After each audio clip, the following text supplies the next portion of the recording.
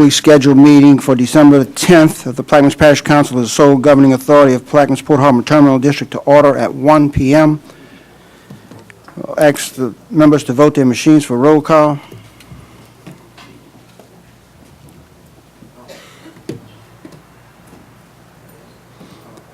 Let the record reflect that 9 members are present. The executive director and his staff are here. The parish president and his staff are here.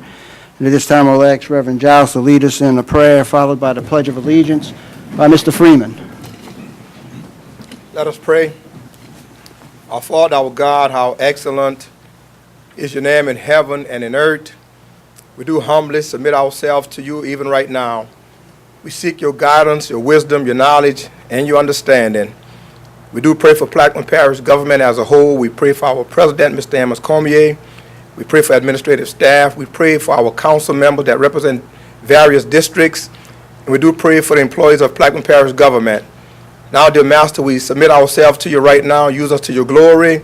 Give us a unified front even right now. We pray for a financial miracle and continue to lift Plaquemines Parish government, Lord God, and lead us, guide us, and direct us in the way you would want us to go. We thank you and we honor you even right now. It's in Jesus' wonderful name we pray. Amen. Amen. Mr. Freeman.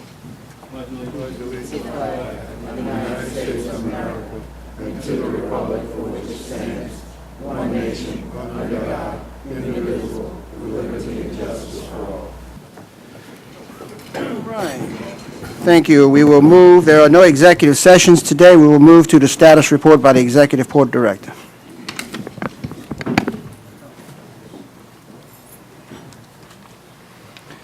Good afternoon, Mr. President, Mr. Chairman, Mr. Vice Chairman, members of the board, and members of the audience. I am Sandy Sanders, the Executive Director of Plaquemines Port Harbor and Terminal District. It follows as my Executive Director report for the period of 13 November to 10 December 2015.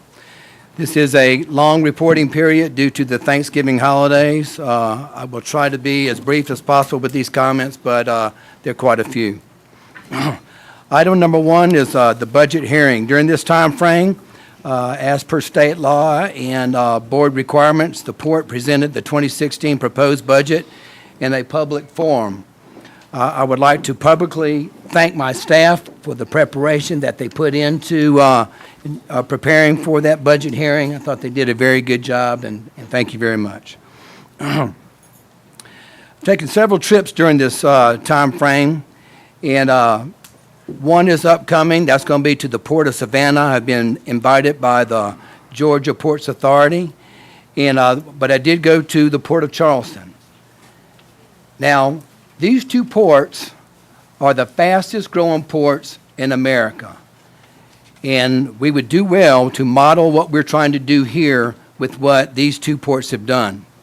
Interesting to note that both of these ports have 40 feet depth. You hear all about the Panama Canal dredging down to 50 feet, and all the other ports are jockeying, chasing the same dollar to get to 50 feet. So how are these two ports so successful in what they're doing? And once again, this is the model that we should capture, and it is the onward movement of the cargo. Nothing we bring here, nothing we export here is going to be consumed here. It's going to change to one mode of travel to another mode of travel, and it's how fast you can move that cargo. Their model is actually pretty simple. On the outlying areas, they have purchased properties and they have put in a very good highway system and rail system. And this warehousing, these areas are good for warehousing and distribution centers. This is the honey that brings in the cargo, which moves through these distribution centers. What is also interesting to note is these ports also have an airport close by. So they are an intermodal hub. And folks, we are blessed with the same things. We have ample room for maneuver. We are working with the Naval Air Station with plentiful land around that station and up and down 23, where we can put in these light manufacturing, distribution centers, and warehousing, which will employ the folks here in our community. And again, we're not creating a port here. What we are creating is an huge intermodal transportation hub. So with a world-class port, with world-class rail and highway and air cargo, and then the distribution systems to move it that way, i.e. the highway and the rail, we will be very much positioned for success in the future. We also followed up our trip to Washington, D.C. regarding Baptiste Collette with an additional trip to talk to the folks at the Office of Management and Budget, which once again is the President's budget shop where all proposals go to, and it seems they get chopped up to pieces. We did this because we know that the Assistant Secretary of the Army is going to take our proposal for Baptiste Collette and take it to the folks at OMB. So we wanted to ensure that they were familiarized with the new model combining a transportation dredging program with an ecosystem restoration program that has an uncanny benefit-cost ratio of 3.7. Based on their questions, we realized that we needed to get back to our folks here in the district with the United States Army Corps of Engineers. Reason for that is their questions made us realize that because this is a new concept, many times with government bureaucracies, instead of embracing a new concept, they say, oh, we have to start over. So we got with Marty LaCour at United States Corps of Engineers. She ensured us on the path that we needed to take, watch out for the pitfalls. And so we have this program getting teed up, ready for the Assistant Secretary of the Army to take it to Office of Management and Budget. During the Christmas holidays, we are also going to visit our Louisiana delegation. I have briefed our state rep, Mr. Chris Leopold, on what we're doing. He's going to assist accompanying us with this. And we also want to include the New Orleans representative, Mr. Cedric Richmond, because this would also affect his district as far as jobs and economy. I attended probably one of the best conferences I've ever attended, not only in my time here, but also my time in Corpus Christi. And that was the Petrochemical Conference in Houston. What is going to happen here, folks, is there is a tsunami of petrochemical product that is going to be ready for export here in the next 20 to 50 years. The most that has ever happened before in the history of our United States. The laws are going to change. Export laws are going to lighten up. And so we are seeing what's happened with infrastructure, i.e., larger ships are being built. There are excess crackers that are still being built. Ethanol, methanol plants are on the rise. Polyethylene is tight, but the future supply is readying that for export. We've seen here right in our own zip code, we have drawn 2 LNG large projects right here on our shores. We're going to see a lot of this.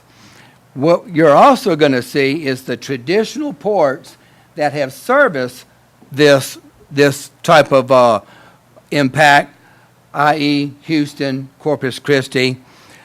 We discussed the challenges that Houston's going to have. First of all, congestion. There's going to be a rail service and rail car shortage. They're going to have challenges. So the rail supply is going to tighten up. There's going to be a shortage of containers. So what is happening is exports companies are looking for alternatives to Houston, which are now being developed. So the 2 ports that I talked to you about on the eastern coast, Savannah and Charleston, are positioning themselves to be a gateway for the Dallas-Fort Worth area. That's a long land bridge, but that is going to be their escape for exports. So once again, I tell all of us up front and the folks in the audience, we need to be ready or we're going to be run over with it. Okay? And it's infrastructure, infrastructure, infrastructure. As an example, you look at my old alma mater, the Port of Corpus Christi, is putting in $1.2 billion in infrastructure, and that's in addition to a $1.5 billion bridge, new bridge crossing the harbor. Houston, putting in $2 billion of new infrastructure. The Port of New Orleans, over $850 million. They're getting ready to handle this business. So I don't think it's any secret what we need to be doing as well. I am a member on the Louisiana Board of International Commerce. We had our last meeting just this week. And again, all these things that I'm seeing is the dots are lining up. Venus is lining up with Mars. And one of the things that LABIC does is they study these trends and how can we as a Louisiana port take advantage of what's going on. This is very interesting for all of us, and that China and the United States are number one in the world for direct foreign investment. And the number one state in the United States is Louisiana. As a matter of fact, our state, 3% of all of North American infrastructure, this business, foreign investment, is here in Louisiana. 3% of North America is in the state of Louisiana. And most of it has to do, again, with that petrochemical industry. And as earlier stated, it's infrastructure that's going to carry the day.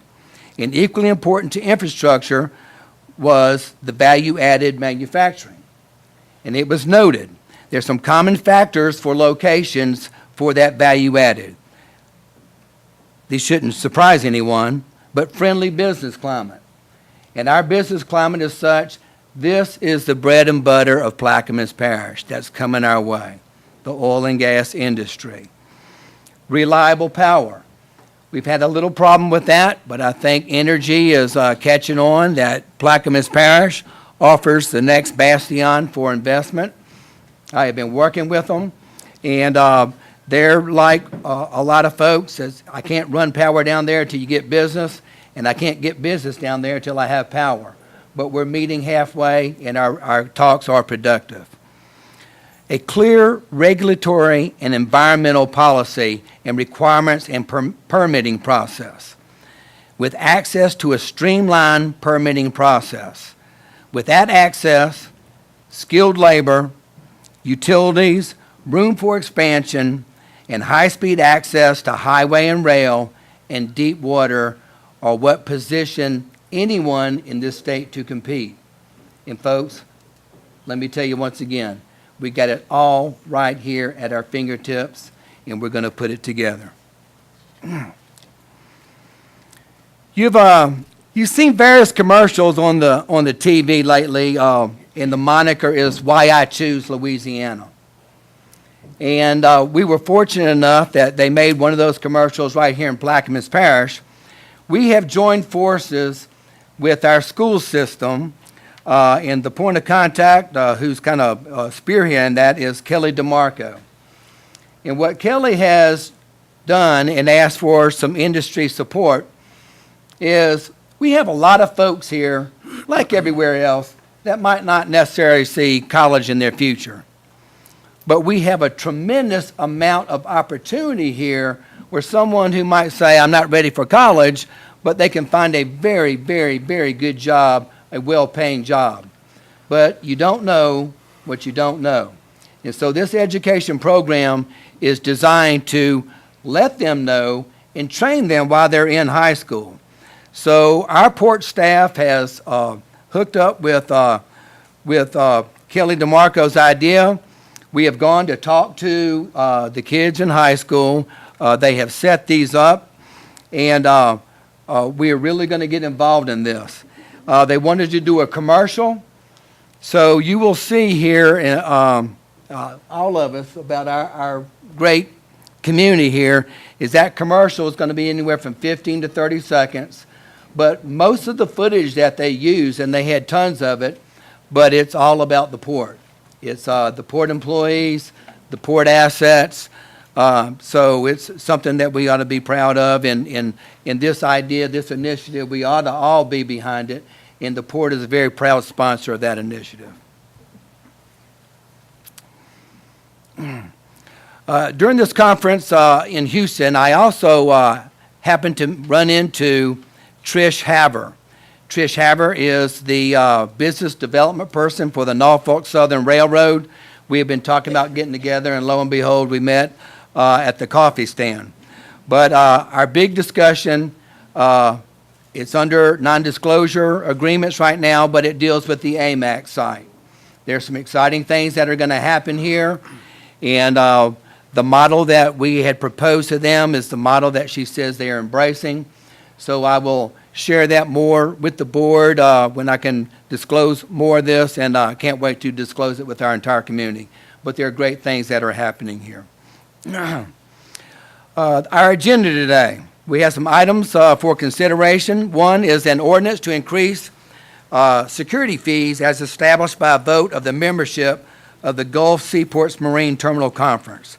This association is of most of the ports on the Gulf Coast, and it is one where we unilaterally vote together to increase security fees.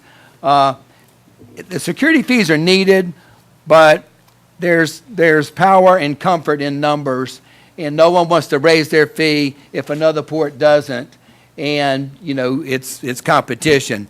So it is not collusion. It is totally voluntary, but they go through exactly how the security fees would be raised and what they're for. So ours will be raised. We have elected individually to raise ours. There is a resolution establishing a permanent schedule for the regular meeting locations of the council as the sole governing authority of the port. There is an item 6C, and I'm requesting that this item be deferred. It was a resolution authorizing me as the executive director to enter into an agreement with U.S. consults. If y'all recall, last meeting, Ray Cornelius came and gave you a presentation. And it is a hell of an idea. It's a way that we can raise that needed infrastructure. Sadly, this past weekend, Ray succumbed to a heart attack and did not make it through. So I am rescheduling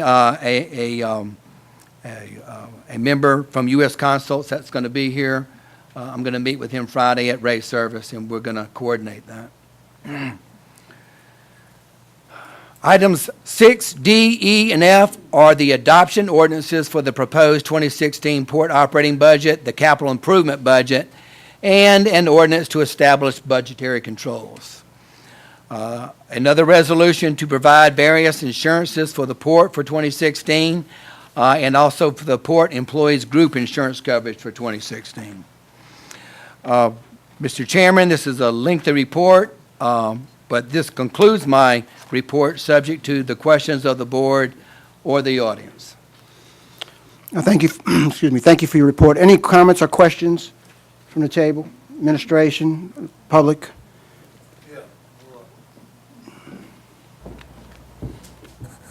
Colonel, I share your ideas, but when you talk about the infrastructure, well,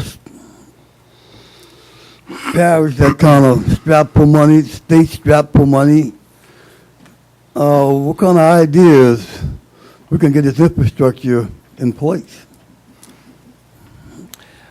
A great question. Just like every family, you got to have a budget, right?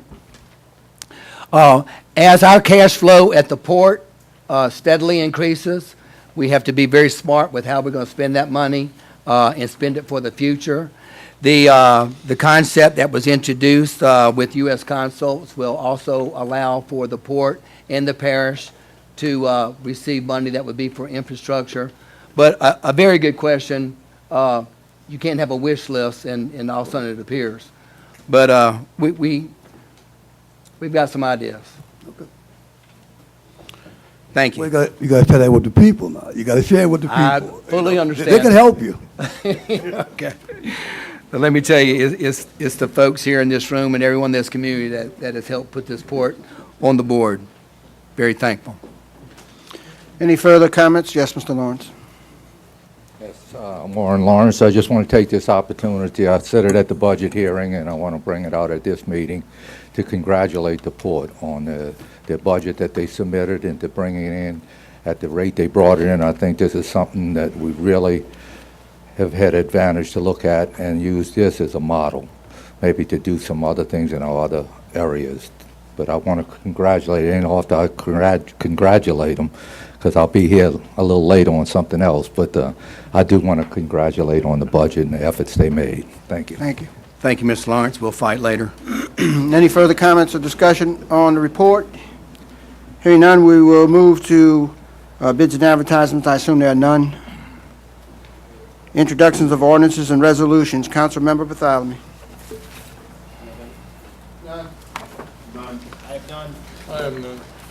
I have one, an ordinance to rescind, annul, and set aside ordinance number 15-118 and to add language to the agenda item 6A to allow for public hearings and otherwise to provide with respect thereto.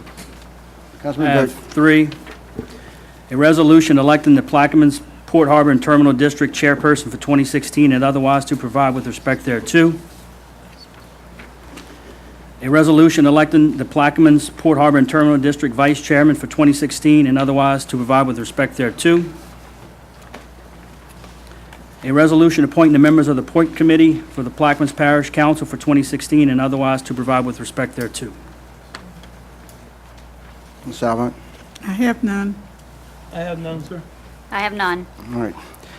At this time, we will move to item 6A, public hearing on the ordinance. An ordinance to amend and as amended, readopt ordinance number 07-102, adopted May 10, 2007, to establish and initiate the collection of the Plaquemines Port Harbor and Terminal District security fees, security charges, and otherwise provide with respect thereto. Councilmember Burt. I'll offer. Is there a second? Second by Councilmember Black.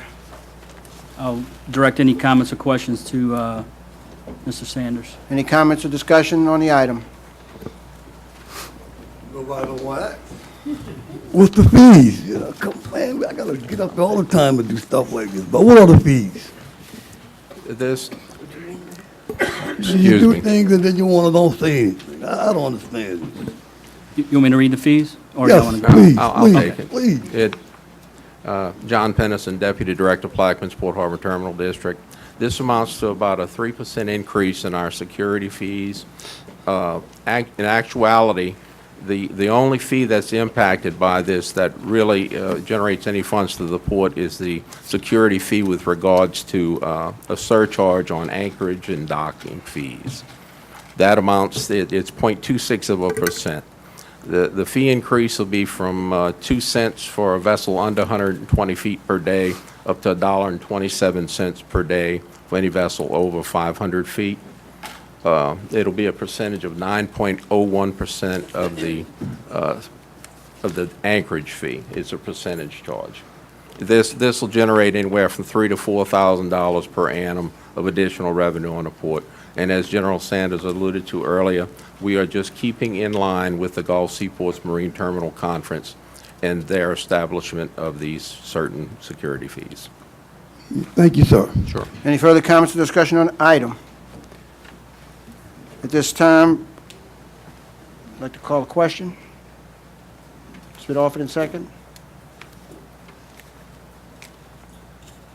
Machine is open.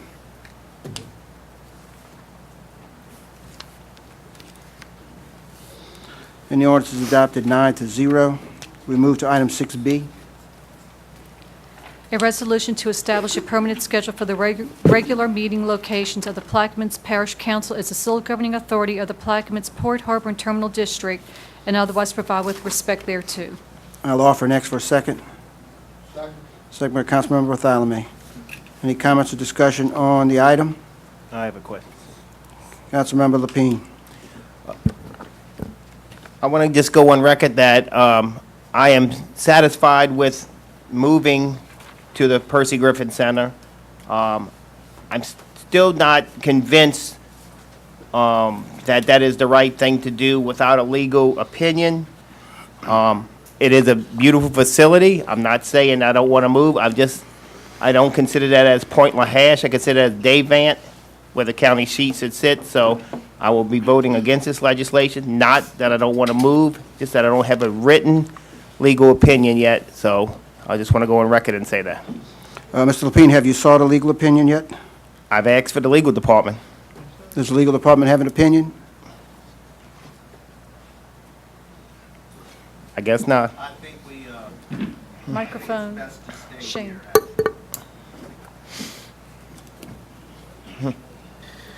I understand the rationale for wanting to move. I actually do think it's probably safer for us to stay here from a state law perspective. Okay, Mr. Russo? Councilman Salvo. Okay, in regards to staying here, what does that mean with holding the meetings in Belchase in regards to the parish seat? Well, you have to have at least one a month here, At the county seat. Ms. Salvant. As long as you have one of them a month here, you're in compliance with the state law. You can't have them elsewhere during the course of the month if you have multiple meetings. Mr. Chairman, Mr. Vitale. I have a grave concern if that's an issue. I think the charter states regular meetings are to be held at its county seat. Regular meetings. The council regular meeting. Any special meeting can be held anywhere it desire.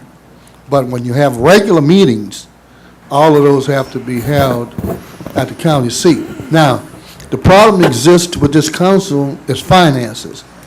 We in a very serious problem with finances. And if we don't start being very conservative wherever we can to save money, it's a strong possibility we have to merely employees off next year. So my whole thing, if this would save an employee or two jobs, I don't see why we cannot move under this emergency situation that we're in because of the oil crisis. But, I mean, everybody has their opinion how to vote, but we have done things in the past that wasn't legal. We know that was illegal, and we did it.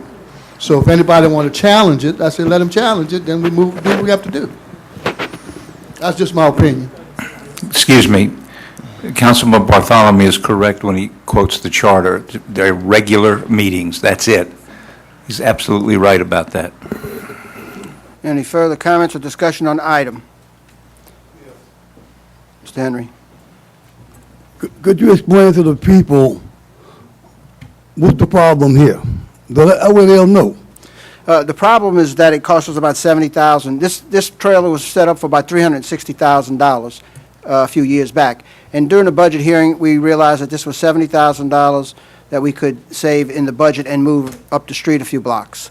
Now, if it doesn't warrant saving the $70,000, I'll withdraw the item and we'll move on. And at the end of the year, when it comes time to lay off the people, we'll do that. Right. Simple as that. I agree with you. Mr. Russo, I think if the president were to execute an economic state of emergency, and then the council were to ratify same with a resolution, we might be able to get away with it under the current circumstances. I mean, the projections are that we might see oil in the 20s very soon. So it's not inconceivable that we would, in fact, be in that state of economic emergency. But I think just under normal circumstances, we might open ourselves up to trouble if we were to move. That's my opinion anyway. All right, well, my opinion is that I'm not here to spin a web that's going to be out of hand right now, and I just assume withdraw the item and move forward. So at this point, I'll withdraw the item.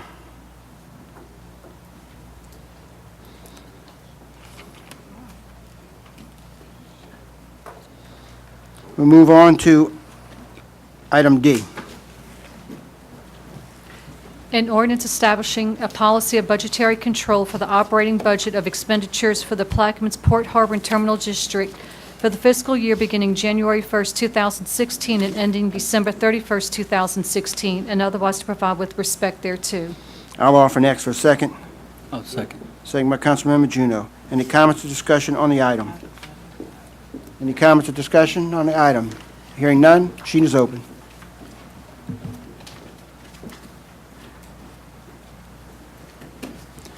And the ordinance is adopted 9-0. We move to item E.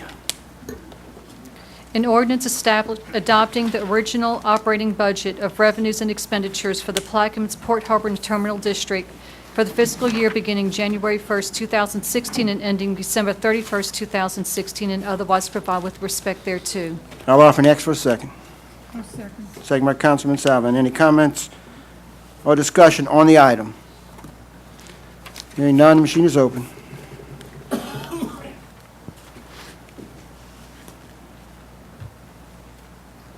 And the item is adopted 9-0. We'll move to item F. An ordinance adopting the original capital improvement budget for Plaquemines Port Harbor and Terminal District for the 5-year period beginning January 1st, 2016, and ending December 31st, 2020, and otherwise provide with respect thereto. I'll offer next for a second. I'll second. Second by Councilman Salvin. Any comments or discussion on the item? Hearing none, the machine is open.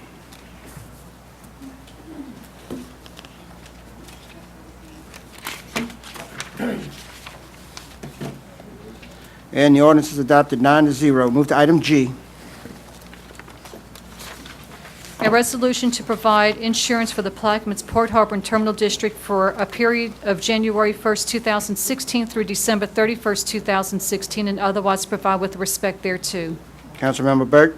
I'll offer. Is there a second? Second by Councilmember Williams. Councilmember Burt. Any questions or comments, I'll direct them to the port. Any comments or discussion? Mr. Warren. Yes, Warren Lawrence, 120 Temple Canal Lane. I just question, what type of insurance is this? I mean, it just says insurance. Is this liability or what? And has this insurance been sent out as an RFP? Is it just a continuation of what we've done in the past? Or how has this been shopped around? What is it for and how much is it? How much are we paying? The resolution, I'm sure, as we have it on our schedule, really doesn't give any details. I don't even know what type of insurance this is. But has this been vented out and shopped, or is this just something, automatic renewal every year we give back to the same person? Councilmember Burt, or I'll defer to the... This is for various liability insurances.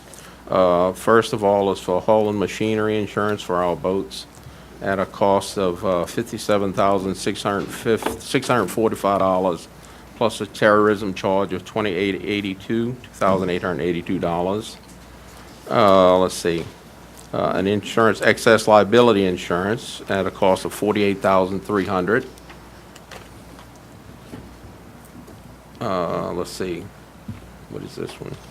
Oh, I'm sorry, protection and indemnity insurance at a cost of $83,162. Plus terrorism charge of $4,158. Comprehensive automobile liability and physical damage insurance at a cost of $31,245. Workers' compensation insurance for the cost of $19,606. Another general liability insurance plus terrorism charges of $13,550. And finally, a vessel pollution insurance for the amount of $5,975. And to answer your question, yes, sir, it was, the market was shopped. However, we didn't always in every instance go with the lowest indicated price, because there's a tendency in these markets to buy business. And the service that you get this year won't be necessarily the service that you get next year. And also, the insurance company that we went with for one of the costs is Hanover, actually rebates 7.5% back to us at the end of the year. Last year, I want to say it was $11,000 that they rebated back to the port, thereby even reducing the cost further. And how long have we been having the same carriers? This is our second year. The second year? Yes, sir.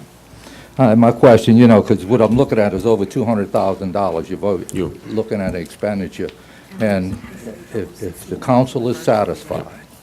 And just as an FYI, Okay. we actually, from the first year to the second year, we reduced our insurance cost by $60,000. That's great. And if that's the best you can do, that's the best you can do. I'm just saying that we're looking at every dollar. I know the port is Right. flush. it has money, but we don't have the money in the other budget. And I'm just saying, as if this was expenditure taken out on the parish side, you should be scrutinized every penny. Just asking that they do the same thing with this. Thank you. Any further comments or discussion on the item? Hearing none, the machine is open. And the resolution is adopted 9-0. We move to item H. A resolution to provide port employees group coverages consisting of health, dental, vision, and life for the policy period of January 1st, 2016 through December 31st, 2016 on an employer-employee contributory basis of 83%/17% and otherwise provide with respect thereto. Councilmember Burt. I'll offer. Councilmember Burt offers. Is there a second? I'm sorry, I'll offer with changes. Forgot about this one.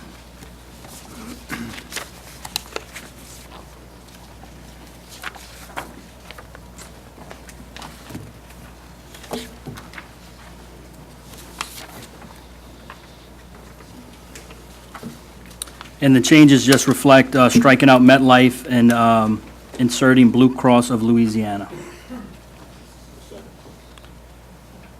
Councilman Burt offers. There's a second by Councilmember Black. Any comments or discussion on this item?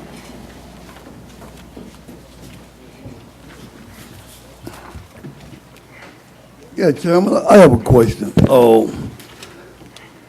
Why is this policy a whole lot cheaper than the parish employees that work for the government? I mean, this 8317, the parish one is 7228. They gotta, I mean, that's pretty good. Can anybody explain why is that difference there? Mr. Burt? I don't know. No, I'll take. Yes, sir. When the port separated from the parish, we had a huge increase in the premiums. We went from belonging to a group of approximately 600 as employees of the parish to a group of under 50. And unfortunately, the year when we split, we had a lot of claims, if you will, that were incurred by port employees. Well, that claim record actually followed us. So we had an astronomical increase in our insurance costs. The council back then, in their wisdom, didn't feel that it was appropriate to penalize the port employees for the separation of the port from the parish. So in order to try to keep things copacetic, that we went with the 8317. And since then, Mr. Henry, it's kind of hard to compare what goes on in the parish with what goes on in the port, because you're looking at such a huge number of people within the parish, 500-plus employees, where we have 35. Our rates are actually determined by, basically, on the individual, whereas a young person, 20, 21 years old, may be only paying $300 a month for insurance, whereas a person in his 50s or 60s may be paying, with family, maybe paying $2,400 a month. If we change to what the parish was currently paying, it would cost port employees per month anywhere from $42 on the low end up to $247 a month increased insurance costs just by making that percentage change. There again, it's actuarially determined by the individual employee and the risk that employee has as far as getting sick. I hope that answers your question. Oh, Mr. Pennison, I'm not against you on this. Oh, no, I appreciate that. My point gonna be, when the one come up with a council, somebody gotta explain to me why we can't get that same rate for, I thought the more people you had on insurance, the cheaper the price was. I mean, that's always looked at insurance, that's the way I was thought about it. And to me, that's a big, big difference. And I commend you guys for doing this, but the people that work for the parish, they need a break too. Any further comment? Yes, Mr. Wood. Warren Lawrence again. This is something I brought up every year, and my question again falls back is whether the person is a laborer or he's a captain of a vessel. If he works for the port, he pays 17%. If he works for the parish, he pays 28%. They're under civil service, they're under the same civil service. There's not supposed to be a disparity in what that employee, the price of bread and everything goes up for all of them. What I'm saying is, I don't know if when they separated the port from the parish, why a cooperative endeavor agreement wasn't that we kept the insurance, and we don't want to hurt any employee. But you don't want to go out and benefit a certain few.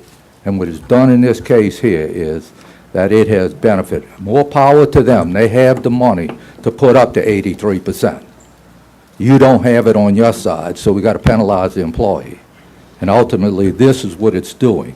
It's great for the port. It's great for the port employees. But you are separating and treating those employees as a separate and distinct group than you do from your other employees. Thank you for your comments, Mr. Warren, but I think that you and several other people are going to have to get used to that separation, because the port employees are now in a different category. They also had a 3% merit increase this year, where other employees are not going to get one. But you're going to have to accept the fact that they have separated them, and there's not a will at this council table to put them back together. So they are going to continue to be disparities between the two groups, because they're going to be separate groups. So that's the bottom line. And the other question I'd have is then, when they are in the same civil service group as the parish employees, Yes? and if you lay off parish employees, will the bump procedure come over that they're in the same civil service program? Can they be bumped? And an employee who is a laborer with the parish can bump an employee, he's in the same civil service system. That's a great question. Now, would you like to answer that, Mr. Pennison? I don't know, Mr. Russo. I do not know. You had some other comment on the other issue? No, sir. It was a comment in regards to that pay in the form of parish contributions to employee insurance retirement benefit programs shall not be subject to commission pay plan in rulemaking. That's directly from the Civil Service Handbook. Right, and we're in litigation with that now, so there'll be some new directives coming by the judge soon. So it may affect you and it may not, but when the judge rules, then we might have an answer for you. Any further comments or discussion on the resolution? Hearing none, machine is open.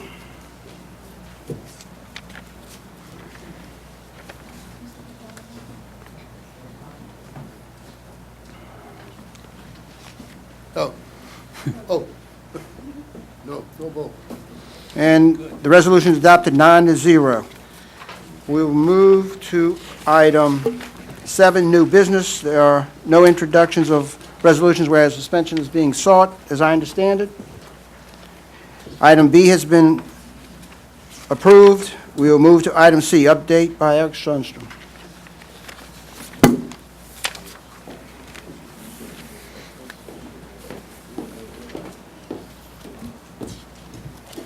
Good afternoon, Mr. Chairman, Mr. President.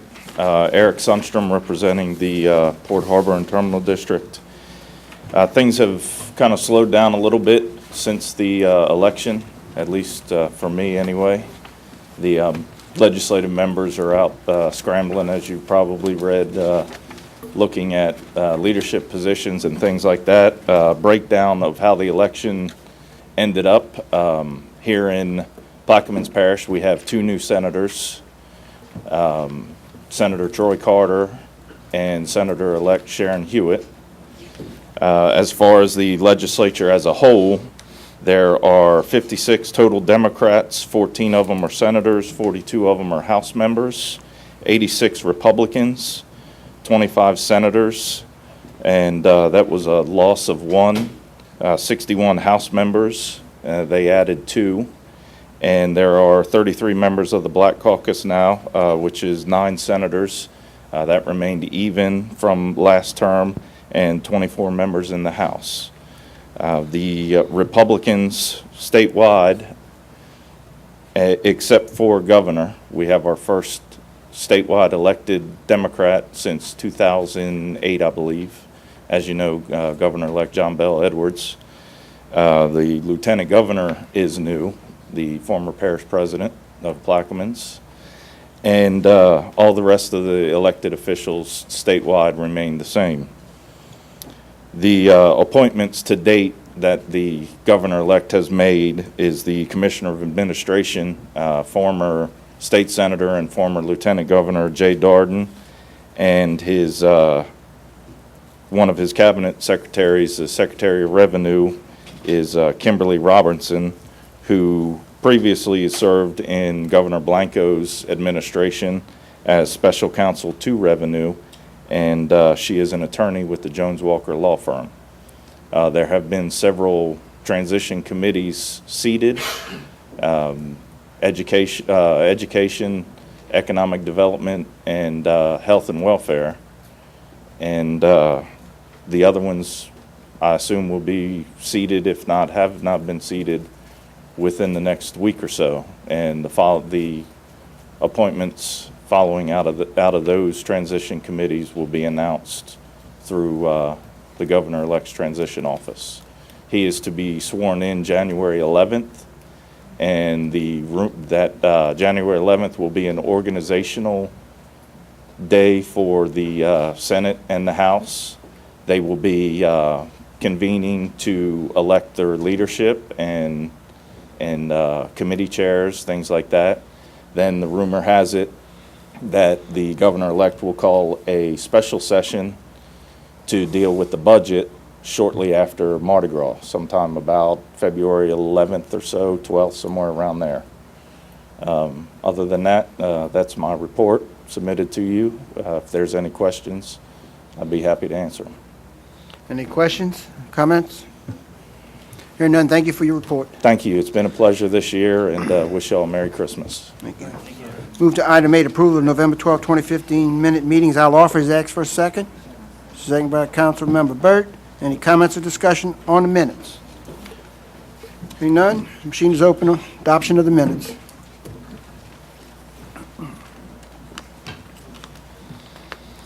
And the minutes for November 12, 2015 are adopted 9-0. Any further business to come before the Plaquemines Port Harbor and Terminal District today? Hearing none, is there a motion to adjourn? Councilman Edgecombe moves to adjourn. Is there a second? Second by Councilmember Williams. Machine is open on the adjournment.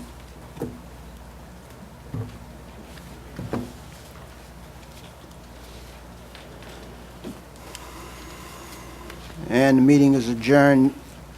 One abstention? Oh, that was a mistake?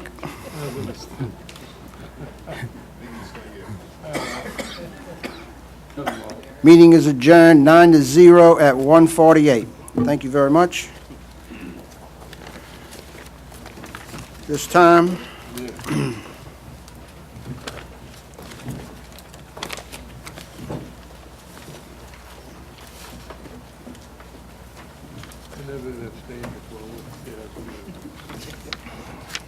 felt good. Where's my agenda?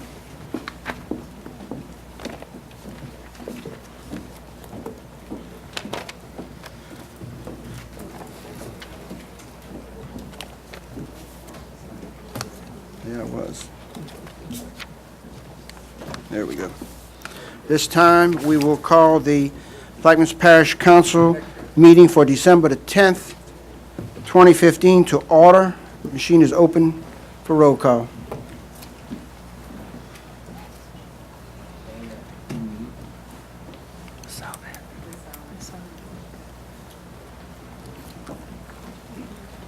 Let the record reflect that 9 members of Parish President Cormier and his staff are here.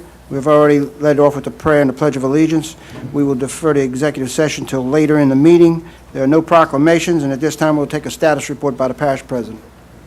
Thank you, Mr. Chairman. One of my main goals as the parish president was to unify the various components of government in the parish. And I feel we have a remarkable example of what we've been able to accomplish with that. And the example is that we have saved all parish jobs with the cooperation of the council, the administration, and of course the finance department and other people that were involved in that decision.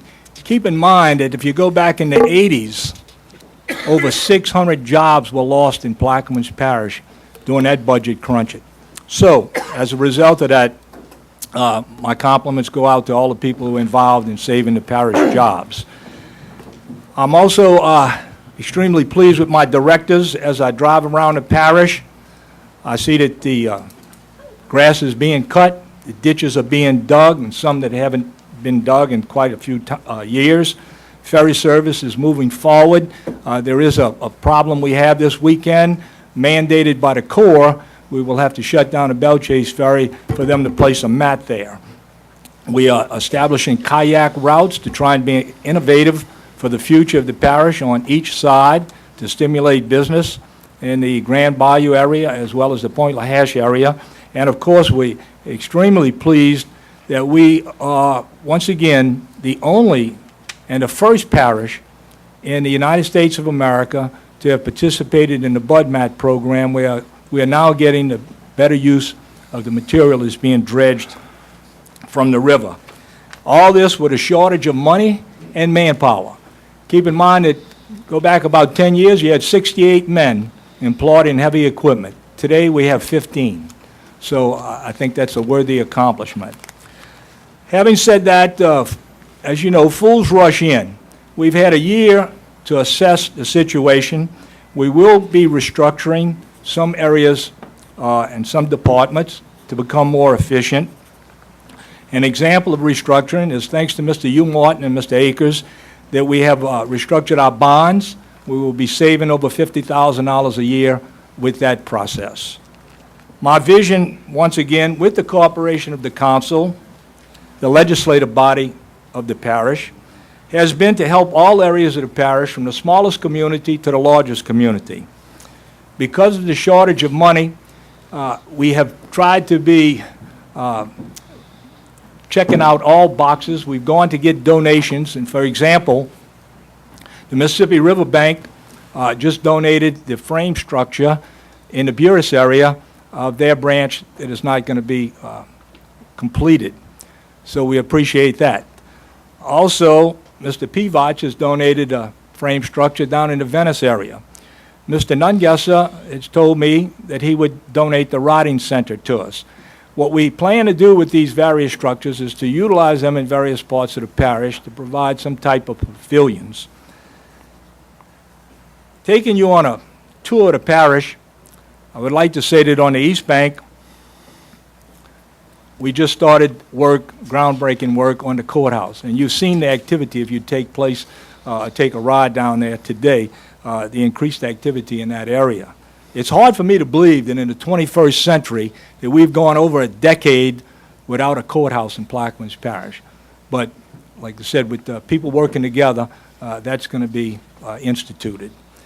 The other thing is we have completed, or in the process of completing various works on the East Bank back levees, and we hope to continue to do so. The administration does take credit for the LNG plant coming in Bohemia, and that looks to be on the horizon in 2017 with 1,200 jobs a year. The Davant football field is being lit as we speak. The Davant swimming pool, thanks to our director, Mr. Freeman, really did a marvelous job there on saving money and getting that back in order. Moving to the other side of the river, we have the Boothville Community Center that we finally got off of square one with the efforts of one of our attorneys. Our lead attorney, Mr. Lefferholtz, has done a good job. We hope to have that completed in the early part of next year. The Baptiste Colette area is being addressed, and my philosophy on that is we hope to get something put into where we have access on the east bank of the river. I think we have to be careful going to the west side that we don't allow Fouchon to come through and have an easy access to the eastern Gulf. So by attacking the Baptiste Colette area, I think that gives the Venice area a step up on them. Moving to Buras, Fort Jackson, we're constantly working on trying to get Fort Jackson in a national park situation. The Fort Jackson parking lot has been completed. We're working on a ATV park in that particular area also.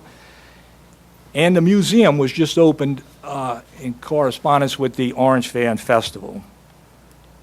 In Empire, we are monitoring the bridge there that has given some problems in the past, and we hope to get a fishing pier put up.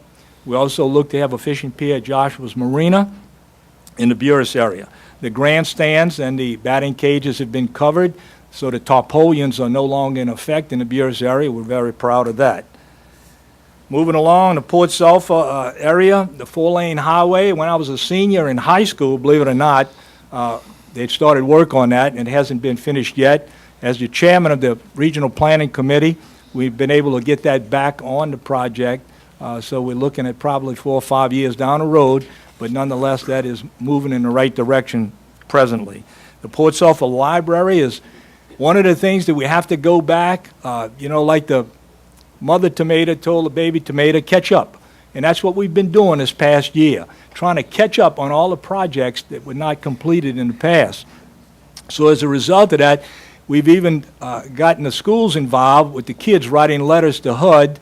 HUD changed some of the rules on the V-zone as to where we could, the possibility of locating that Port Sulphur Library. But that remains a top priority, and we hope to have news in the early part of the year with that. We're waiting on HUD to get that for us. Moving along to Grand Bayou, we have a community center there that was donated by Davy Shoring. We also have a bulkhead grant project that's going to be in motion. And the Myrtle Grove area, of course, we give the port credit. Venture Global's coming in that particular spot. Ironton, we have work with the recreational park there and other plans in the future. Jesuit Bend also has a possibility of a park there. And of course, in the Belchase area, I spoke with Wally Pontiff this morning, and he assures me that they're right on pace with Champions Park, and that he hopes in the spring to start work on it and to be in operation by 2017. And of course, the Belchase Pavilion, we've identified that as trying to make it more of a multi-purpose center. We have 4 basketball courts, and we're working with people to try to make that a better situation for the public.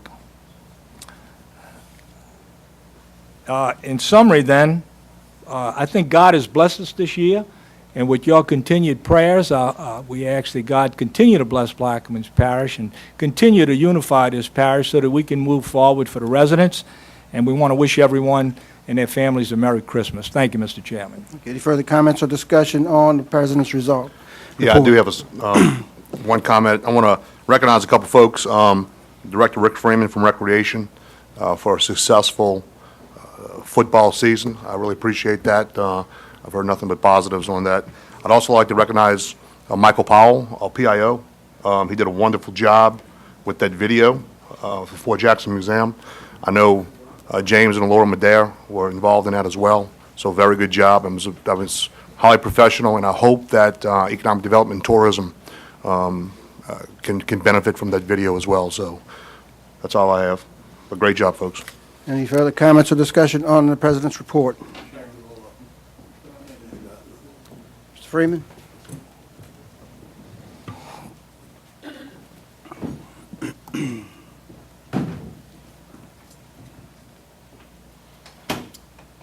Good afternoon, Council Administration. This year, we were able to secure 200 tickets from the RL Carrier Bowl out of New Orleans for the youth of this parish. Their parents can come to the rec departments on a first-come, first-served basis. They can come in and sign off on the ticket for them and their families. This will be held,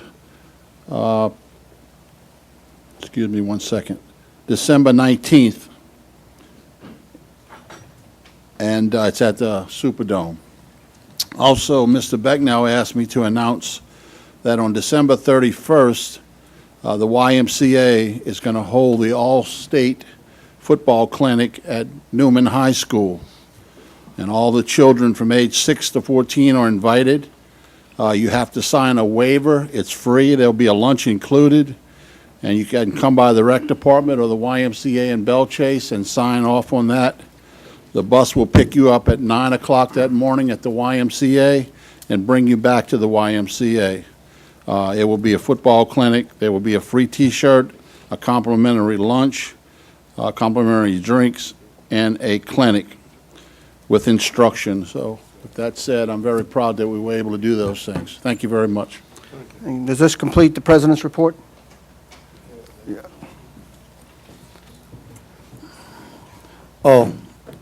Mr. President, when is the Annex Belchase council chairman gonna be? Is it gonna be done next year, or? The Belchase council chambers. Director Giles will give you that projection. Mr. Henry, they're working on it right now. Hopefully by the end of by 2017, it should be completed.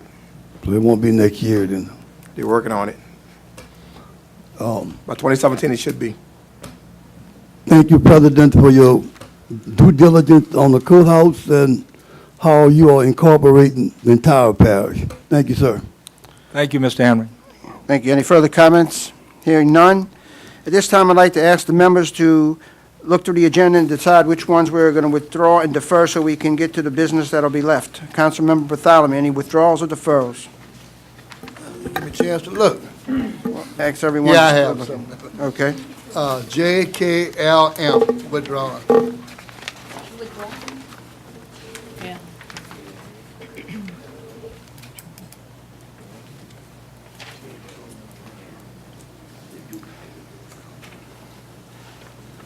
And also C, 6C. That's it, Mr. Chairman. Withdrawn. Yes. Councilmember Black. I'm going to defer 6A2. I'm going to withdraw 6D. And just my anticipation, Mr. Chairman, is that you're going to withdraw B, 6B, but I would ask that you, if you do decide to withdraw it, if you reconsider to offer for discussion. That's all. Okay, I will just entertain that for discussion. Councilmember Lapine. I have none. Councilman Juno. I have P, Q, and R. Defer.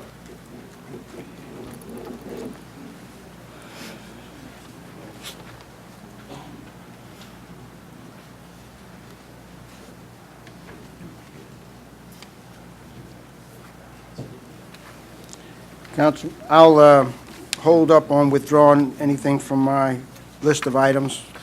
Councilmember Black. I'm going to defer item 6I, and I'm going to defer 6V, and withdraw 6X.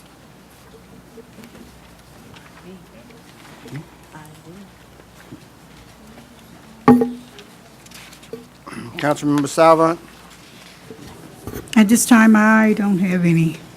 No withdrawals. No withdrawals or deferrals. Councilmember Edgecombe. I'm good, sir. Councilmember Williams. All right, this time we'll summarize the items on the agenda. 6A2 will be deferred. C, D will be withdrawn.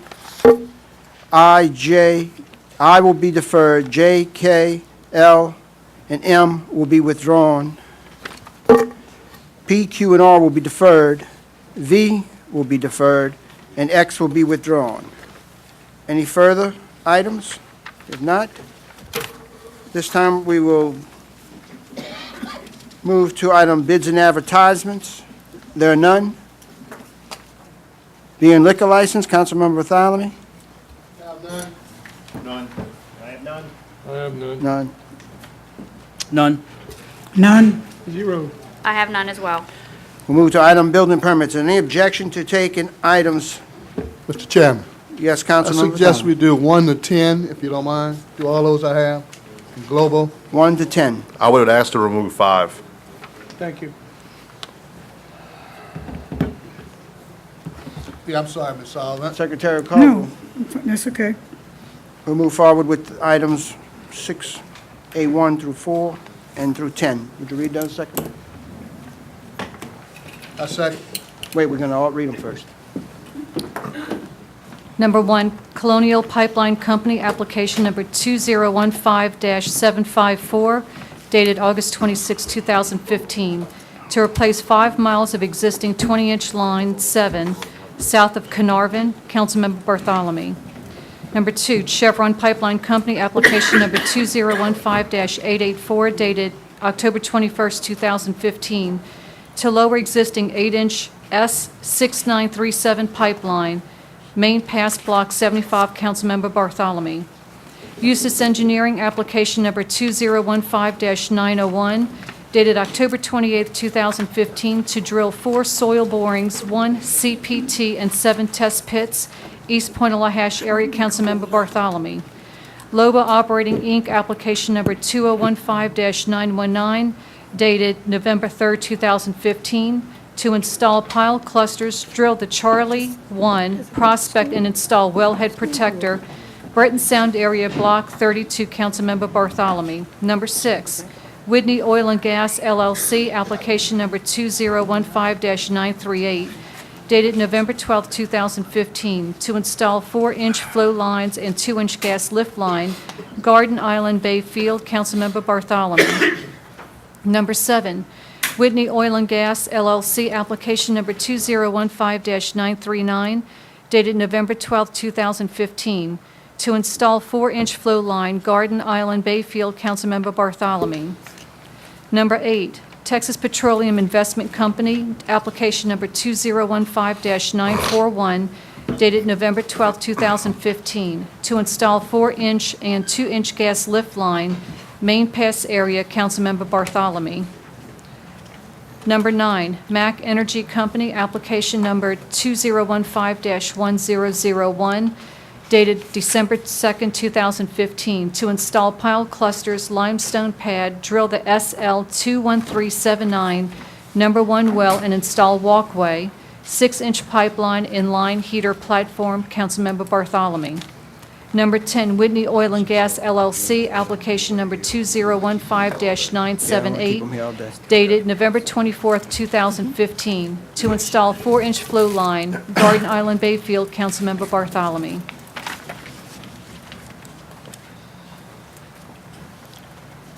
At this time, Councilman Bartholomew offers 4A, 1, 2, 3, 4, 6, 7, 8, 9, and 10 in Globo. Is there a second? Yes, sir.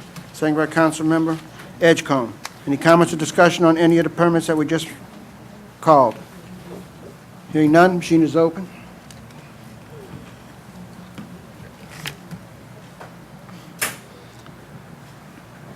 And the permits are adopted 8-0 with 1 abstention, Councilmember Black abstaining. Move to item 4A5. Mitchell and Wendy Miguez, application number 2015-935, dated November 10, 2015, to install slip/boathouse with deck, lot number 186, Swallow Lane, Myrtle Grove. Councilmember Trufant Salvan. I offer. Councilman Salvin offers. Is there a second? I'll second. Second by Councilmember Williams. Any Mr. comments? Chair, Yes. for the record, I'll be present, not voting, please. Councilman Edgecombe will not be voting. Comments or discussion on item? Hearing none. Machine is open.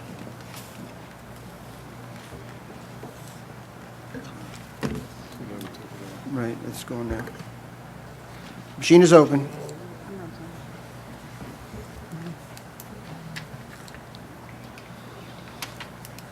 And the item is adopted 8-0.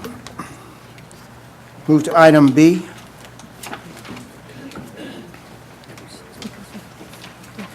William Bergeron, temporary camper trailer in a floodplain, 139.5 East Shirley Road, Lake Hermitage, Louisiana. Councilman Salvant, Yes, offer as a read, sir. is there a second? Second by Councilmember Burke. Any comments or discussion on the item? Hearing none, machine is open.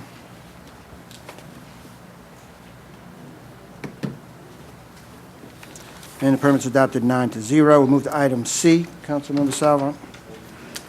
Yes, I'm going to defer to the permit department, perhaps to give some type of an explanation on that. This issue permit have came before the council on numerous occasions, and at the last council meeting, I requested that the administration look into the matter of perhaps calling a meeting with the Corps and all of the pertinent individuals of concern. Councilman Salvant, before you move forward, let the secretary read it real quick.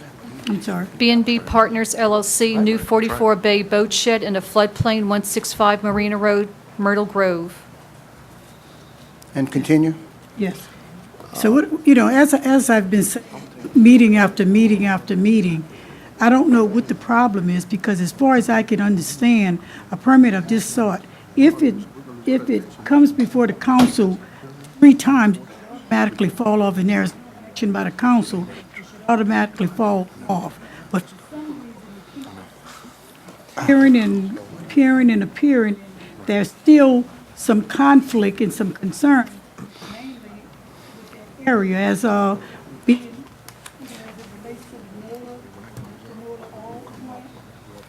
No, it's the drainage canal. as it relates to that, some ongoing litigation with the NOLA Oil, which sits directly across the highway. So I've been asking for some answers, and then for some reason, I'm not getting any response. So if in fact something is not addressed, the next time it comes before the council, it will be withdrawn. Any So- further comments? It's like Councilmember Savant, this is a situation where I think Blair Rittner was involved with the parties. I don't know if Blair's here today. It's my understanding that there's been no movement, but from a permitting perspective, this seems to fall in an area that's outside our ability to control. It's more on the private side. There's been some questions raised as to whether or not the persons involved, the parties involved, should proceed with this project given certain floodplain mitigation and Army Corps projects in the area. The parties were to meet, it was my understanding, and Mr. Rittner was involved, but I will say this, even though he's not here, I don't think there's, to my Yes, knowledge, he's here. there's been any movement on it. Oh. Unless Blair has something to offer, I don't think there's been any movement on it. That's my impression. I'm sorry, Blair, I didn't realize you were back there. Blair Rittner, Plaquemines Parish Land Department. Ms. Salvant, we've had a meeting with the Corps concerning, is this the boat shed permit request? Yes, 44 boat sheds. Right now, the Corps is looking at leaving the canal in the same location. The canal location affects the parking lot of this new permit request. So what the Corps has done is they trying to get cost on putting in culverts under the parking lot where it's impacted and leave everything as planned. They have a bridge proposed on Audubon Street. They have a bridge proposed at Marina Road. They would take the bridges out, save a couple of $100,000 and put in the culverts. And we just have not gotten a word back to see if that's going to be an alternative that they're going to pay for, if it exceeds the cost of the existing plan. Otherwise, we're going to either have to relocate the canal or, see if we can work around the building the way it's presently planned. So when did you become knowledgeable of this information with the Corps? Because this is the first I'm hearing. Yeah, we actually, the first meeting after I heard about the impact of this boat shed, we didn't know anything about the boat shed until this permit app came before the council, meaning I'm saying me and or the Corps. So as soon as I got word of it, I took the permit application, sent it to the Corps, and they immediately started working on, alternatives. And as of today, we don't have a viable alternative until the Corps says, hey, we could do this. Okay, so in all fairness, I'm going to defer today. Yes. For the very last time. Mm-hmm. If there's not any conclusive evidence or information at the next council meeting, it will be withdrawn. I'll pass it on to the Corps. Yes, ma'am. Thank you. Thank you. Item C will be deferred. We'll move to item D. Chris Hodas, temporary camper trailer in the floodplain 227 West Bayou Lane, Lake Hermitage. Councilman Salvon. Councilman I Salvon, off- office. Oh, I'm sorry, I offer. Second by Councilmember Burt. Any comments or discussion? Hearing none, the machine is open. Permit is adopted 9-0. We'll move to item E. P&M Fireworks, fireworks stand renewal 9099 Highway 23, Bell Chase. Councilmember Juneau. Like it's read. I'll second. Any comments or discussion? Hearing none, That's one of them. machine is open. We got about 10 of them. Machine is open. Permits adopted 9-0. Move to item 5, introductions of ordinances and resolutions. Councilmember Bartholomew.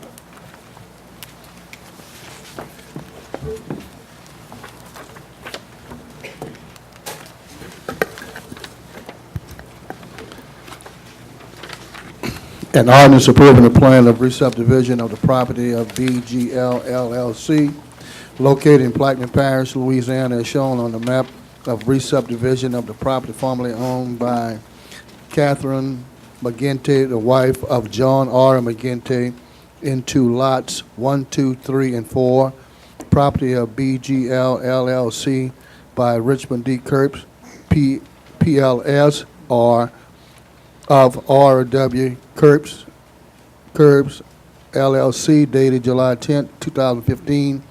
The owner have fulfilled all of the requirements of subdivision and re-subdivision ordinance of the parish of Plaquemine without any cost to Plaquemine Parish government or other part of Plaquemine Parish. That's all, Mr. Chairman. Councilman Black. Yeah, just one. A resolution to appoint a representative for District 2 to the Plaquemines Parish Zoning and Planning Development Board, and otherwise provide with respect thereto. That's all. I have none. I have none. I have several. A resolution approving Plaquemines Parish Government entering into an agreement with parties in lawsuit styled Chevron USA, Inc., et al. Versus State of Louisiana, et al., 25th JDC number 51-097, Division B, hereinafter referred Chevron number 51-097 lawsuit to settle and compromise claims, authorizing Parish President Amos Cormier, Jr., and parish attorneys to execute settlement documents and pleadings on behalf of the Plaquemines Parish Government and otherwise to provide with respect thereto. A resolution approving Plaquemines Parish Government's entering into an agreement with parties in lawsuit style Chevron USA, Inc., et al. Versus State of Louisiana, et al., 25th JDC number 51-098, Division B, herein referred to as Chevron number 51-098 lawsuit to settle and compromise claims, authorizing Parish President Amos Cormier, Jr., and parish attorneys to execute settlement documents and pleadings on behalf of the Plaquemines Parish Government and otherwise to provide with respect thereto. A resolution approving Plaquemines Parish Government's entering into an agreement with parties in lawsuit style Clayton Williams Energy, Inc. versus State of Louisiana, et al., 25th JDC number 60-73, Division B, hereinafter referred to as Clayton Williams lawsuit, to settle and compromise claims, authorizing Parish President Amos Cormier, Jr., and parish attorneys to execute settlement documents and pleadings on behalf of Plaquemines Parish Government, otherwise to provide with respect thereto, and a resolution approving Plaquemines Parish Government's entering into an agreement with parties in a lawsuit styled Hillcorp Energy Company, et al. Versus State of Louisiana, et al., 25th JDC, number 61-790, Division B, hereinafter Hillcorp, number 61790, lawsuit to settle and compromise claims, authorizing Parish President Amos Cormier, Jr., and parish attorneys to execute settlement documents and pleadings on behalf of the Plaquemines Parish Government and otherwise to provide with respect thereto. A resolution approving Plaquemines Parish Government's entering into an agreement with parties in a lawsuit styled Hillcorp Energy, et al. Versus State of Louisiana, 25th JDC, number 60-827, Division B, hereinafter referred to as Hillcorp number 60-827 lawsuit to settle and compromise claims, authorizing Parish President Amos Cormier, Jr., and parish attorneys to execute settlement documents and pleadings on behalf of Plaquemines Parish Government, otherwise provide with respect thereto.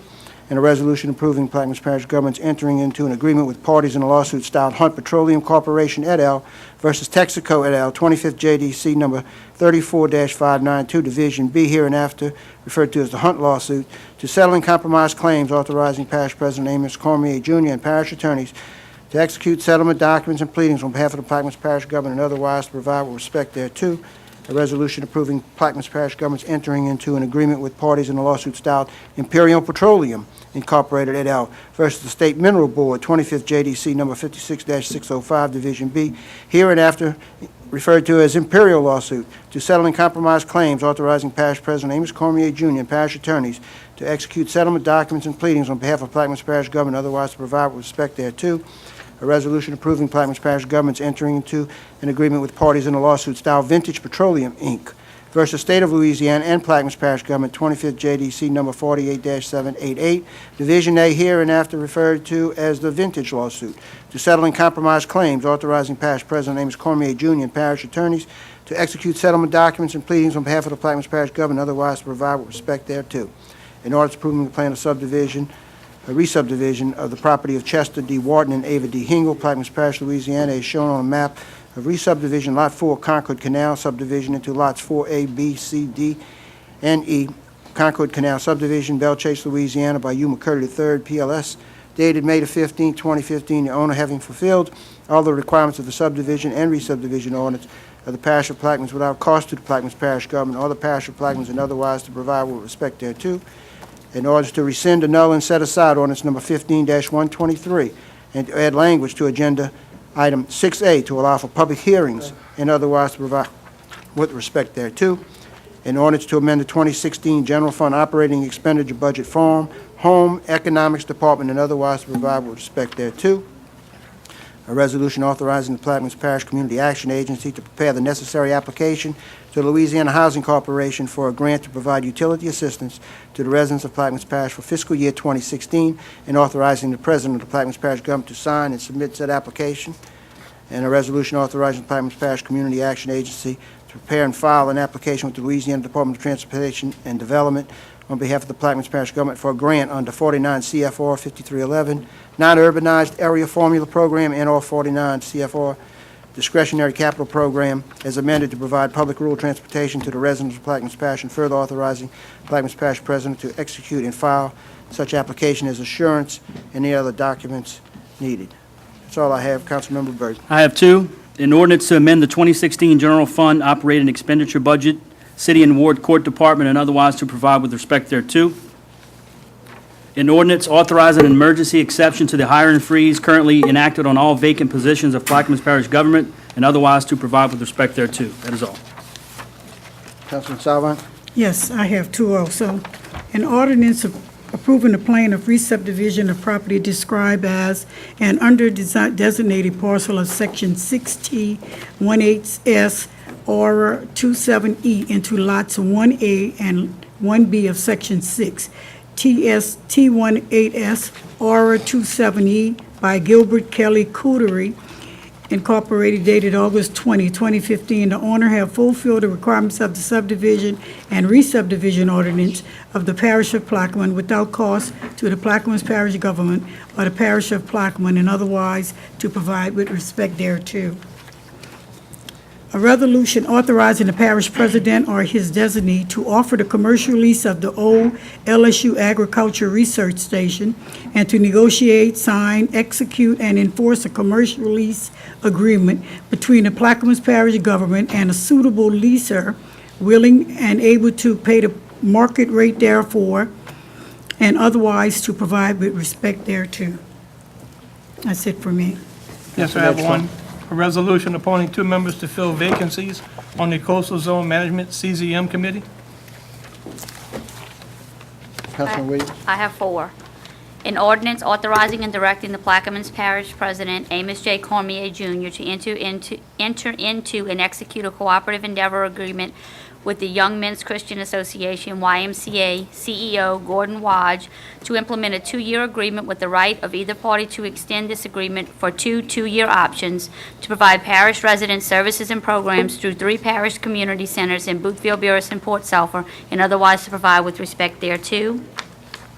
A resolution denying the requested map change filed by Stephen Small from C-2 General Commercial Zoning District to I-3 Heavy Industrial Zoning District for property located at 36173 Highway 11, Burris, Plaquemines Parish, all in accordance with application number 2015-141, dated September 29, 2015. An ordinance to amend and amended to readopt Section 4 of Ordinance Number 142, the Comprehensive Zoning Ordinance of Plaquemines Parish, Louisiana, as amended, and the Comprehensive Zoning District map therein adopted by reference, and which is paraphrased thereto with reference to application number 2015-141, dated September 29, 2015. And an ordinance approving a plan of re-subdivision of the property of Little Fish Inn LLC, Plaquemines Parish, Louisiana, as shown on the map of re-subdivision, property of Little Fish Inn LLC into lots LF-1 and LF-2, Boothville, Louisiana, by U. McCurdy III, PLS, dated September 29, 2015. The owner having fulfilled all the requirements of the subdivision and re-subdivision ordinance of the parish of Plaquemines without cost to the Plaquemines Parish government or the parish of Plaquemines, and otherwise to provide with respect thereto. Is that all? Okay.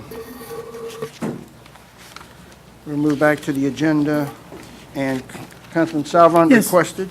Right. Could we move to 6AA to make sure we can get Mr. Morton out of the way before we go into any lengthy Move discussion, to sir? 6AA. No objection? Hearing none?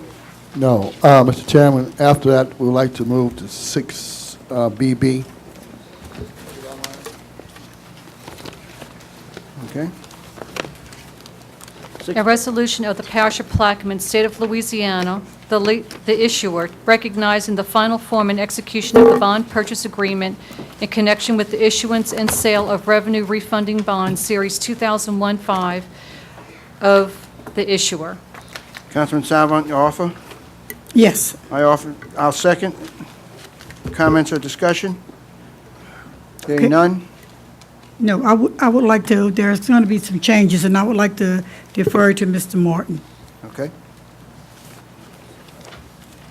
The resolution which is before you, I think, is the final resolution. And it recognizes the contract, bond purchase agreement, which has been executed in connection with the sale of the refunding bonds. In summary of what has transpired, the difference in total number of interest from the original bonds which are outstanding after they were reduced by the new bond issue because of lower interest rates, the savings amount to $825,000 and change, which is a substantial savings. The gross present value benefit of that is $708,000, which again is very, very significant. The calculations which I've just given you are after deduction of all of the expenses. The cost of issuance amount to $91,455,000. In addition to that, there's an underwriter's discount of $63,700. So the amount, those are all of the costs, and those are deducted before computing the present value of the savings. If there's any questions about it, we'd be happy to hear them and discuss them. Any comments or questions? Mr. Henry? Yeah. Could you tell the public what's the current rating from Moody's and Standard & Poor's of the Plaquemine Parish government? We are A, I believe now, A rating. In both services? No, Moody's, we did not get a renewal. There's no need to pay for two ratings when one will suffice. So we got only one from S&P, Okay. which is a rating. Any further comments? If not, I want to thank you, Mr. Martin, for your work. I know that this is a change from one of the previous bond issues that was refunded where we actually got written up by the legislative auditor for losing $4,000. And I'm sure the Finance Department is happy to see you back working on these issues to be able to save significant sums as this represents. Thank you. I appreciate those comments very much, and I look forward in the future to working with the parish in any way which I can to assist. Thanks a lot. Thank you. Any further comments or questions? Hearing none, machine is open.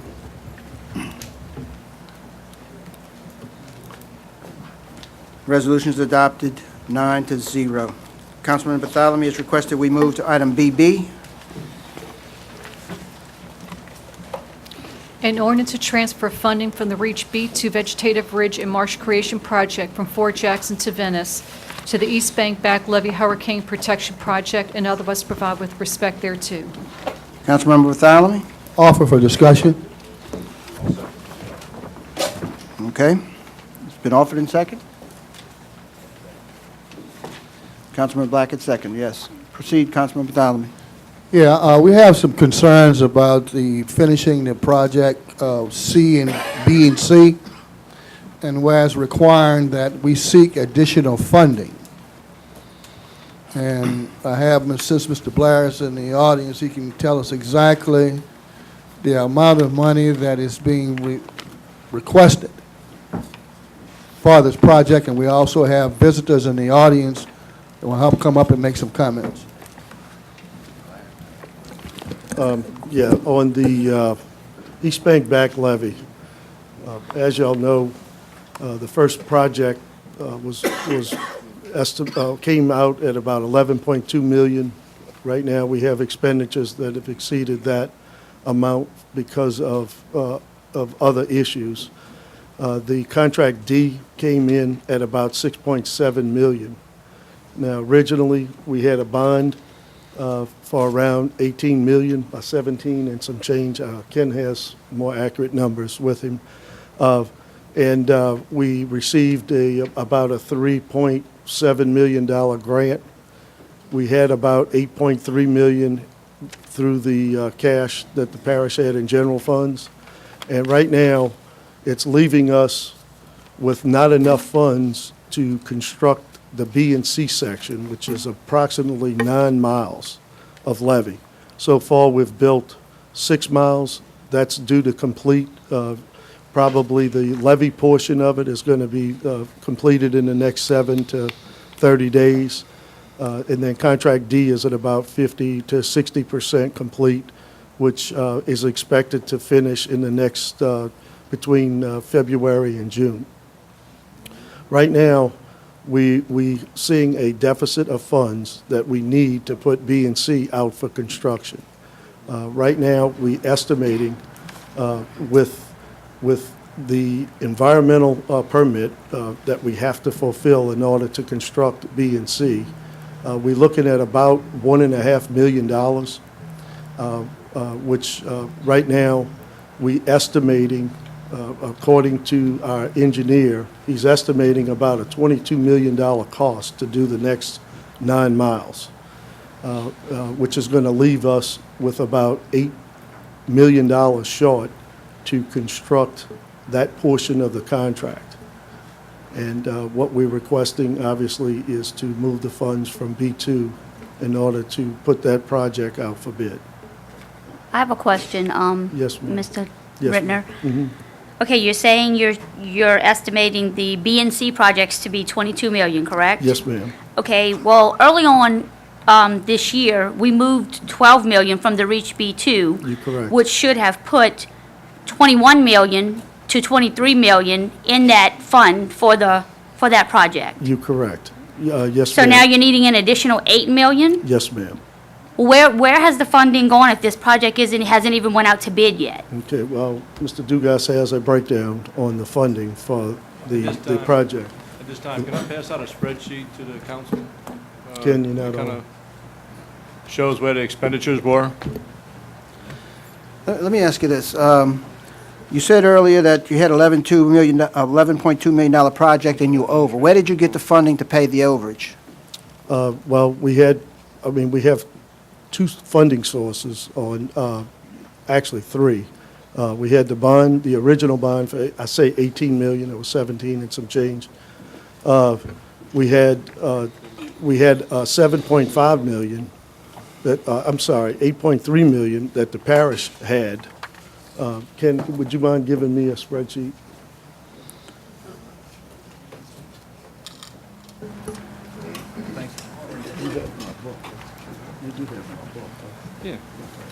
Mr. Rittner, originally, when we moved to 12 million, it was my understanding, and I'm not sure about everyone else on the council, that that's the amount that was going to be needed to complete this project. At the time, yes, ma'am, it was. And what was that But- based on?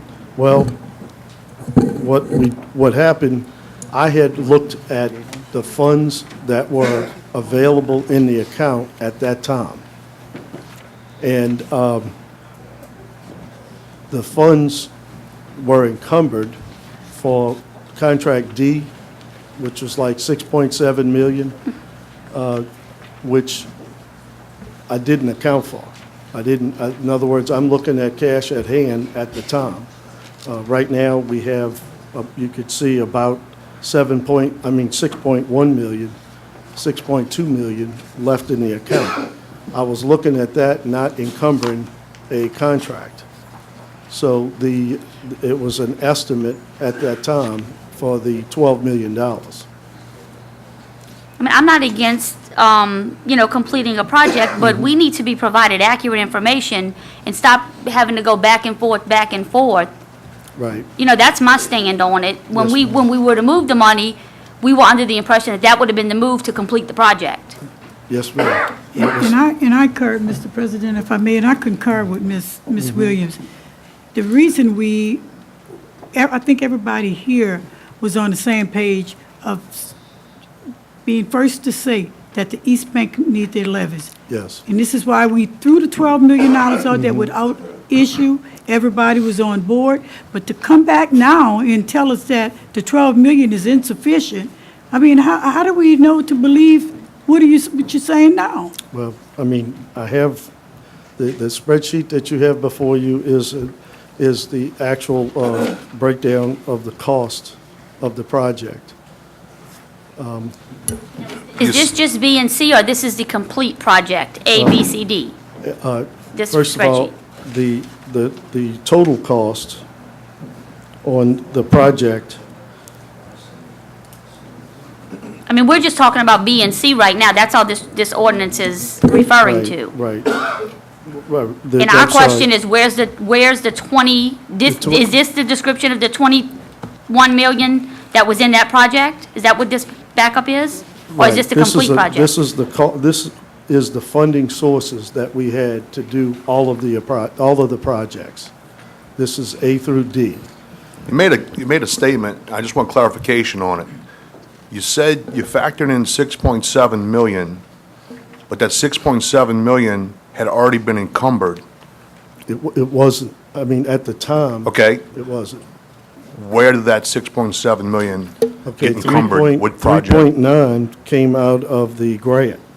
The 3.977 out of the CBDG grant. Okay, I'm not The worried remaining- about where it came from. Where did it go?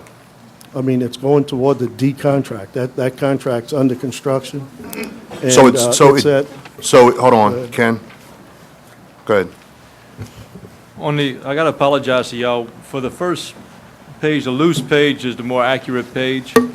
Yesterday, we put this spreadsheet together, and there was a difference that we were coming up with of 183,000. I got with Rochelle today, and she was able to zero that out to get it balanced for me. On the second page, it has the breakdown of the 4 funding sources. It shows the ordinances on the column to the left, and the first line is beginning balance and appropriations. Y'all, I guess my question is, and just for clarification, and I think we were in agreement that 6.7, or whatever the exact number was, that Mr. Rittner thought was available, was obviously unavailable and had already been encumbered. I just want to make sure that that 6.7 million was encumbered for either A, B, C, or D. It was encumbered for an East Bank levy project. Yes, it was. Okay, that's all. I just want to make sure the money didn't go No. somewhere that- else. All of money stayed inside this Okay, project. I'm fine, thanks. and one last thing, I just wanted to point out that the numbers that are in parentheses are obviously the contracts amounts or the money spent for those vendors to the left. And you can see that the bond money, the 17.8 million, it went strictly to contract A, which is the Liberty Mutual / IPS contract from Braithwaite to Scarsdale. And then contract D is the area from Bel Air to White Ditch. And the contract D is the one that shares the CDBG grant funding as well as the 2.7 from the bonds. So the bonds only paid for construction. I appreciate all that information, but my question is, the 23 million that was allocated for B and C, did y'all just put it into one bucket? I mean, you say in A, this was spent on A, this was spent on D. The ordinance in question is for the sections B and C. Correct. And there was supposedly 20-something million dollars allocated for B and C. When we rolled over that 12 million from the Reach B2 project. Right, That's where we want to know, where is that money? right. Where did that 20-something million dollars go? Well, it was actually 12 million that was brought from B2. all right? And we estimated. Added to the 11 million Right, that was added to the there. 11, that's what our estimate was. What happened was, the funds available at that time. Wasn't actually 11 million. It was Is that- 11 million, but it was still going toward contracts for A and D. In other words, it was money that was being spent that at that time wasn't encumbered for the contract. So that 11 Now, million wasn't actually it appropriated wasn't just for actually- B and C. Correct. That is correct. So, Mr. Rittner, we talked about the 12 million, and I don't see the 12 million listed on any of these sheets. These, I prepared these spreadsheets so I can vouch for them. We didn't show the 12 million. We was trying to figure out the remaining balance to complete the B and C sections. So what we did was prepare expenditures and available funds that are currently in these four budgets. The 12 million is not shown on here at this So, time. so the information we have before us is 12 million short? No. Yes? Well, That's it's a- 12 million plus the 6 million is what Well, we do have, this, Mr. Russo. do this, just give Yeah. us two numbers. All right. The first number I want is how much money do we have to date? And then how much money is this projected to cost? A, B, C, and D total Okay. combined. All right. Ken, you want to give it to, I'll give it. It Let was, me say this, before we bog this down, Councilman Vitale, you plan on moving on this today? If, at the council pleasure. My pleasure is to get a clear understanding, and I've been asking for Exactly. quite some time now, about, do you have a contract that is a fixed sum contract? And if you did, what was that number? And you said you ran over, and where did you get the money? Well, And I I don't mean, want it to bore wasn't- everybody in here with a No. long, lengthy discussion, because we have a lot of business to take Right, care I of today. understand, Mr. Well, Russo. maybe that's a third number you can give them, but I want the first two numbers, All right. which I think Okay, is look. the genesis of this On whole your discussion. spreadsheet right now, you have 6.7, 6.1. No, just give me two numbers. I want two numbers, please. I don't want to do math. I got to give you three. I just need two numbers. I want two numbers.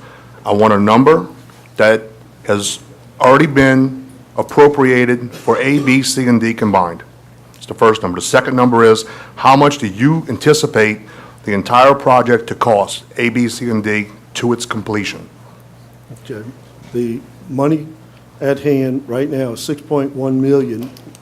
We do not have the 12 million incorporated.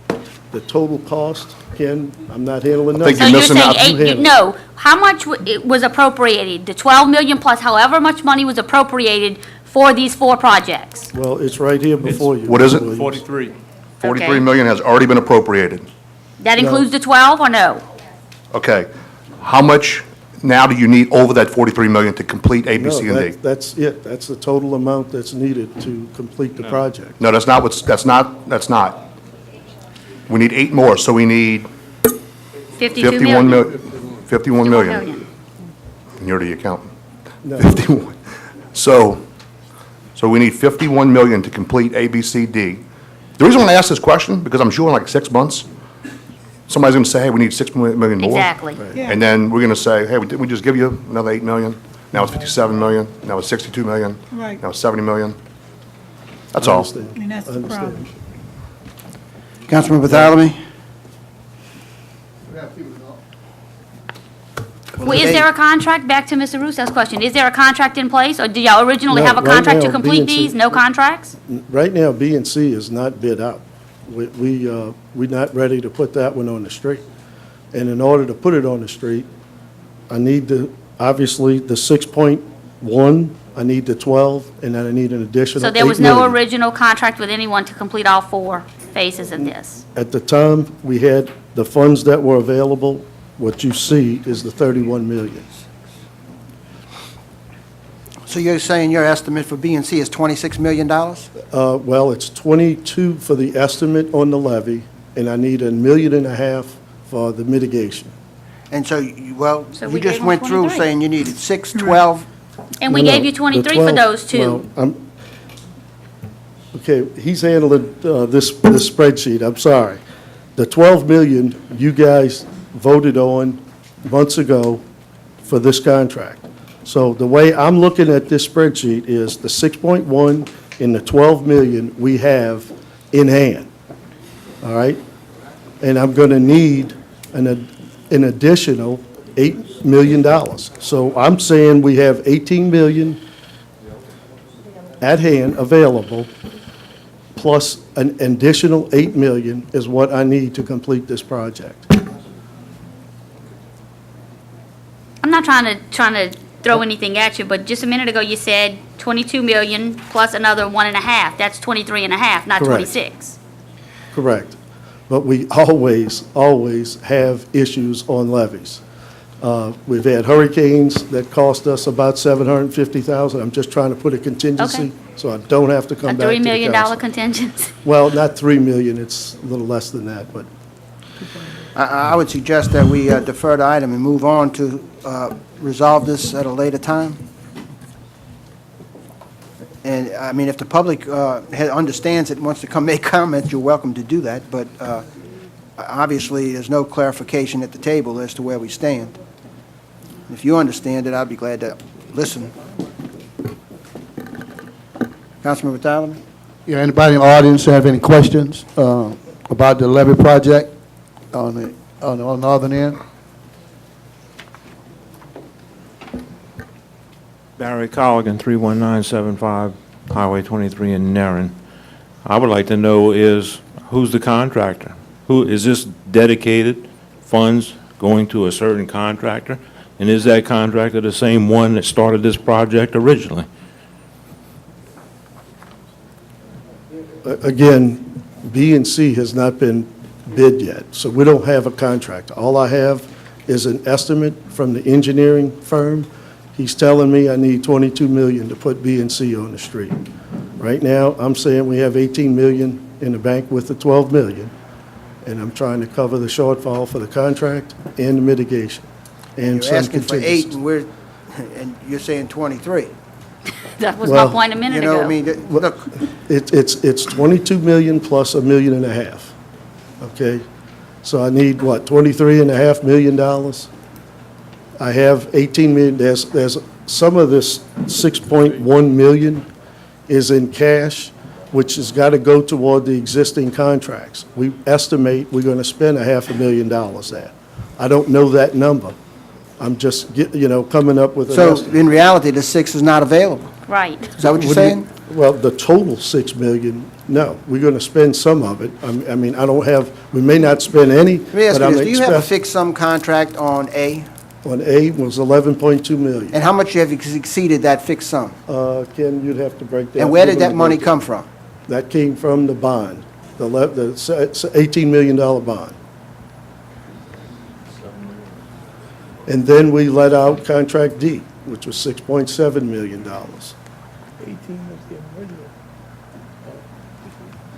The numbers just don't add up. 18 was the original bond, correct? Yes, right.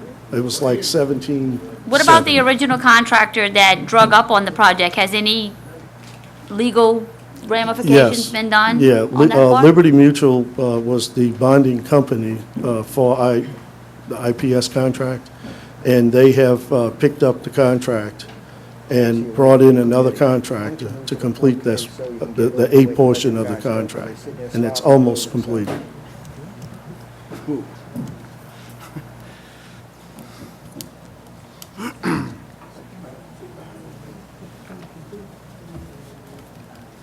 I mean, what is it that y'all want? I guess to my get this. question is, I'm looking at the numbers again, you said A and D, I mean, follow close, A and D, 11 million and 6.7 million, or whatever the change is, all of those were used out of the $18 million bond, okay? So A and D's paid out of the bond. But You hang on, also- In the grant. Well, that's what Benny's question was, how much over the 18 million did you go? Because the grant's 3.7 million for the grant, 8 million general fund cash, 12 million for each B2. Right. Got it? So, Understand. Ken you're only has the- saying B and Ken has C the combined cost. is gonna be I don't- 22 million. You have your money. No. Ken, Yep. would you give him a breakdown of the cost? He's adding the contract, the two contract numbers. The bond, the 2010 bond fund still has 3.6 million in the bond budget. The general fund still has 2.5 million in the general fund. The CDBG grant funding is exhausted under contract D. And the Isaac PW was a FEMA project. But at the same token, we need to do. And that was incorporated in the Contract A project. Well, my position is that you're close enough to go out for bid, and if you come up short, we either reject the bid or we add some money to it at the time, because this is a shell game to me. And I'm, ready to move on, Councilman Bartholomew. Well, Mr. Roussel, that's my intention, trying to get this cleared up so we can move on and build this levy and get everybody to understand where we are. We can't just cancel where we dropped the project, because we got too much invested in that to move forward. Now, I don't have a problem deferring this for a later date, but it's going to have to we're going to have to do it. If not, then everything is null and void for all the time and effort and money we didn't spent to finish this project. So if anybody in the audience come up and have their comments, then we'll do it from there. I don't think it's the intention of us abandoning the levy project. I think it's just getting an accounting of it, and I'm tired of saying this. I think you have enough money to go out and bid the project. You say you don't. I'm stuck in the middle. I can't vote on this without understanding it. And if anybody at the table understands it, then move on it, and I'll just abstain or not vote for it. But we're getting to the point where we beat this issue for months now. This is not a new issue. This is something that we've been in meetings with, round and round and round. So, having said that, Mr. Russo, as soon as Mr. Beshel speaks, I'm going to withdraw my second.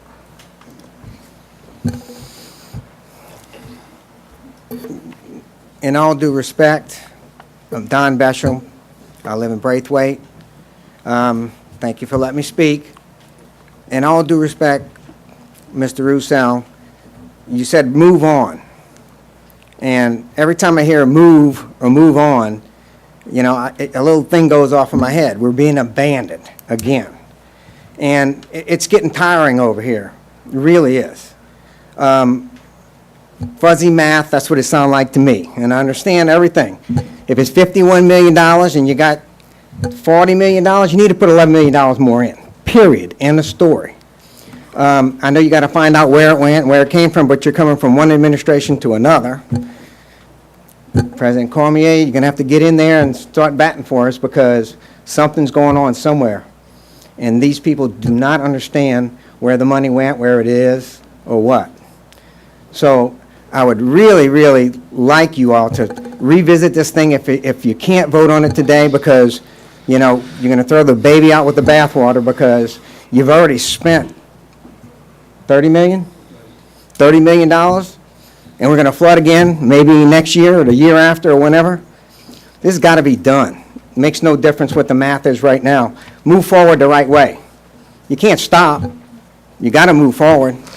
So that's what I'm trying to say. So just make sure you all revisit this next time if you're not going to do it now. And I'm going to ask President Cormier to make sure you oversee what's going on, because it doesn't sound like the numbers are coming out good enough for everybody here. And welcome to Government 101. I've been on that council, and we've had to put money back on roads and stuff 2 and 3 times before. I understand that. I didn't like doing it, but we had to finish the job. So please finish the job. Thank you. I'm going to keep it open for the Reverend. Reverend Tyrone Edwards, 112 Thomas Land, downtown Phoenix.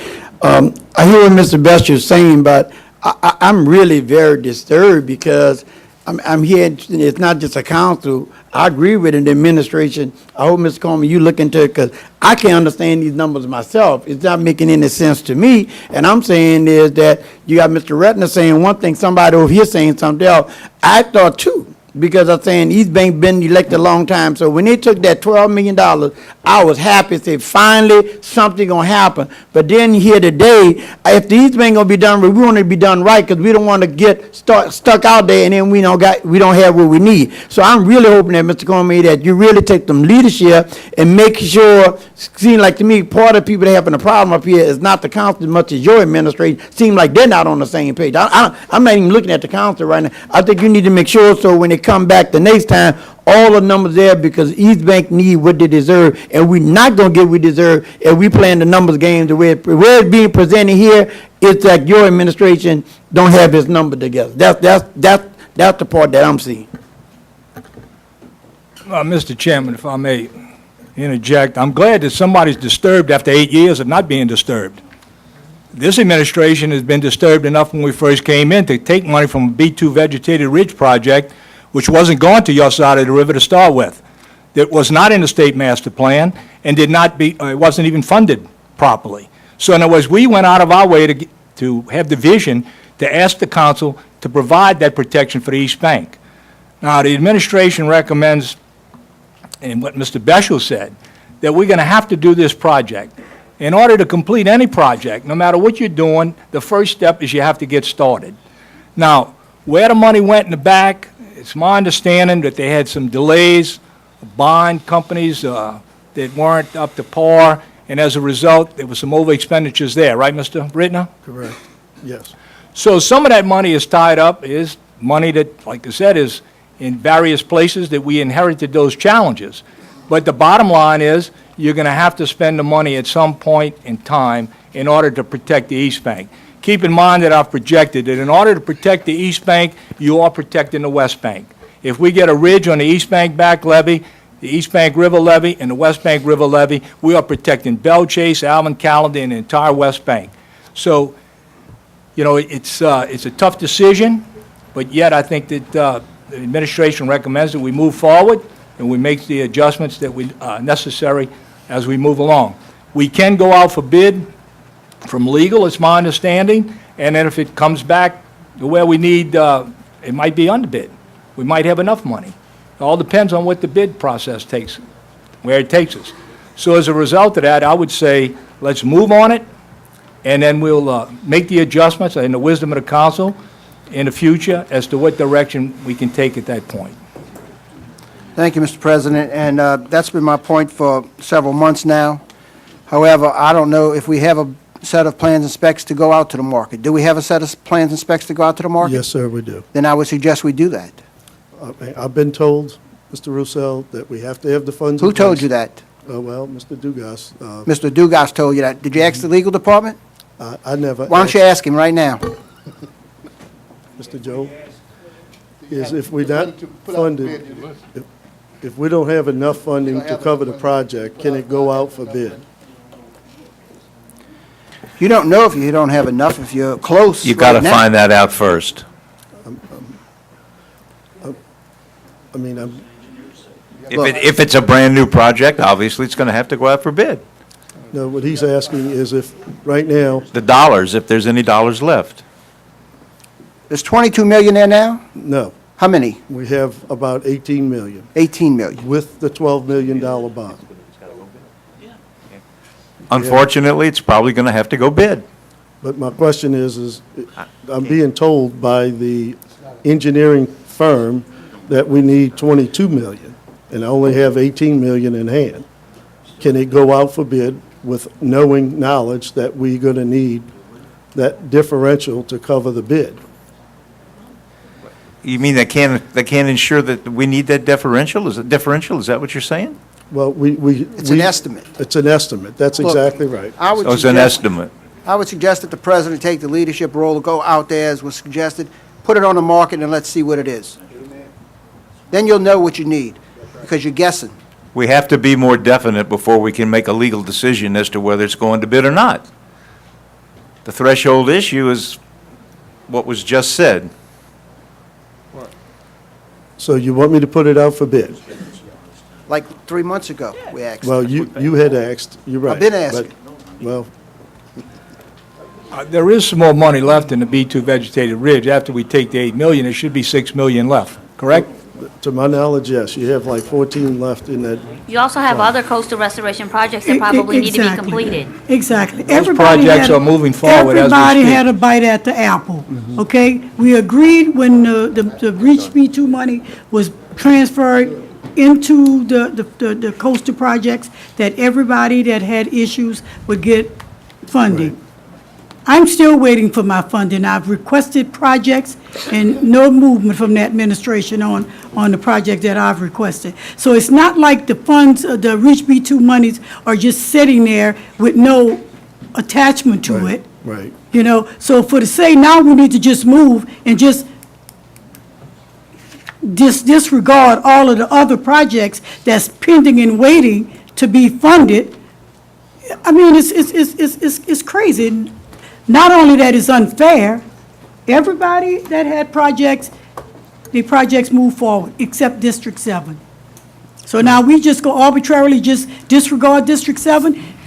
I too want to see East Bank levees built, okay? That's the reason we didn't have a problem with dedicating the $12 million. That was, at that time, you guys said was sufficient. And as I said earlier, how can I take you at your word? Well, I'll stop that right now. I'm going to, I agree with Ms. Sullivan, and I'm going to withdraw my, my second, Mr. Chair. Second's been withdrawn. Is there a second? Is there a second? Councilman McDonald, you want to defer or let it die for lack of a second? Mr. Chairman, if I would say that the administration is ready to put it out for bid. Thank you. Councilman Bartholomew, what's your wishes? Defer it or let it die for lack of a second? Defer it. Item BB is deferred. Open it up for being deferred. I know that we've had, it's been requested by Councilmember Lapine to move to item 6O.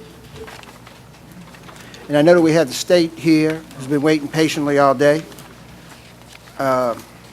Perhaps you will be able to be part of this discussion, as well as the item that you're here for under item G.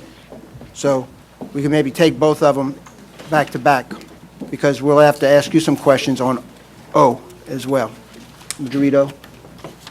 An ordinance authorizing the parish president to utilize cost savings realized from engineering and design activities for the Bud Map West Bay Ridge and Marsh Creation Project to continue with permitting, surveying, geotechnical, and engineering and design activities for the Bud Map Tiger Pass Spanish Ridge and Marsh Creation Project, and to utilize cost savings realized from construction activities for the Bud Map West Bay Ridge and Marsh Creation Project to formally enter into cost-sharing agreements or contracts with Coastal Protection and Restoration Authority, CPRA, to be utilized to contribute to or satisfy the non-federal sponsor cost-share responsibility for the Tiger Pass Spanish Pass Ridge and Marsh Creation Project. Councilman Lapine. Offer is read. Is there a second? Second by Councilmember Williams. Proceed, Councilman Lapine. If there's a representative from Archimedes or Mr. Rittner would like to speak on this, I defer to them. Archimedes? I'm sorry. Mr. Rittner, would- the two gentlemen there, I can't think of their name. Thank you. It's my pleasure. Paul Cherky from Arcadis, and we've been doing the engineering support work for the parish on the Bud Map project, and as President Cormier said at the beginning, it's been a real success for the parish, and I think that it's a real tribute to, working together across agencies to develop projects that are of importance to the parish.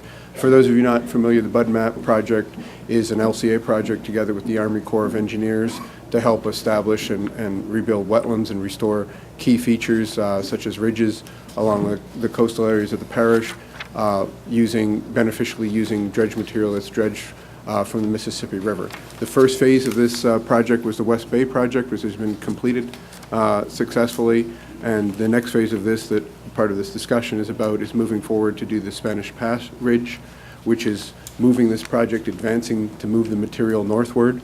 And so part of the effort to do that is to look at ways in which to get the material into areas where it becomes of greater importance. And so the first piece of this is to build a mile portion of the Spanish Pass Ridge, which is in concurrence with the master plan, coastal master plan of the parish, and also with the master plan of the state of Louisiana. So it's really a success, I think, overall. And if you look at it from the parish's perspective, it started out with the parish taking a risk to get involved as the local cost share partner on this project with the Corps, building the West Bay project, which may not have been everyone's first choice, and it started out with a 65-35 cost share.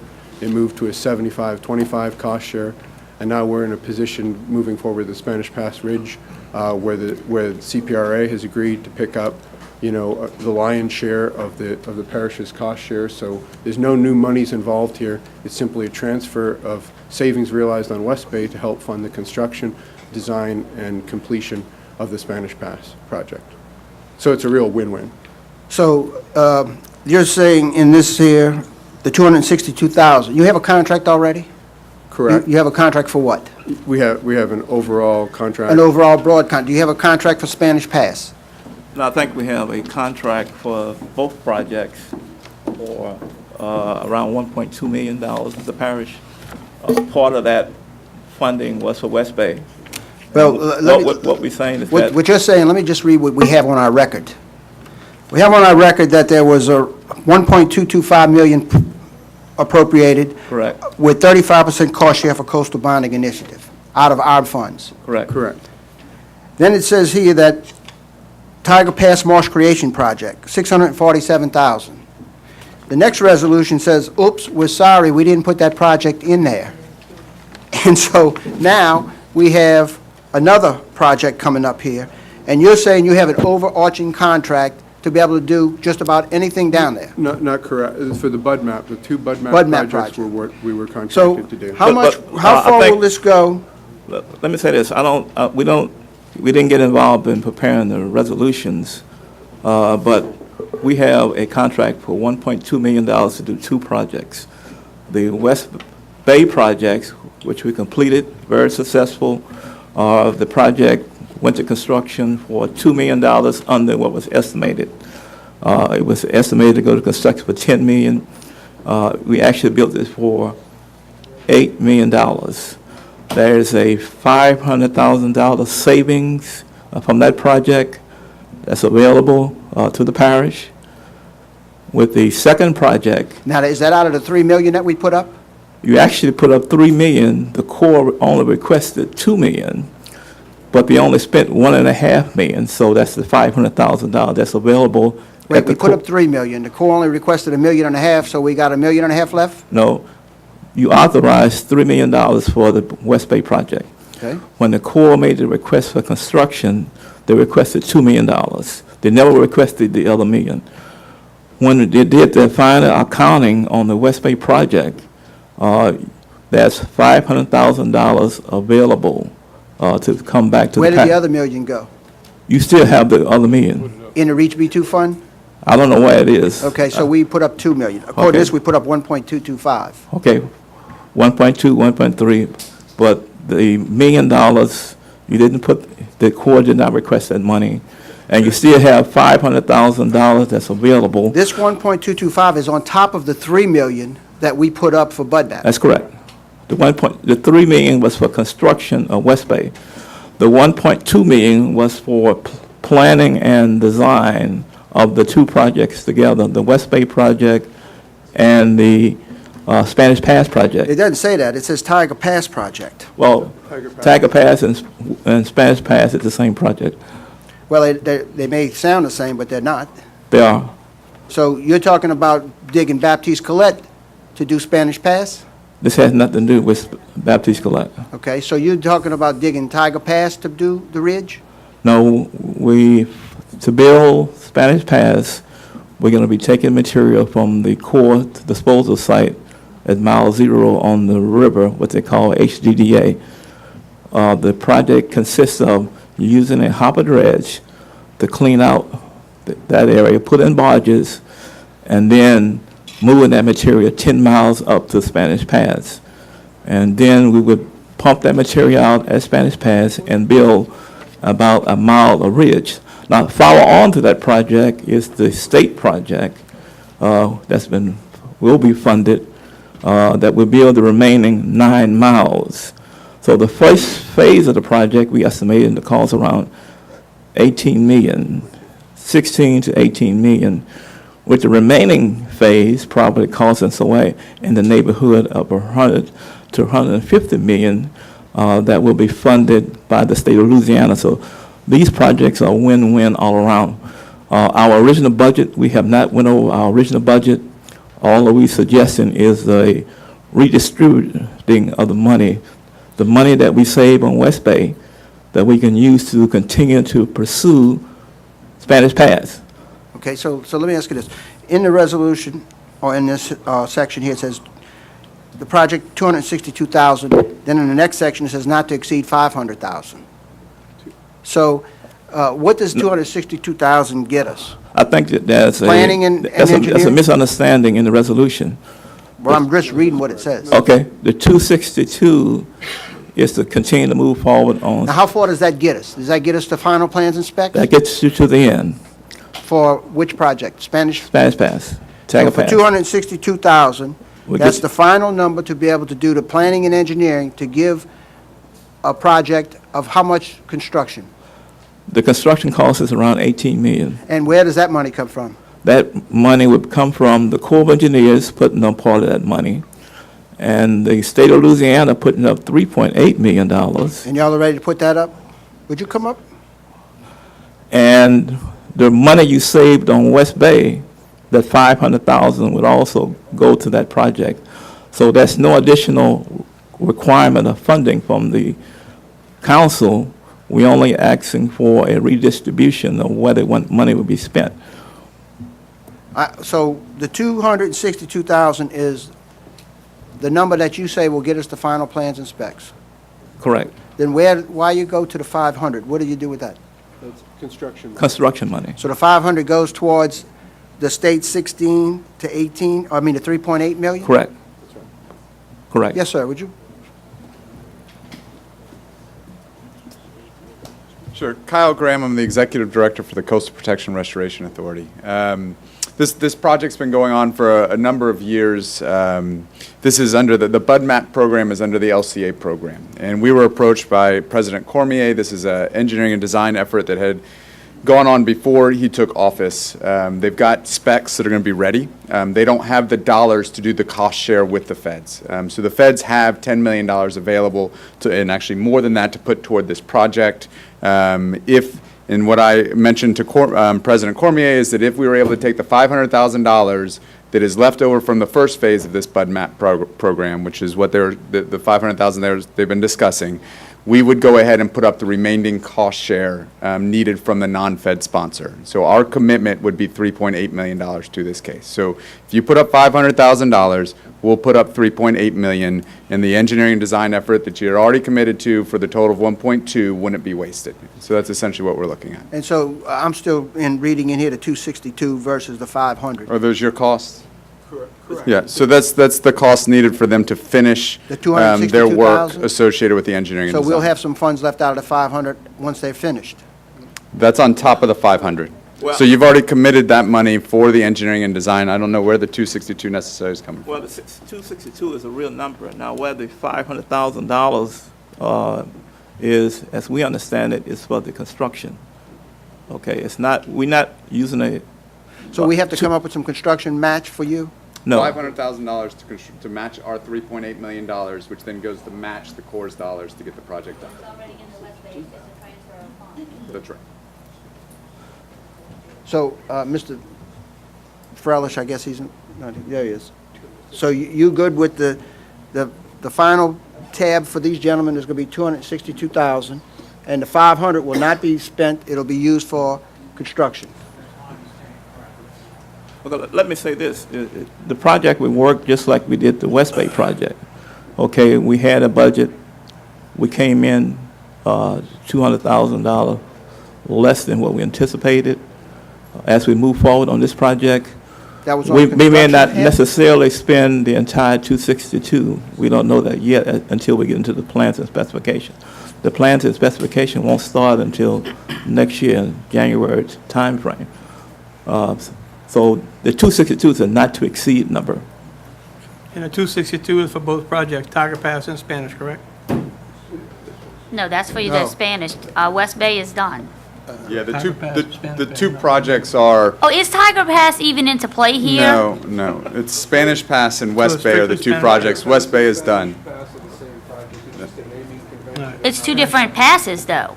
Well, the problem we had when we started this project is that the Corps of Engineers had problem with the nomenclature. So they said we had to call it Taga Pass. And we did look at an alternative in the Taga Pass area. Did y'all look at maybe dredging that and using that We did. material? but It's the- not an option? The quality of material wasn't there to build Okay. the type of wetlands and bridges we want to build. So we moved to Spanish Pass, and since then, the Corps has changed the name of the project Okay. to Spanish Pass. So Thank you. the 647,000 was spent on Tiger Pass? It's the same project, sir. That, it's a naming convention, as Mr. Hull just said, that the Corps originally was calling it Tiger Pass. In the alternative sets of Tiger Pass, one of them was indeed to look at dredging Tiger Pass. There were a whole bunch of alternatives that were looked at together with the parish, us representing the parish and the Corps, and of those, the one that was selected was Spanish Pass, which is the name that the state has been using for it in the master plan and that also in your coastal master plan for the parish. So the project is one and the same. It's an unfortunate nomenclature naming as it went through the process to select the tentative selected plan, the preferred option. What about Mardi Gras Pass? That's not on the agenda. Pass, oh, Mardi Gras Pass. That's, Mr. Kyle Graham, you know anything about Mardi Gras Pass? no, Ever heard of let's that? stick to the, that's out of I've order. seen Mr. it. You seen it? What's that about? That's out of y'all's order, Mr. pass, isn't it? Oh, that's for us? I refer to it as Plaquemines Pass. Oh, so you don't have no objection to us doing anything with closing it? Oh, not. man, you're a lifesaver. Anyway, let's stick to the subject matter that's on the agenda. All right, any further comments or questions on this? It's my understanding now that that will be the total dollar amount for engineering, and the other 500,000 is going to construction. Correct. That's correct. And it's no new money. Well, you can say new money, it's all the same No, pot of no, I money. agree, yeah. I know, but you know, No additional funds, correct. any further comments or discussion? I have a comment. Yes. What up, sir? Don't go nowhere. Could you tell the people how much noise creation you're going to get out of this? So the Spanish Pass / Tiger Pass project is a mile of restoration of the ridge along there, and the ridge it's going to be with the back marsh that's with it about 700 feet wide over the mile. Any further comments or discussion? I just don't want to see another East Bank levy issue come back to where we need another 8 million or 6 million. And that's the whole point of this discussion today, is that, you know, this is the real number. Any further comments or discussion? Hearing none, machine is open.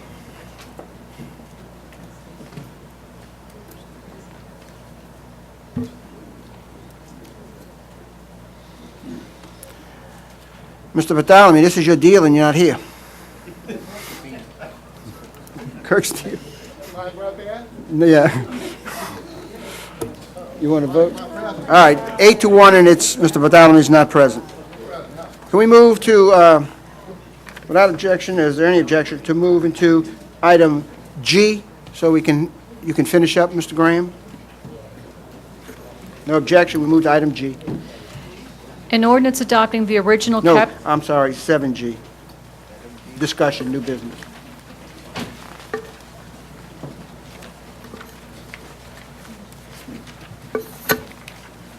I've brought a Just- presentation. Oh, Discussion regarding recommendations on sediment diversion by SIPRA. Yes, sir. and I've brought a presentation with me that is being loaded, if that's okay. Yes, sir.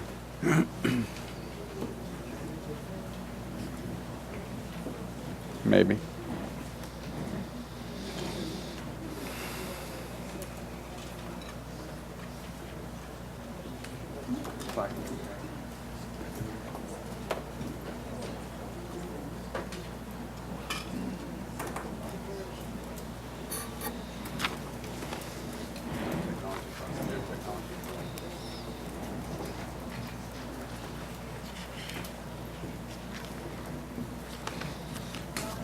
Sandy and them sitting there slobbering over the Port Committee, they want to leave. Yes. What? What? If you would have said raw, yeah. All right. What number? So as mentioned a few minutes ago, my name is Kyle Graham. I'm the Executive Director for the Coastal Protection Restoration Authority. I've been with the state doing coastal work for a little more than 7 years. The Coastal Protection Restoration Authority is an agency that was set up about 7 years ago. We really have two main missions. One is to put together the state's coastal master plan. We don't approve the master plan, we just do the legwork. So a lot of the evaluation of the projects, putting together the methodologies, the public meetings that go on, those are done by our agency. The Coastal Master Plan is required to be updated at least every 5 years. And so we're currently working out, off of the 2012 Coastal Master Plan, and we're neck deep in updating it for 2017. The second mission that we do is we implement a lot of projects. So a tremendous amount of the work that goes on, whether they're protection projects or restoration projects across the state, is implemented from our office. We're about 168 folks. Our annual budget of the last few years has been about $800 million. As we go into next year, it'll be about $600 million. Those of you familiar with the Coastal Master Plan recognize there's two main types of projects in it. There's a lot of levee-type projects, and there's a lot of restoration projects. There's actually about $26 billion worth of levee projects, and there's about $24 billion worth of restoration projects. Since Hurricane Katrina in this Coastal Master Plan era, we've implemented about $11.4 billion worth of protection projects and about $2.5 billion worth of restoration projects. Next slide, please. This is the expenditures of the past 7 years that have occurred in your region. We've spent hundreds of millions of dollars in Plaquemines Parish. Many of you are familiar with some of our work, whether it's on the restoration side, on the recently completed Grand Liard project, the Lake Hermitage marsh creation, the Bayou DuPont area marsh creation. We're providing, we built Pelican Island, Schofield Island, Shell Island West. We're currently under construction for about $110 million we rebuilt Shell Island East. We're about $110 million to rebuild Shell Island West. We've also rebuilt West Grand Terre and East Grand Terre, and soon under construction is to be Chenier Ronquille. Many of those projects and pieces of land are actually owned by Plaquemines Parish. We also have dedicated about $72 million to the reconstruction of North Breton Island. In addition to the restoration side, we've been working with the Corps of Engineers on the NOV. We co-signed the agreement, the partnership agreement, with the Corps of Engineers, with Plaquemines Parish as the non-Fed sponsors for that project. As you may be aware, there's agreements on both sides for work that we pay for that is oversight and work that the parish pays for that is oversight. Several months ago, it came to our attention that y'all did not have the dollars to continue the oversight. We've been picking up the tab for the parish's portion of that contract for the last several months, and we've agreed to do it for a little bit while longer while the dollars are there to do that piece of the work. In addition to that, as we just discussed, we're committed to picking up the parish's tab for the projected tab for the Spanish Pass project under the beneficial use that have been previously committed through engineering and design. Next slide, please. In addition to a lot of the marsh creation and barrier island projects that are included in the master plan, there's also some more aggressive type projects. When we evaluated all of the projects across the coast and we started thinking about what is a realistic for coastal Louisiana, there's a recognition that we can't put the coast back to where it was, and we can't actually keep what we have. And if we're going to keep as much as possible, we can't simply keep putting things back where they were without changing some of the underlying issues with our coastal areas.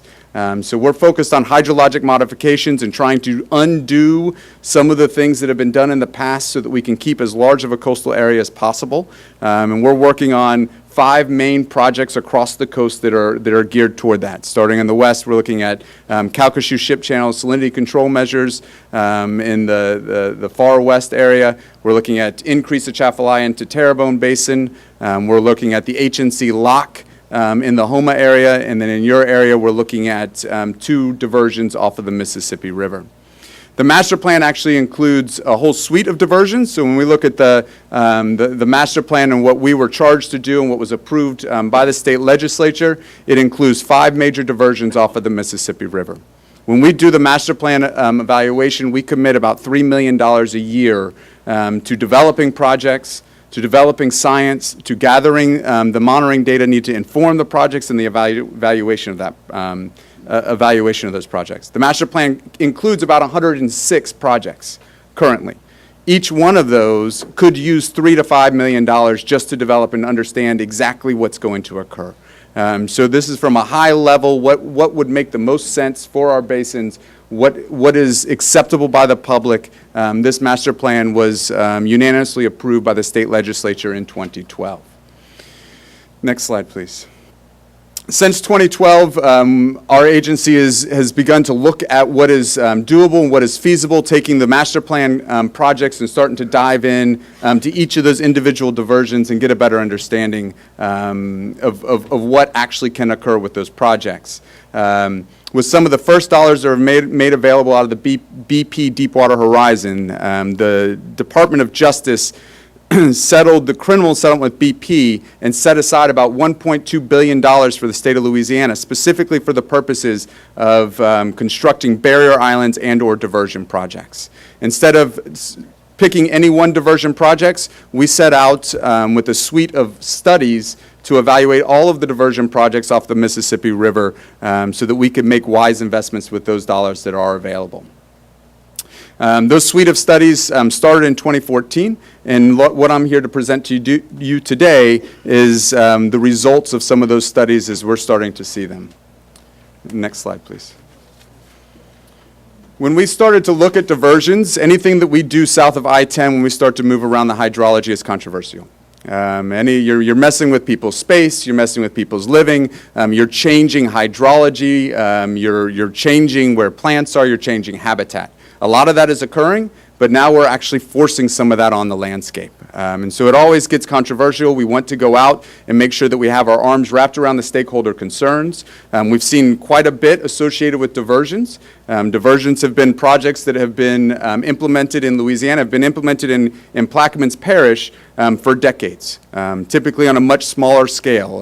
But whether you're looking at Fort St. Philip, you're looking at West Bay or many of the siphons, many of the attributes that we're seeing out of those areas are similar attributes to what is anticipated would be derived from a sediment diversion or a diversion placed in the river specifically for the purposes of transporting sediment out of the river and into the basins.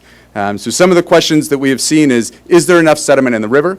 What occurs to the river? Does it affect navigation? What occurs in those basins? Can this actually work?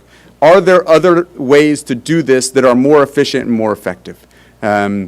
We wanted to be sure that we could set as strong of a foundation as possible when we started to tackle this issue. We set up, or we asked the Water Institute of the Gulf to establish an independent panel of scientists and experts to help us devise the suite of studies. We wanted to set as strong of a foundation as we possibly could. That panel, the Diversion Advisory Panel, has met for the past couple of years. They meet 3 or 4 times a year. They're constantly putting out reports that help steer us in our analysis. And again, the goal is to make sure the foundation from which we're making our recommendation to the CPRA board and to the state legislature is as solid as it possibly can be. So next slide, please. This is largely the drivers of the studies that we launched. When we started in working with this advisory panel, we started working with the experts, we focused on first land. Can we build land with the material is there? We focused on the river.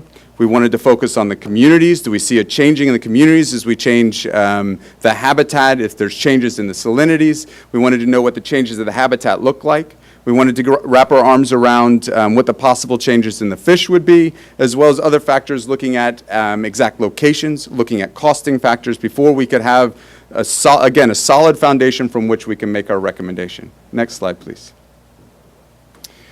The 4 diversions that we evaluated were just the 2 mid-diversions, Mid-Barataria, Mid-Breton, Lower Barataria, and Lower Breton. We did not look at the Upper Breton diversion in this suite of analysis. Next slide, please.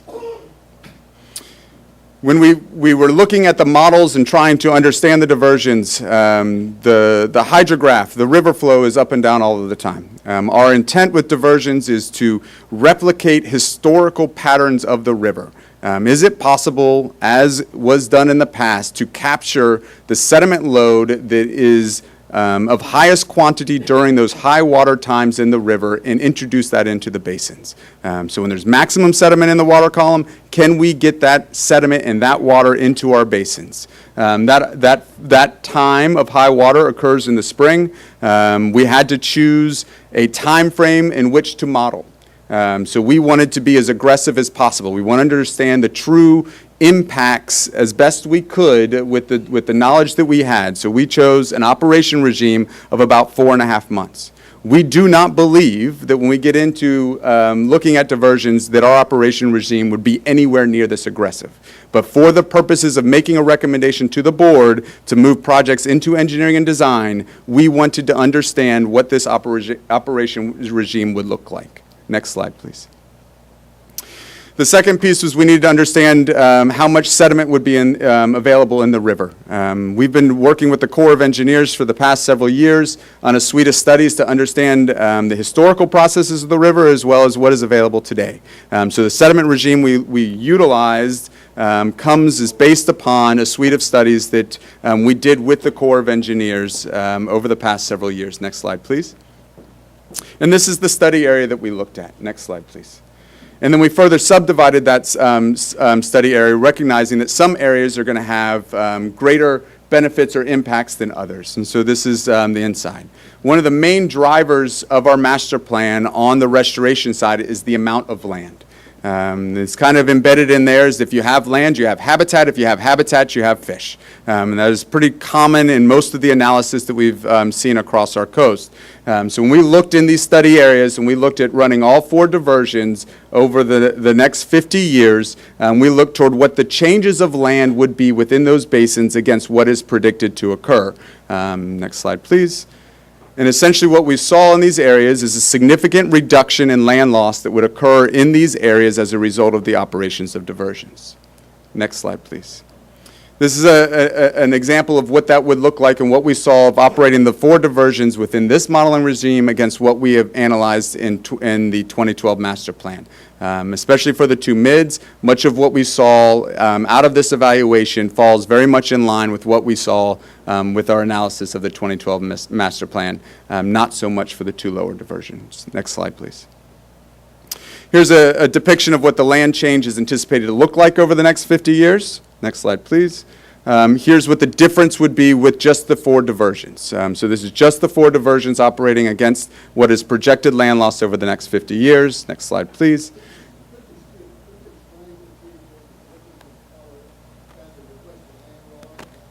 Yeah, absolutely. So the magenta color, if you could go back 2 slides. So this magenta color that you see here is all the land loss, right? The green is the land gain. So in the future without action, we see small areas of land gain a lot around the mouth of the river. As you're familiar with our operations regime, right now if you looked out the window of my office, you would see a dredge that's agitating the Mississippi River. So they agitate the sand several places up and down the river, and then they bring it down to the bottom, and so you end up having a lot of sediment in the bottom of the river. You would anticipate that we would see some land gain in those areas. And so this is without the projects. Next slide, please. Here's with the projects. So again, you can see the green is the difference with the projects versus what the background land loss would look like. Next slide, please. And here's the difference. If you took out the background, this is just with the diversions. What is the effect of the diversions in a 50-year time horizon? Next slide, please. Diversions aren't the only projects that are anticipated for us to spend money on. If you look at our restoration plan for the coast, again, it's in that $24 billion range. About $20 billion of that is marsh creation and barrier islands. And in fact, in the past 2 years, I, as executive director of CPRA, have signed more dollar contracts for dredging contracts than any other individual in the United States. We currently have in Louisiana over $540 million worth of dredging underway today for the purposes, out of our offices, for the purposes of restoration. To put that into perspective, there's only publicly bid about $1.3 billion worth of dredge work per year in our nation. So we're seeing a tremendous amount of dredging going on. We would anticipate a tremendous amount of dredging in the future. What you're seeing here is overlaid on the future without action, just the dollars that we're looking at spending as a result of the oil spill. So in addition to the diversions in this area, we're looking at a significant investment in marsh creation in the Bayou DuPont area, much like the work that is currently occurring. Spanish Pass was mentioned earlier. That investment's about $16 to $18 million. We're anticipating an additional, what would be a total about an $84 million project in that area. More dollars on the Barrier Islands, as well as significant marsh creation on the eastern side of the river, along Lake Bourne and some of the other areas north of here. Next slide, please. Another of the areas that we were asked to look at was the effects of the river. When you go and you put a hole in the side of the river, you're going to affect the hydrology. When you do that, would we be affecting navigation? Are we going to shoal in the river by inserting some of these diversions? Here's a look at the Mid-Barataria area, what would occur without diversions on the left and what would occur with diversions on the right. We do pick up the changes in the areas. Some areas you see increased local erosion, some areas you see increased deposition. That's what we would anticipate we would see. But we do not see a shoaling in of the navigation channel as a result of the operation of the diversions. And in fact, if you look at them as a whole, we actually see a decrease in dredging needs on the Mississippi River because we are pulling that sediment out of the river at a higher point of the river, which is what we would expect to see as well. Next slide, please. Here's similar on the Mid-Breton side. Next slide, please. Another area that we wanted to evaluate is, would we be flooding, folks? One of our major missions at CPRA is flood control. As I mentioned before, we've spent about $11.2 billion on flood protection over the last 7 years, and we always anticipate that flood protection will be first. We're often told by the legislature that the reason that the P is before the R in CPRA is because protection comes first. I personally think that if the R was first, we would be crap and nobody would want to work there, but that's a whole nother story. So we wanted to look to see if, in fact, we would be elevating the flood elevation in these various areas. And so what you're seeing here is over the next 50 years, what is the worst case scenario that we would see in these basins? In other words, 50 years out, with sea level rise that is projected, on a full moon, at high tide, what would we see? And that is what is projected in this area. Next slide, please. Obviously, the most important parts of that is what occurs in our communities. And so we actually chose a couple areas, a couple communities, one west of the area and one east of the river to kind of take a look at that. And what we're seeing here is that the water elevation in those communities, and this is near Lafitte, stays pretty much the same.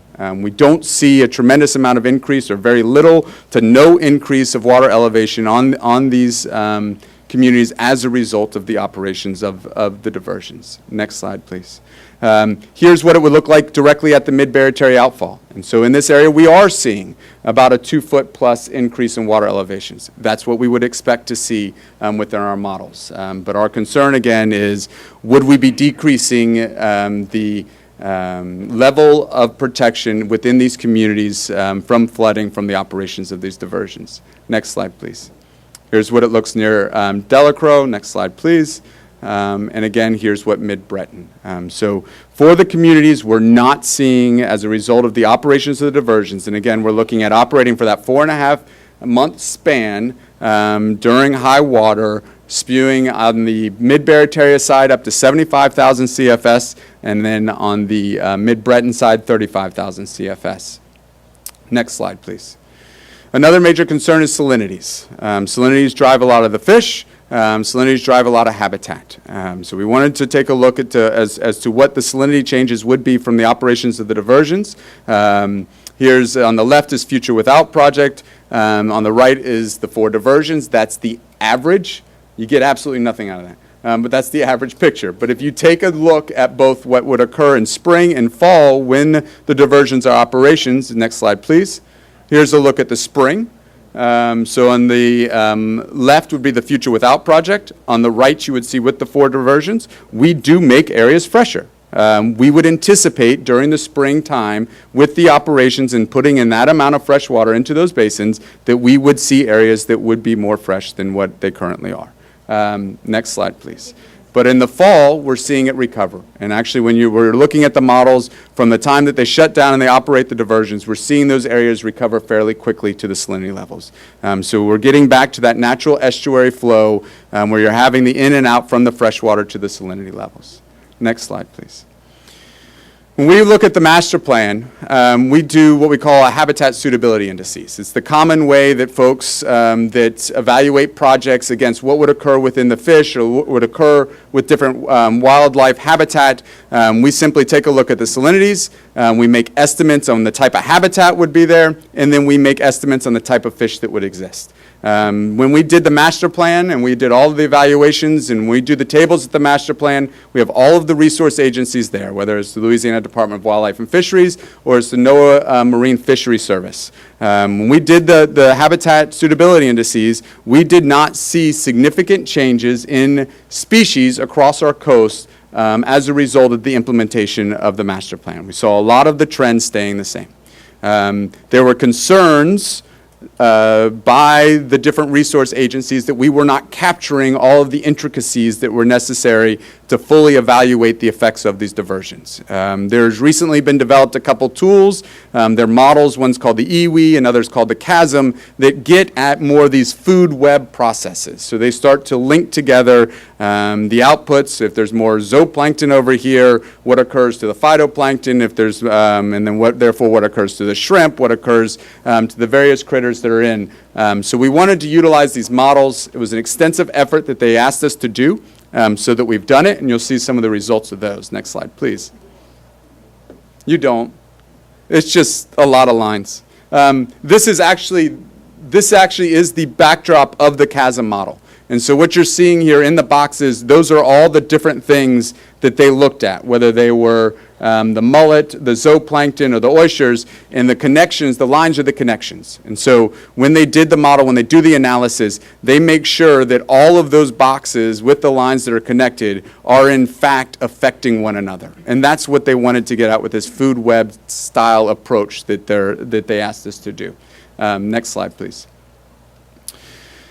So this is a result. We've got a tremendous amount of data. This is one of our first attempts to start to show what occurs to the different species. So what you're seeing here, we're looking at red drum, blue crab, brown shrimp, white shrimp, spotted sea trout, and largemouth bass.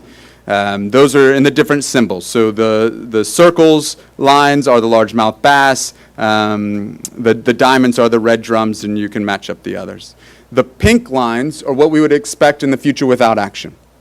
The green lines are the difference in the effects of operating of the diversions.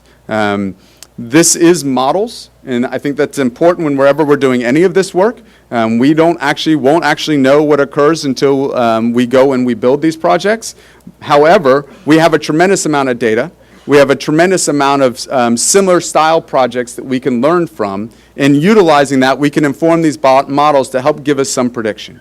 What you're seeing in the zero is the status quo, where we are today.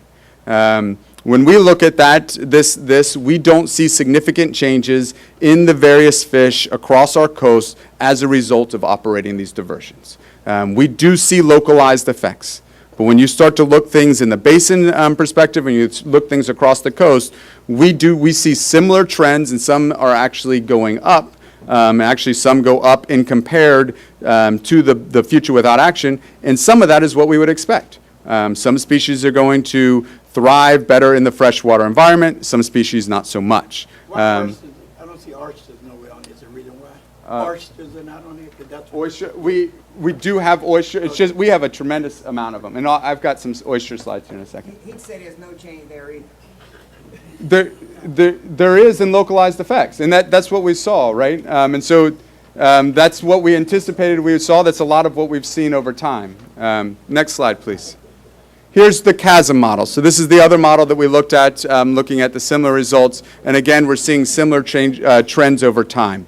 And one of the things that we have seen over time, and one of the things that we've experienced, is that in a degrading landscape like we've experienced, we're seeing fisheries largely go up. They like the edge. So when you're seeing a degrading landscape, we've seen the trends in improvement. What we're concerned with is, do we see a significant difference in these fish from the future without action to the operations of the diversions? Next slide, please. Here's a look at oysters. In the top, you're looking at 10-year increments, year 10, year 20, and year 50 in a future without action. In some areas, we're seeing them improve. In some areas, we're seeing them go down. And that, again, is without operating the projects. On the bottom, you're seeing the operations with all 4 diversions. So we are seeing changes. Some of those areas are greener. Some of those areas are more pink and more red than they would be without the projects. But we're not seeing a total collapse of any of any fish species within these various basins. Next slide, please. We were also asked to look at the communities. So in many of the communities, especially our coastal communities, are made up of folks that live off of the fish. So here we're looking at Fisher Parish Harvest, and I know that that's a little confusing, but we're looking at the folks that live as fishermen or fisherwomen within the parishes, and looking at the changes over time. And so you're seeing what would occur with the blue crab, brown shrimp, oysters, and white shrimp. And so we do see as an operation of the diversions in some areas where we would have an effect on some of the fishermen, especially in the Lafourche area, especially in the Terrebonne area, where we're seeing that area that is fresher than it has been historically, than what we've been seeing in many of these other areas. Next slide, please. So as a result of all of the analysis that has gone on, it's my job, it's our agency's job to make a recommendation to the CPRA board for future funding toward master plan projects. As I mentioned, out of the National Fish and Wildlife Foundation dollars, the $1.272 billion was set aside specifically for the construction of barrier islands and/or diversions. So they instructed us to go and take a look and inform them on the best way to move forward with diversions if we were going to move forward with that all.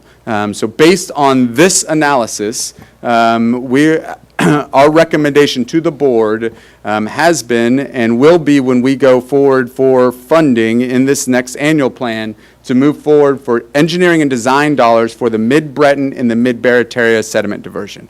This time we do not see that it's worthwhile to move forward with the lower Barataria or the lower Breton. But we do think that we have enough information and enough certainty looking at all of the various possibilities to recommend moving into engineering and design for the 2 mid-diversions. Next slide, please. There's still a long ways to go in these projects. Most of the time, this planning effort that we're going on isn't even part of the public process. Most of the time, when you get into engineering and design, you get into the permitting process is when your public process kicks off. We had committed to the folks, especially those that expressed concerns, that we would do these outreach meetings. This is actually, I think, my 13th one. Yesterday, I was before the Shrimp Task Force, last week before the Crab Task Force and the Oyster Task Force. I've got St. Bernard Parish Council coming up, as well as Jefferson. We've done Wildlife Commission. We've done all sorts of various groups with this presentation so that folks can see the data and the information from which we're making our recommendation. So we're going to continue to do that. We're also going to continue to do that with our annual plan process. Our annual plan is how I get budget authority to spend dollars. This next year's annual plan is expected to be in the $600 million plus range. Within there, it will be our recommendation to move those 2 projects and ask for engineering and design dollars. Because the modeling and all the results that I showed you with all 4 diversions, we want a better understanding of what it means just to run the 2. So we're currently modeling the 2 diversions, just the Mid-Barataria and the Mid-Breton, so we'll have a refined suite of projections. We're also starting to pull together teams of engineers and scientists, whether internally or externally, to help us deliver these projects. And setting up a peer review process. We asked the advisory panel to evaluate the approach that we're doing and make sure that the approach that we're doing sets a solid foundation for making our recommendation. But each of these models needs to undergo a more rigorous peer review process if, in fact, we're going to rely on them for environmental impact statements associated with the permitting down the road. So we're doing that piece currently. And then in the long term, we're going to be moving forward into full engineering and design. We'll get into all of the formal public scoping meetings on the projects. Operations to us is critical. We want to minimize the amount of fresh water going into the basin while maximizing the amount of sediment. So we looked at a 4.5 month continuous operation in these models. We think it's going to be less, potentially even significant less than that when we get into actual operations regimes. And so there's a lot of fine-tuning that we need to do as we move forward. And we need to set up a regime for how we're going to monitor the effects of this. And so we've already moved forward with the dollars that we have available to increase a lot of the to work with wildlife and fisheries to increase a lot of the fisheries monitoring. They do all of the monitoring within the various basins. We've gone from a $2 million contract to an $8 million contract for them to do that monitoring for us, specifically in the Barrett area and the Breton side, so we have a solid baseline of data so that when the diversions are operating, we'll have a solid amount of information to compare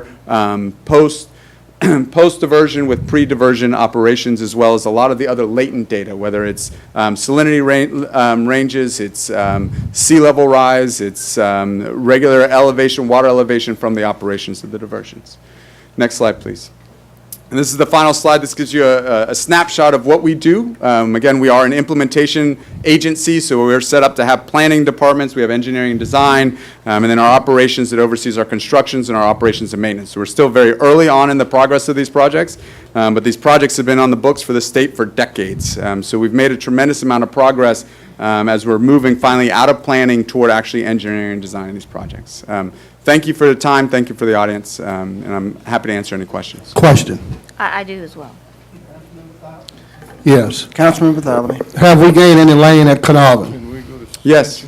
we To have. what degree? I don't know. We don't keep Well, track of that. okay, Well, well- It's not actually a project for land gaining. It was a Well, project it's that a was built diversion for. project, and I'm assuming that since we headed in diversion, freshwater diversion, we'll keep track of what all these diversions are accomplishing and not accomplishing. But since you don't have that, well, So but I can that's- say this, let me say this, that, and since it's been running, we haven't gained that much of land to the cost of what we lost. And what I'm saying is, for example, when Katrina came in, a lot of the land was eroded and tore up on the northern end by Carnarvon. Then when Isaac came in, it finished even greater impact on land lost because of the freshwater diversion. Now, that is similar because the salt water does not mix with freshwater. Vegetation, saltwater vegetation does not stand freshwater, and just vice versa. So the vegetation that maintains the soil in this region is the saltwater vegetation that holds it together compared to the freshwater, which does not hold it together because it's not deeply enrooted into the soil of the canals to hold it in place. So any kind of disturbance you have, that's the first one to leave, or to be rooted up. Now, if the people on the northern end of this district, all you saw was all kind of land debris came from out of the bayous and the ponds from Isaac that never happened before because of the freshwater diversion. That's just an observation. That happened. No, and Now- I fully appreciate it, and that's why we did the studies. It's simply not true. And What's so, not true? Your statements That- that that's- you're making. that's And bull so stuff. I I'd saw love- that. I'd love to bring you into our No, office and I've sit down seen with the what you, folks. what I said, I saw. Okay. In that, no document. I'm talking physically put my hand on this stuff. Sure. Thousands of acres of this stuff was laying in people's property. So I know what I saw. You know, so I know you haven't seen it. I don't know if you've seen it, but I saw it. And we have a number of people can attest to that. And then the salinity is steady moving further and further down on this side of the river. We're all out almost in Black Bay now. We have fresh water. You know where Cow Bayou is located? No, sir. Okay, well, anyways, right below here, you have vegetation, freshwater vegetation growing. It's killing the marsh grass because of the Mardi Gras Pass and all the other passes that we have open along with the freshwater diversion coming in. It's killing the grass that support the land. Now, the other problem is the oyster industry. This used to be the hub of the oyster industry in the state of Louisiana for seeds and sack oysters. Since Katrina and BP, we haven't had a sack of oyster came out of this region. And nor can we grow any because it's not growing because of the salinity. It's not right. It's not growing. So here we destroyed a community, a way of life, have been totally destroyed because we, as a governmental entity, not only the state, but us as part of this, of not taking any steps to correct that. And all we're doing is adding to the problem by keep pushing more and more water in and destroying more and more acres of land. That's a fact. And So if you don't believe me, how do you sir, fix it, sir? if you don't believe me, you go with Wildlife and Fish and ask them what the production was in this region prior to BP spill and since then. So what are the state of CPRA trying to do to rectify what was lost for the people in this community for a way of life? What are we planning on doing with that? This is the plan, right? I mean, so that's what That's we're gonna asked to restore do. the oysters? We're experiencing a tremendous amount of land loss in our coast. Will that right? restore And the so oysters, sir? There would be a stable oyster production areas as a result of creating a stable environment. American And that's- Bay. That's what the attempt here to do is. In We're seeing Ameri- a tremendous amount of changing in our basins. In American As- Bay? As you stated, American- we're seeing areas that are fresh that have never been fresh before. Those aren't a result of new projects. There's a lot of degradation going on in the riverbanks. We're seeing a tremendous amount of erosion all up and down our coast. This is a reality. And so the question becomes, are we going to be proactive and do projects to offset that and create a vibrant future for our communities, or are we going to continue to put Band-Aids on it and be too afraid to utilize those big projects that are going to make the hydrologic changes? And it's up to the legislature, right? It's our job to produce the best science we can and give them the best answers that we possibly can, and that's the foundation we did. We didn't do it in our house. These aren't scientists that are at the state. We went and we tried to bring together the best experts we possibly could to look for the best solution that is possible for coastal Louisiana, and this is where we are. Now, how the legislature chooses to take it, we'll see. But we do think it's appropriate to implement some of these large-scale hydrologic basins modifications before it's too late. Because if we continue to wait and we rely simply on dredging, it's not possible. We don't have the money. We don't have the resources to be able to do that. The best scientists in the world is the fishermen. They can tell you exactly the changes and what's happening. Because they lived it, they died, their family lived it, and it was on and on and on. Now, the question still, I know this, whatever it is, but it remains the fact that we haven't had any oysters in American Bay to come back yet. Will you, yes or no, see in the future, with all these plans you have on the table, that will restore what was lost for production? We can't restore what was So lost. no, you can't restore it. It's not But possible. But we killed it, though. It's possible. All right, Not we possible. killed it, we killed it. Now, my other question is that why we didn't incorporate the east levees into our system? Because of the fact that we know, for a fact, that all the waters from storms came from east to west. All the water lately came across here, came from this side of the river to the east side. So it behooves me to say that it'll make more sense to have a protection on the east side to eliminate the water going to the west instead of leaving the east unattended. And we're looking at that again in the 2017 master plan. I know you're looking, but I say, why did anybody say that? They're not saying that. You know, so Why they don't- we have taken the approach to be as realistic with the people as possible. It would be easy for us to develop a plan like the 2007 plan and say everything's going to be fine, everybody gets 100-year protection. No, But it's I not understand realistic for our coast. I And so understand what we attempted to Hold on. do. Before we go any further on that, let me interrupt that for a second, because the reason we had that project at 100-year protection in the 2007 plan was because we were told that we need to be able to have a goal. And when you go to Washington and you ask for funding through your congressional delegation, the question would be, well, is it in the state master plan? And when you say no, then there's no possibility of getting assistance from the federal government. And that's why we put it in the 2007 plan. Now, you come along and it never made it through the next rendition of the master plan because, like you said, you wanted to be realistic. But by it not being in there, has no ammunition to shoot at what we really want to try to do. So I would recommend that you work towards putting it in there as at least a goal, if nothing else, because that's what we used it for. Since Katrina, we have not seen $1 in new projects from the federal government. It doesn't All of the matter. monies that have been appropriated have been from the state. I Whether understand they're that. through Restore, they're from CIAP, they're from the capital outlay process. And we're constantly asked for what are the priorities of the state and where's the best place to put those dollars. So we didn't do a plan for what to take to DC. We did a plan for the dollars that we feel that we can get that is reasonable for the Right, state of Louisiana. But when the CPRA was created, and the authority that you have assumed over the last 7 years, now you are recognized as the authority. So we have no shot at doing anything other than what the authority is blessed.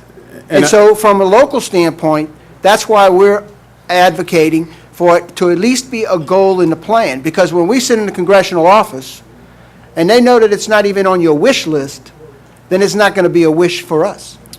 We get reoccurring revenues about $31 million a year. That's all my agency gets. It's not general funds, it's mineral revenue. Yet we get blessed with grants to the tune of $600 to $800 million of expenditures per year. We believe the reason we get that is because we have a practical approach at implementing projects, and we're able to show success on the ground. So we have made the decision to make it resource constrained. We've made the decision to make those hard decisions so that we can go get the dollars and get the dollars on the ground as But that quickly as we decision has can. come at the peril of us. And I understand your position that we can't do everything, but that decision has really put us in the back seat with no ammunition. I have a question or comment. Back to the presentation.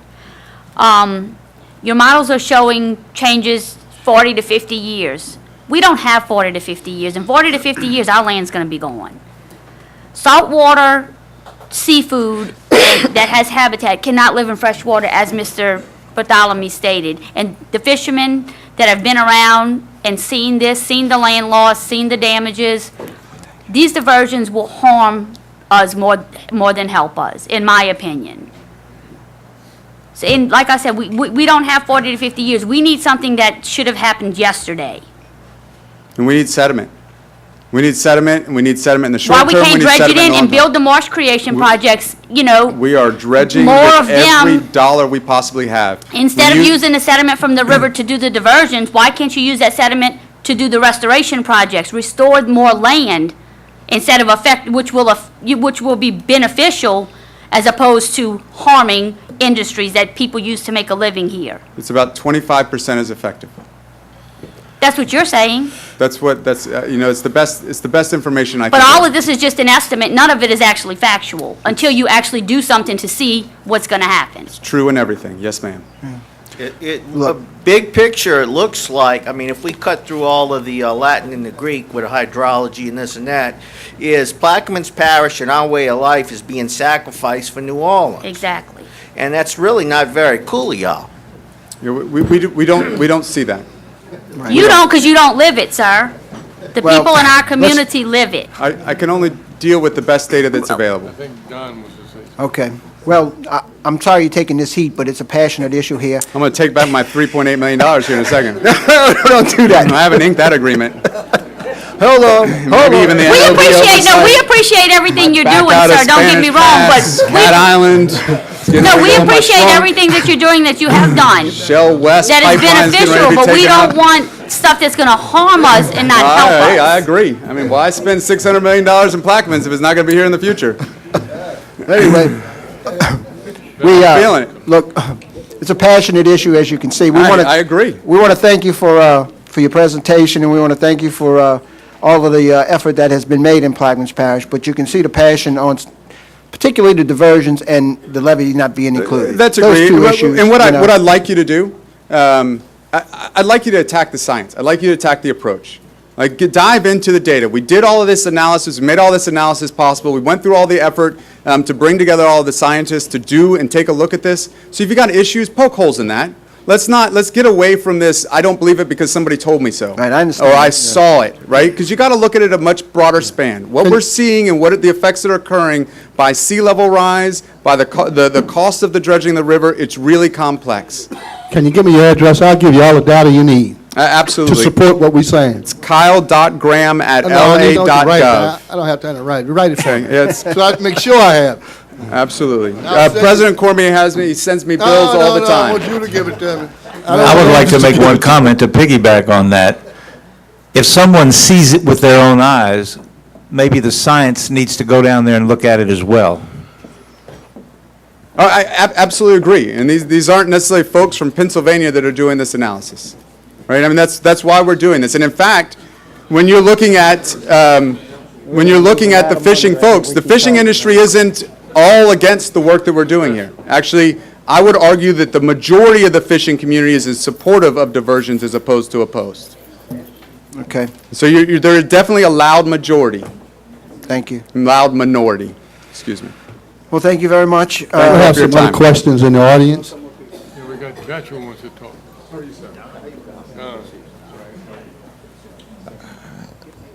I'm Captain George Rickson, President of Save Louisiana Coalition. I've been authorized to speak in behalf of St. Bernard Parish Government as well as Louisiana Shrimp Association, Louisiana Oyster Task Force, and hundreds of recreational fishermen that I represent. I don't know where to start. I'd like to comment on something that Mr. Bathalmy said about land loss at Carnarvon. The Carnarvon area lost 42 square miles overnight when Katrina came in, and 37 of those square miles was nearest the diversion. There are scientists, Woods Hole Institute, Dr. Eugene Turner with LSU, head of coastal scientists, that said this was because of the nutrient load of the Mississippi River affecting the root systems of the brackish water marsh. Now, that's what caused the land loss. As Mr. Bathalmy said, our habitat here is basically a saltwater habitat. When you introduce fresh water, you totally convert the habitat, affect the root systems with nutrients, and cause land loss from storm surge. Corps Engineer studies have also shown that in the first 10 years of operation of a diversion, it actually accelerates land loss. We spoke about Mardi Gras Pass on the east side of the river between Baptiste-Calat, Southwest Pass, Bohemia, Bayou Lamuck. There's over 5 natural crevasses that run 24/7 in excess of 400,000 cubic feet a second. And not only is it not building land, it has some of the most land loss rates in the state. So what that tells me is the river is not the silver bullet. It could be the atom bomb.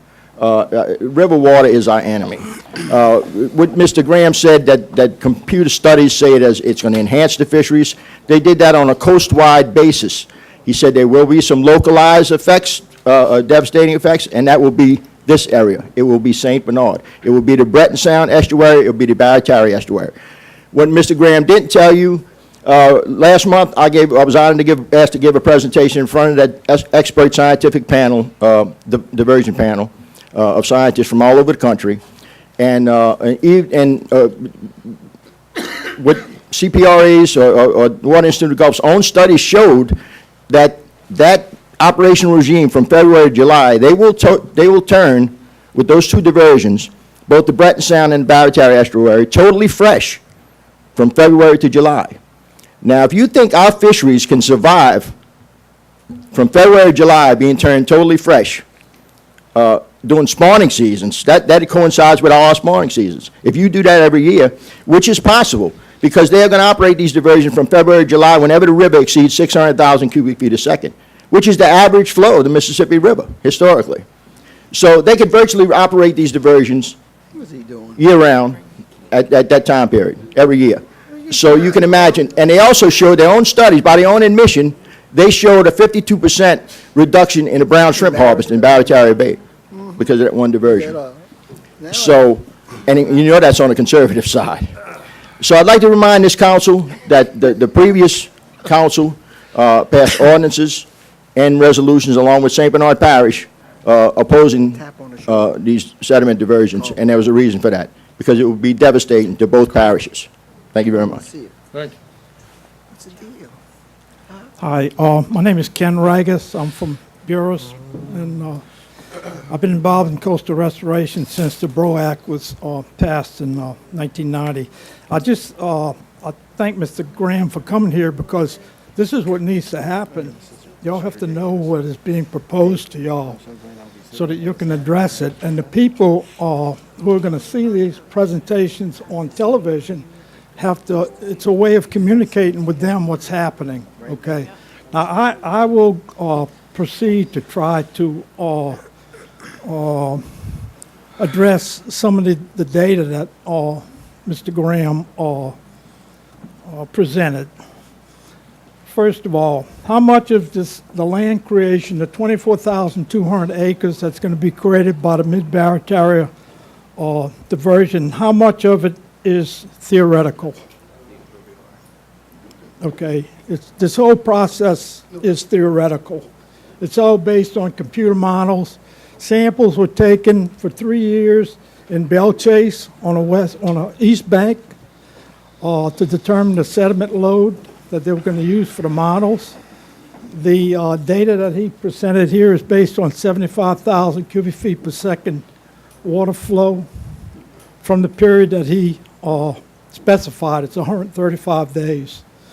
So I've dealt with all this data, and there's nothing that's ever been designed on this planet like in this method. Okay, this is an unproven method which is attempting to take data, sediment load data from the Mississippi River on a sandbar north of Ironton, north of Ironton, from a 40-foot depth in the river, bring it up through the levee at a minus 40-foot elevation, come up and go 2.5 miles across land in a structure.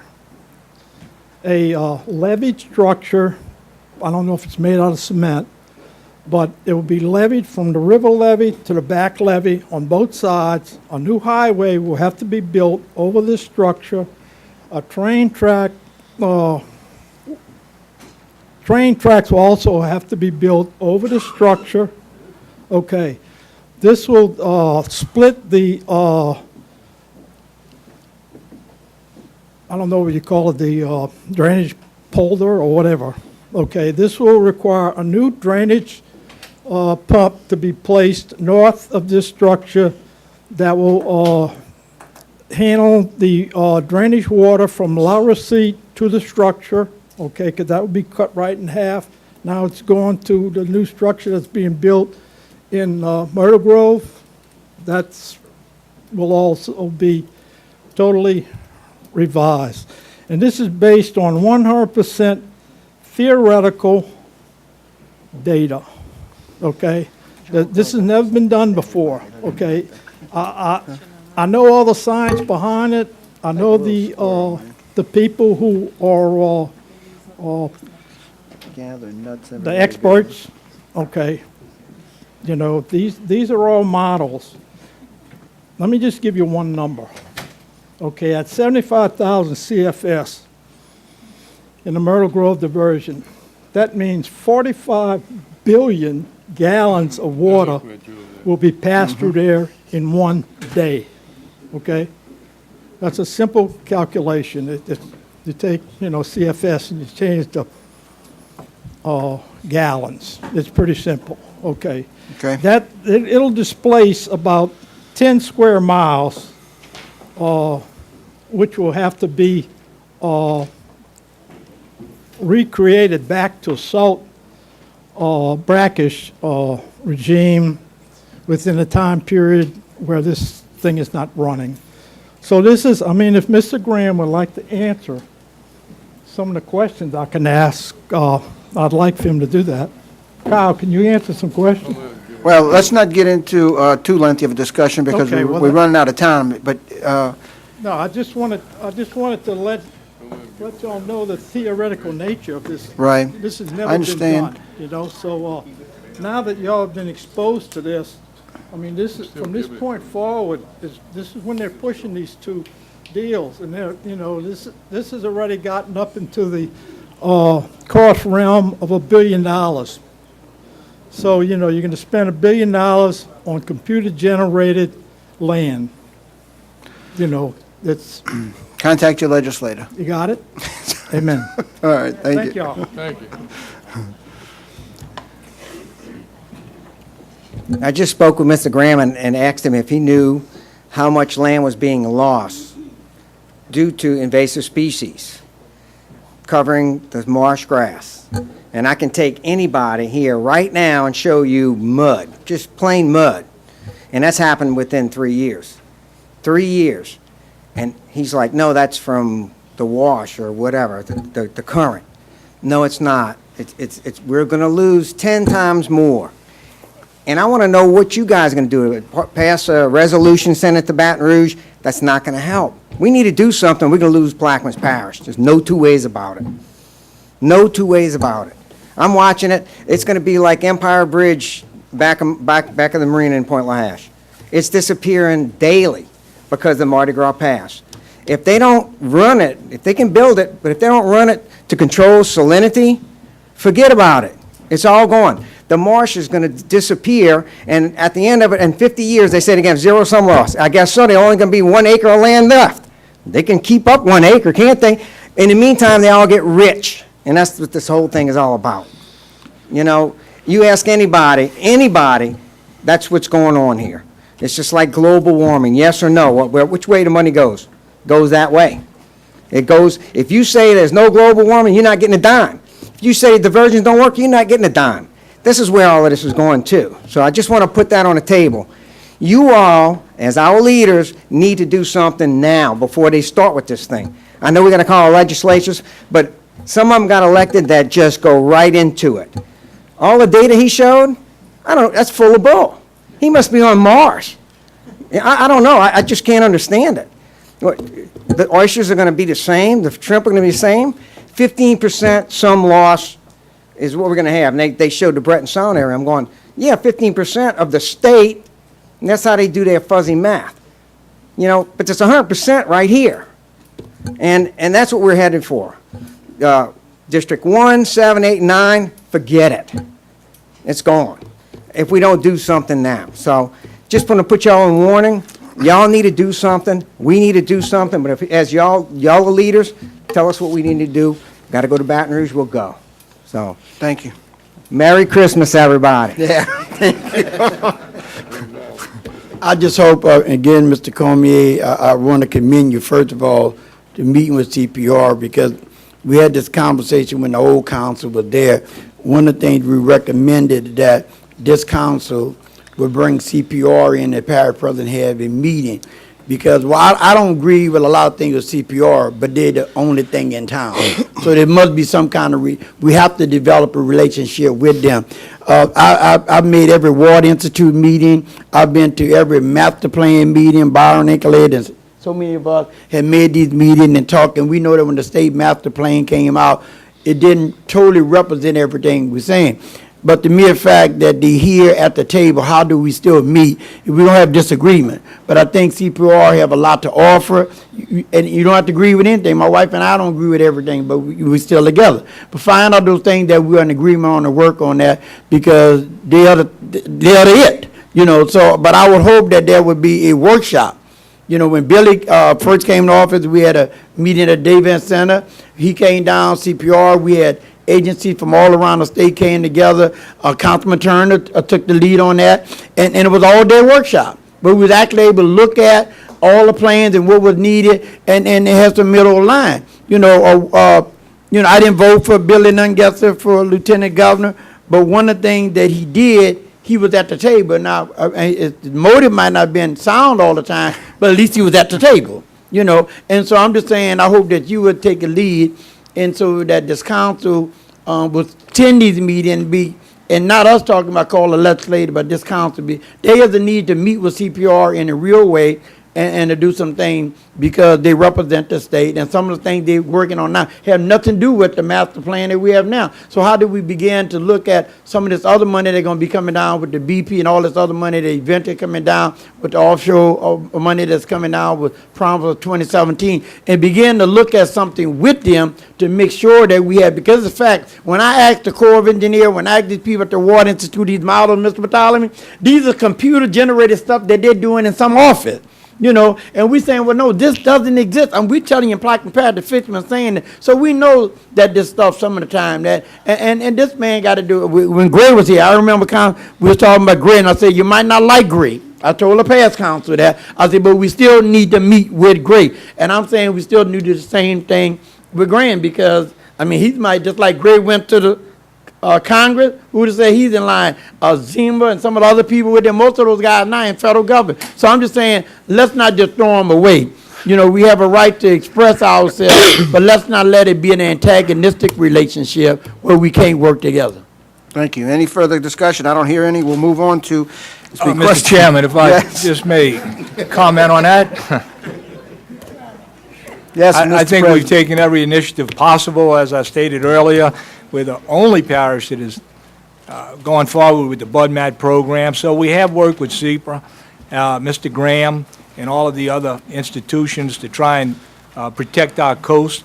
It is imperative that we get our senator, our representatives, the governor, and the lieutenant governor involved, since they're in position to help us out. So we want to extend an open arm to all of those parties, in other words, to work with us to achieve the maximum possible benefit for the residents in Plaquemines Parish. Thank you. Now we'll move to item 7H. It's been requested by Councilmember Black. 7H. Update on the Fire Department EMS merger. Councilmember Black. Just give me 1 second.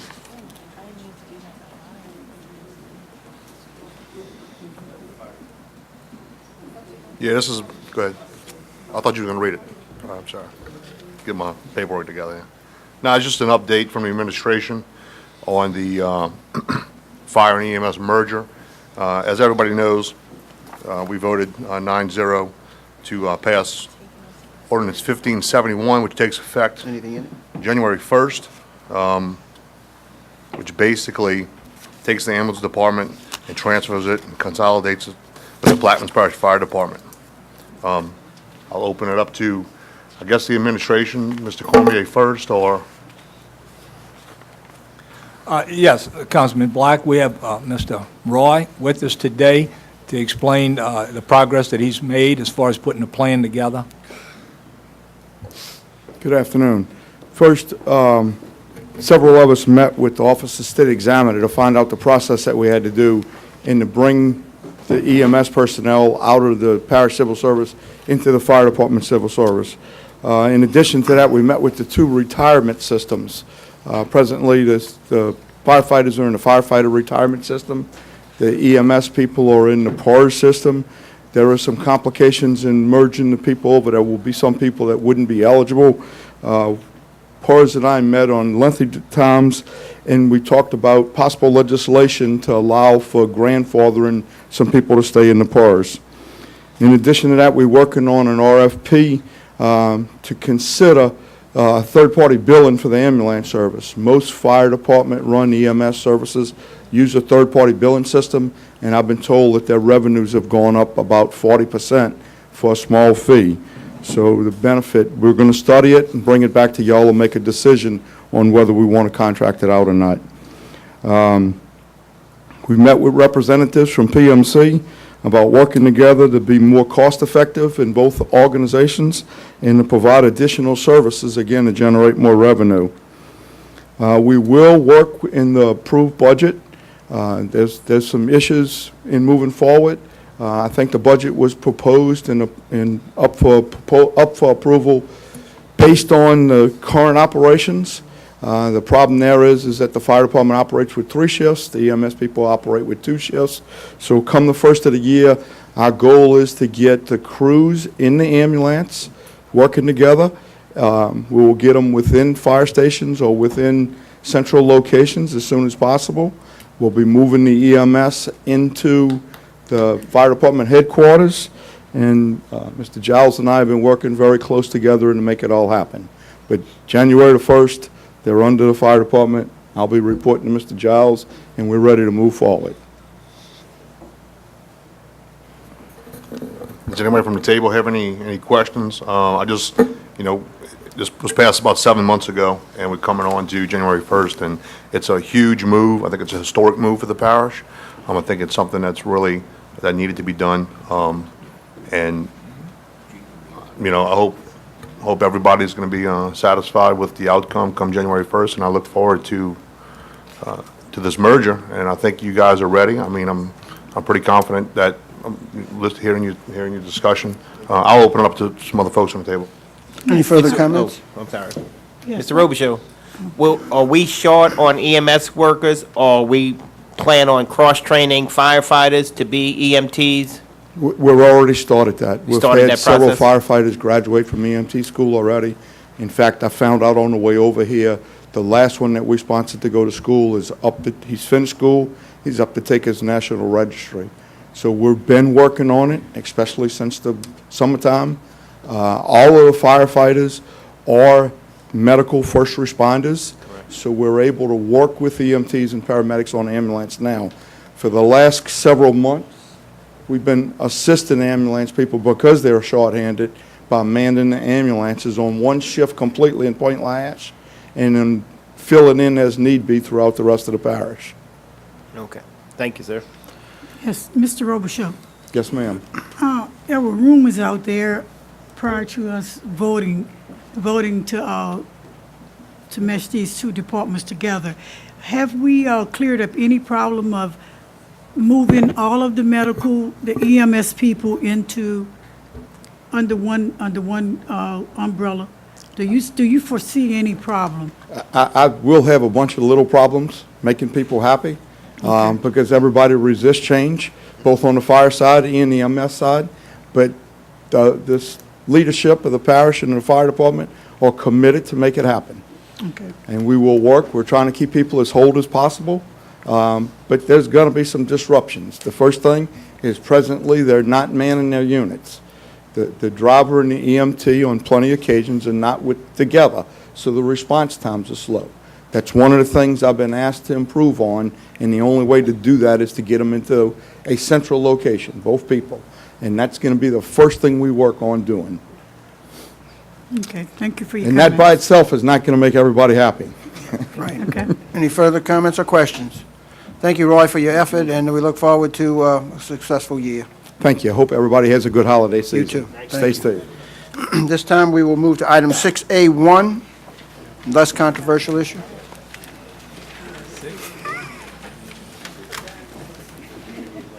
An ordinance to repeal, amend, and readopt ordinance number 03-6 to establish uniform Move on, fees then. for ferry transportation, to provide for the uniform collection of aforesaid fees, and otherwise to provide with respect thereto.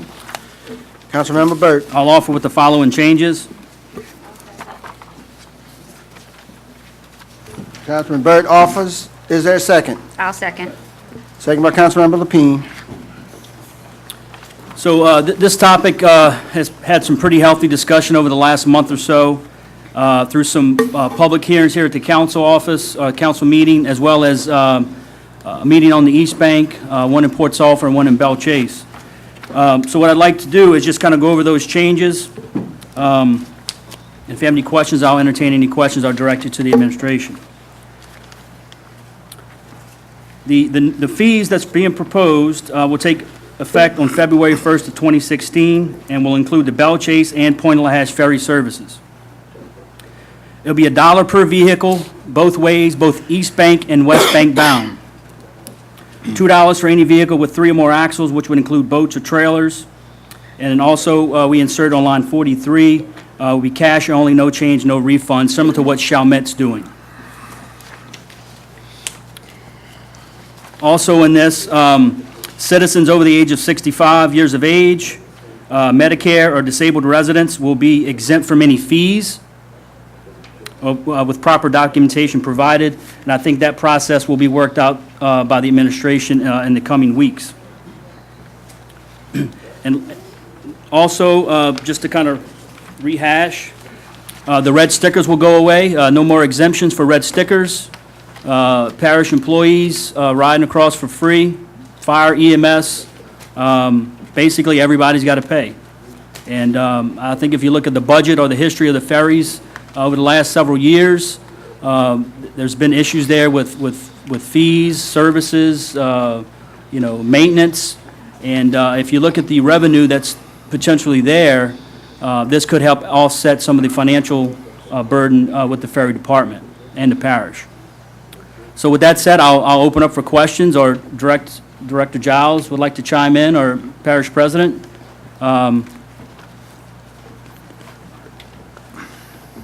Any comments or discussion? Mr. Chairman, Councilmember Thalman. I am concerned with the Point LaHash Ferry not being fully up to par standards, and I don't think we need to impose anything till we get it up to standard. Not saying I'm in disagreement with it, but just the idea it's not up to standard.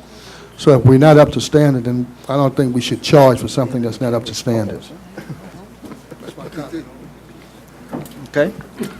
Any Yeah, further comment? I want to hear from the administration on that comment, because there's a rumor going around that this Point LaHash ferry, either the ferry or the ramps, are not up to standard. We were told at the hearings that they are indeed up to standard. So can we get a final clarification on that?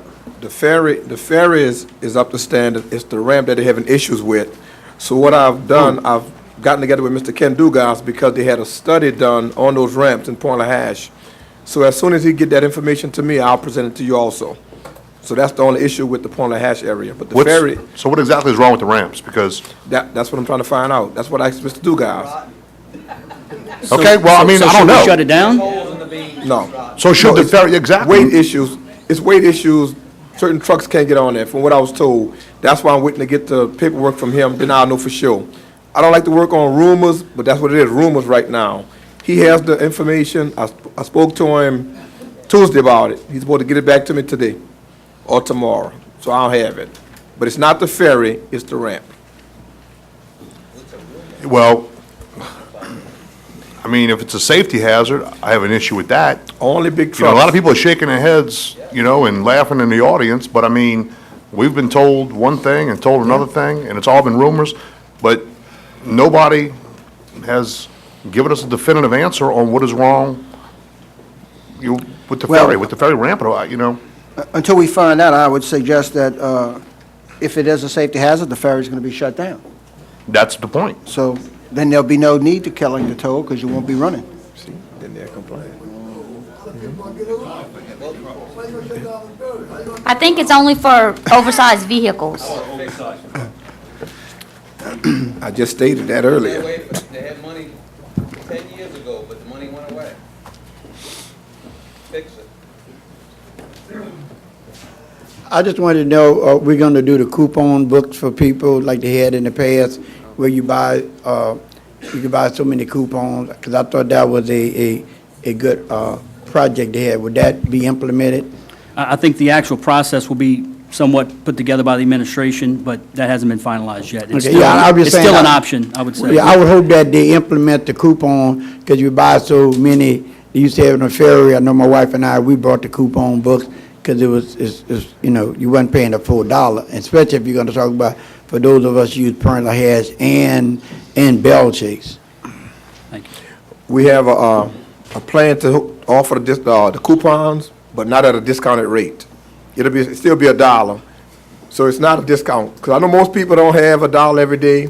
They may want to pay for the month, so we're working on that right now. But it won't be a discount unless you're 65 or on Medicare. And I think you're not 65, right? Yet. Yes, sir. Next. Yeah. Bring it down to 63. Neil Beshel, I live in Bell Chase, own the marina in Point LaHash, cross the ferry every day. So for people who live in Plaquemines, have business or whatever, kids that go to school, teachers that come to Phoenix, they have to pay, right?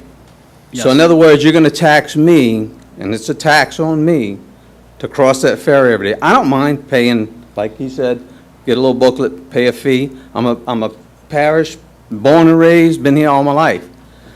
But the studies were done, and I know that 90% of the people that use that ferry are going elsewhere.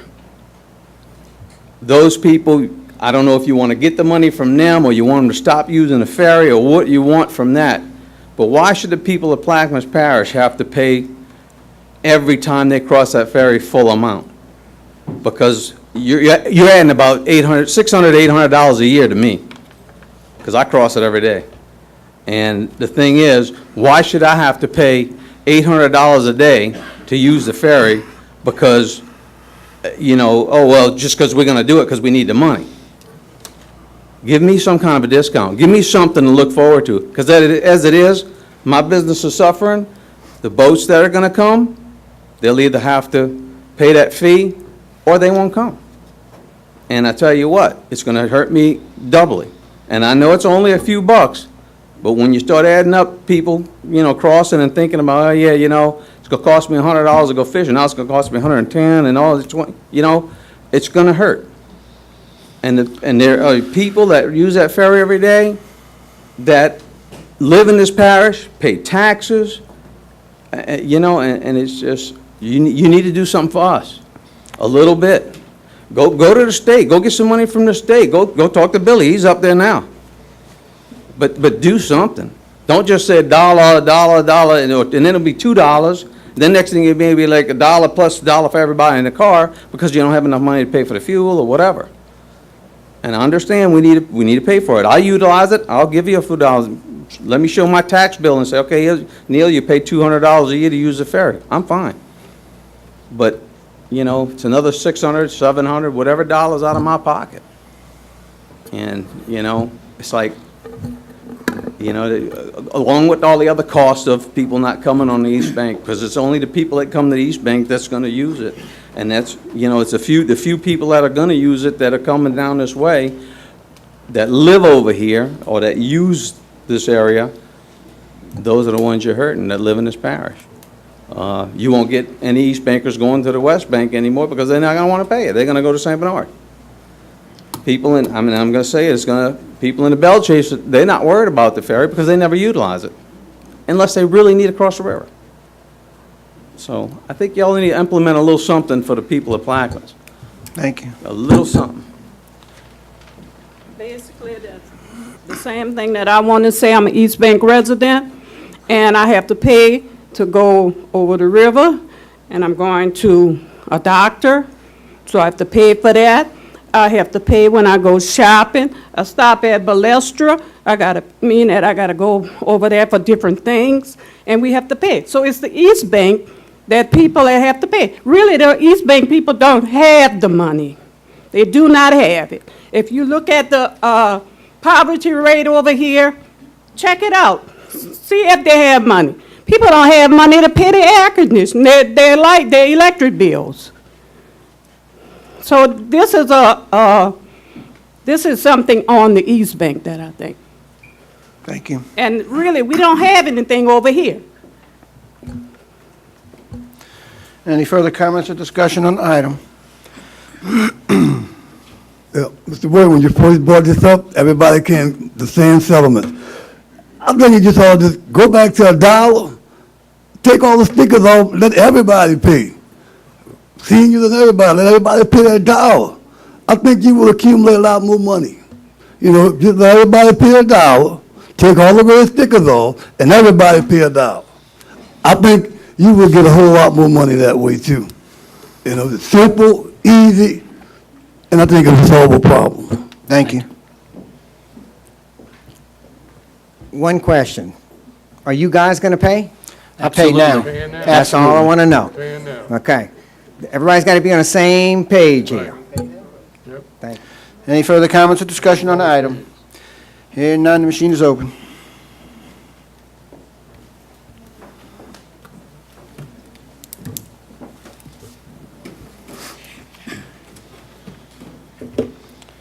And the ordinance is adopted 7-1-1 with Audrey Salvant no and Councilmember Bartholomew abstain. Move to item E, 6E. An ordinance establishing a policy of budgetary control for the operating budget of expenditures for the Plaquemines Parish government for the fiscal year beginning January 1st, 2016 and ending December 31st, 2016, and otherwise to provide with respect thereto. I'll offer next for a second. Is there a second? Second by Councilmember Williams. Is there any comments or discussion on the item? Could you tell the public what's your budget policy? Budget policy will be, Basically, what this is this is the same ordinance that's passed every year. It just creates the budget control policy of how each department is controlled, how the budget is controlled in each department. Some of it's controlled at bottom line, some of them are controlled by function, which is like operating services, capital outlay, and things like that. And that's all this is really doing, is setting. It restricts the administration from moving money from, for instance, salaries to capital improvement and so forth. Correct. Simple as we can put I it. understand. I Good just deal. want the people to know, that's all. All right, that's what it is. Any further comments or discussion? Hearing none, machine is open.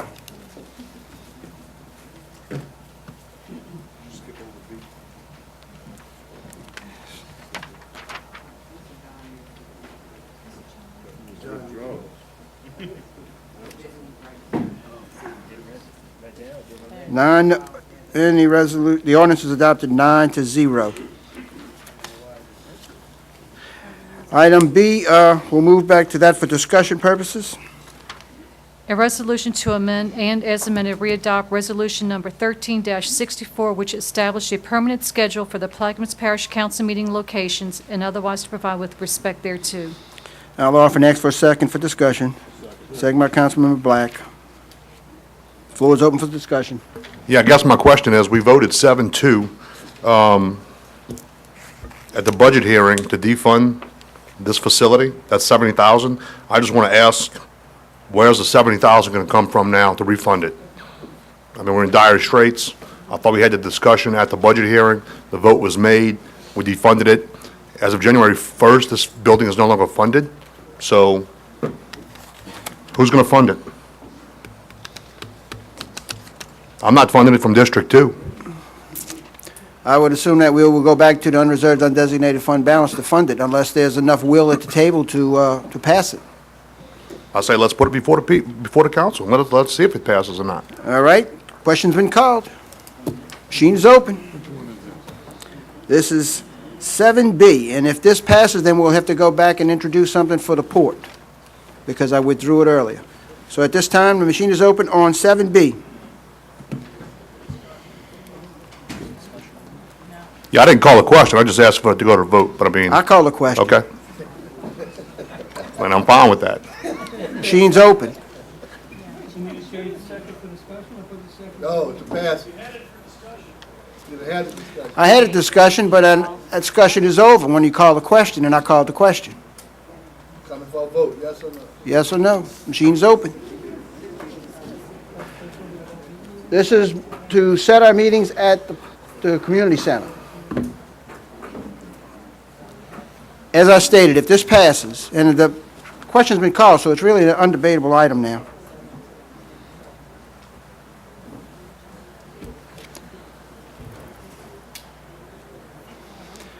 And the ordinance is adopted, the resolution is adopted 6-3. I would ask the secretary to prepare something for the council, for the Port Harbor Terminal District to introduce at the next meeting to coincide with this. Move to item F. We didn't fill in a blank. January 14th, the first meeting. No, make it the second. Tell them to hang in. She's upset with them two people for that suspension. They got two people here that want to talk. Okay? Moving to item F. An ordinance adopting the original operating budget of revenues and expenditures for the Plaquemines Parish government for the fiscal year beginning January 1st, 2016 and ending December 31st, 2016, and otherwise to provide with respect thereto. I'll offer it with the changes that are being distributed and ask for a second. Second. Second by Councilmember. With the changes.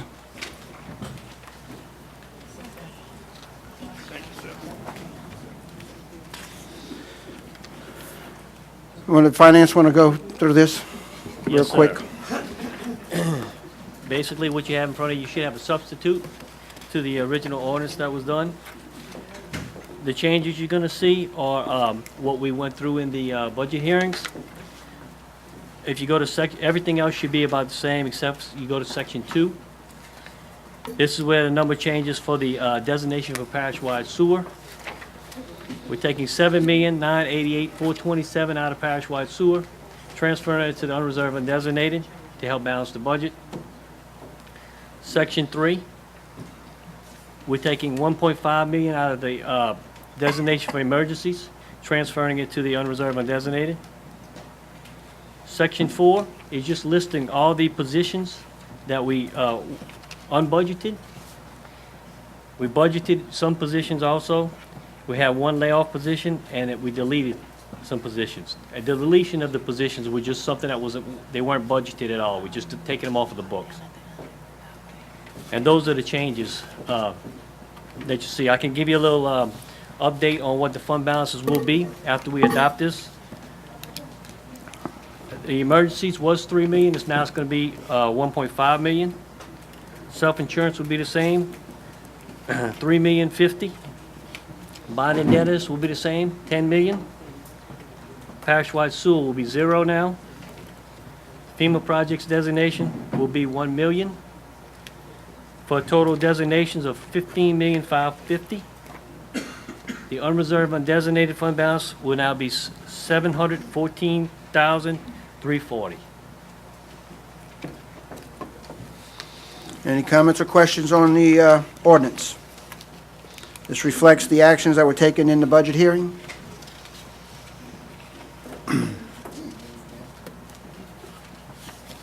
Who seconded that? Mr. John. John, put that on there, okay. Any comments or discussion on the ordinance?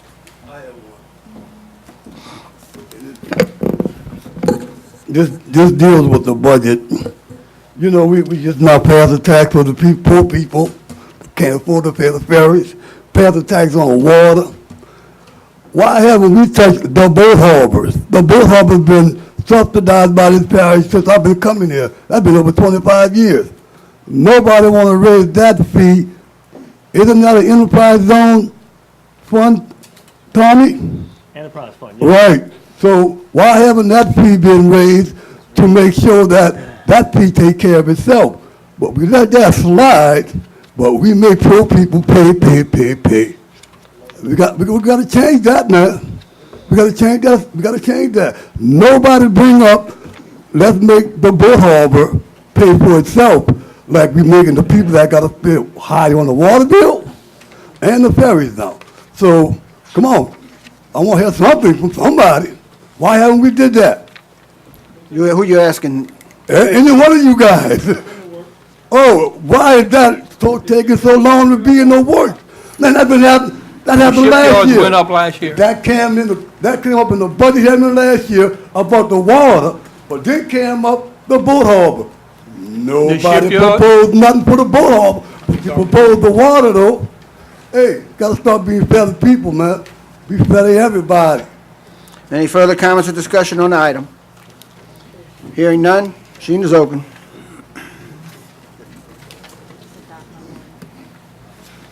The ordinance is adopted 9-0. Move to item G. Okay, let me take care of this budget first. An ordinance adopting the original capital improvements budget for the Plaquemines Parish government for the 5-year period beginning January 1st, 2016, and ending December 31st, 2020, and otherwise provide with respect thereto. I offer next for a second. Second by Councilmember Burt. Any comments or discussion? Hearing none, machine is open.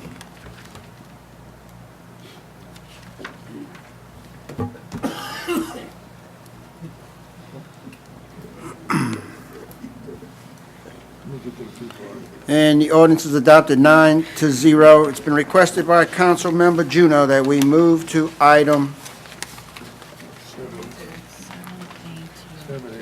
782.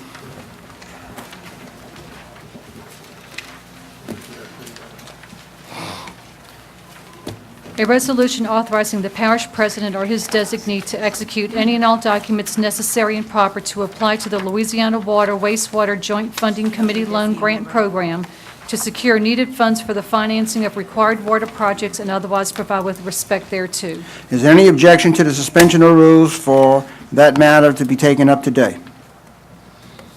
Hearing none, this rule stands suspended. Proceed. I'll offer. I mean, you seconded it. I mean, you offered it, I'll second it. It's offered. All right.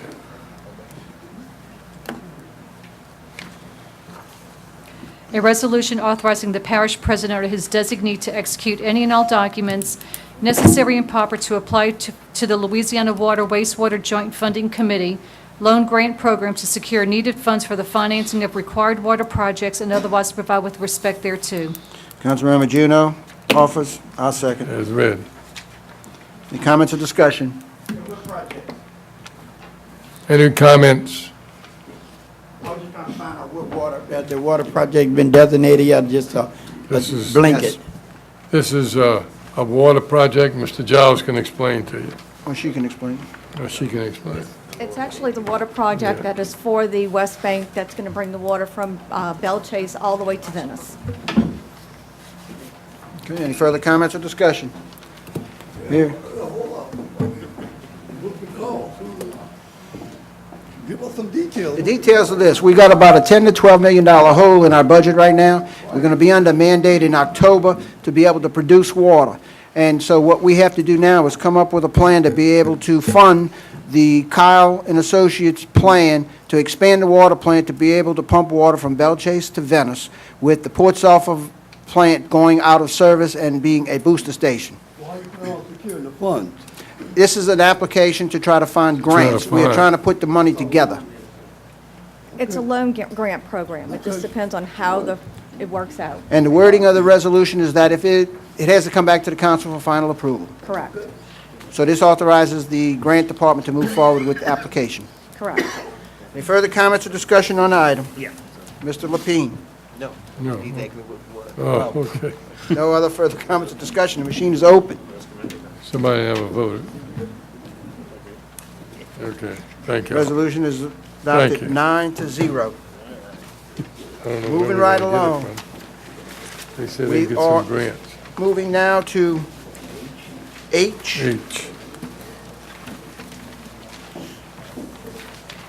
An ordinance to make an exception to the placing of a hiring freeze by authorizing and directing the administration to take any and all steps necessary to advertise for and fill the vacant internal auditor position and otherwise provide with respect thereto. Councilmember Burt. I'll offer as read. Councilman Burt offers, Councilman Williams seconds. Any comments or discussion? Hearing none. Machine is open.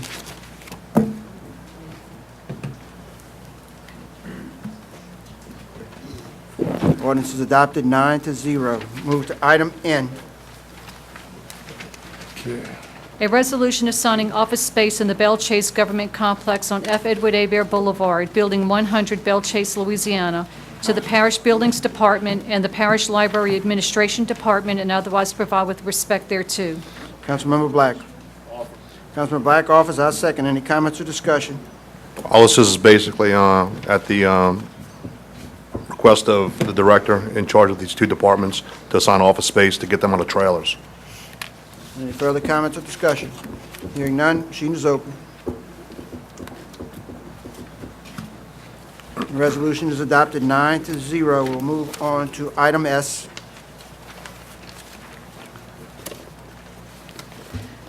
A resolution to provide employees group coverages consisting of health, dental, and vision and life for the policy period of January 1, 2016 through December 31st, 2016, on an employer-employee contributory basis of 72%, 28%, and otherwise provide with respect thereto. Councilmember Juno. As read.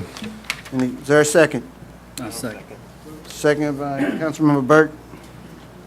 Any comments or discussion? Hearing none, machine is open.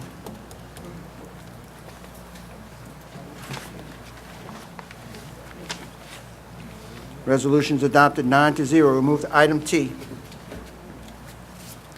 A resolution to elect the chairman of the Plaquemines Parish Council for the year 2016 and otherwise provide with respect thereto. Councilmember Burt.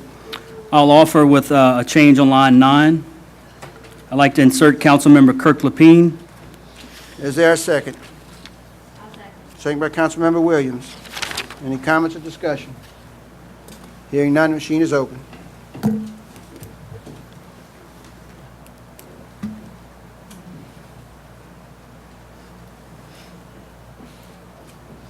And the resolution is adopted 9-0. Move to item U. A resolution to elect the vice chairman of the Plaquemines Parish Council for the year 2016 and otherwise provide with respect thereto. I'll offer with a change on line 9, insert Councilmember John Bartholomew. Is there a second? Second by Councilman, who? Kirk, Pete. Councilman Lapine. Any comments or discussion? Hearing none, machine is open.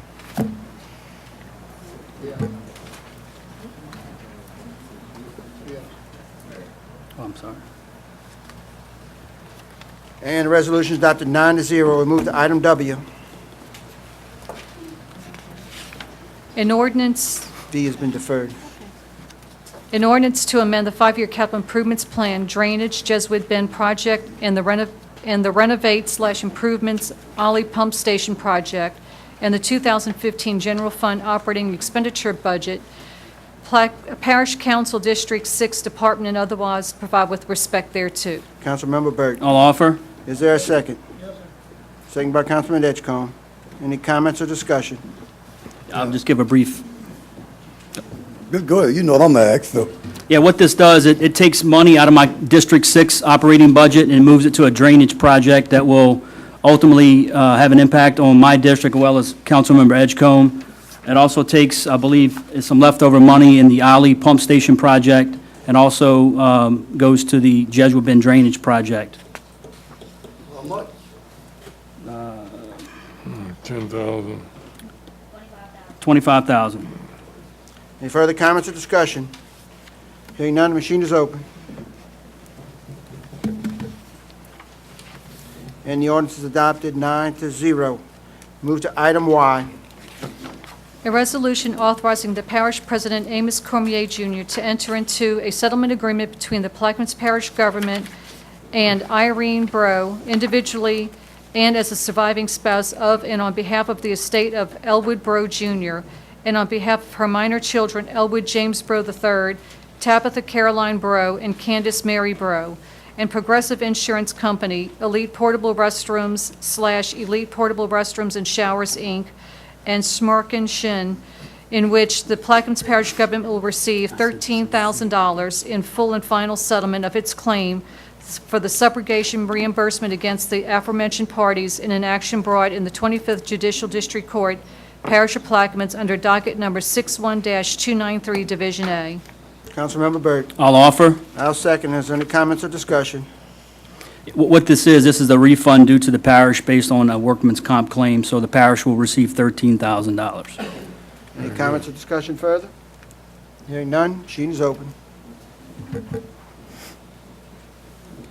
And the resolution is adopted 9-0. We'll move to item Z. An ordinance amending and as amended readopting and reenacting Rules 4A5 and 6 of Chapter 2 of Section 2-18 of the Code of Ordinances for Plaquemines Parish, Louisiana, to reestablish the offices of the Port Chairperson, Port Vice Chairperson, the Port Committee, and the offices of Committee Chairperson and Vice Chairman, and otherwise to provide with respect thereto. Councilmember Byrd. I'll offer. Is there a second? Second by Councilman Edgecombe. Any comments or discussion? Oh, yeah.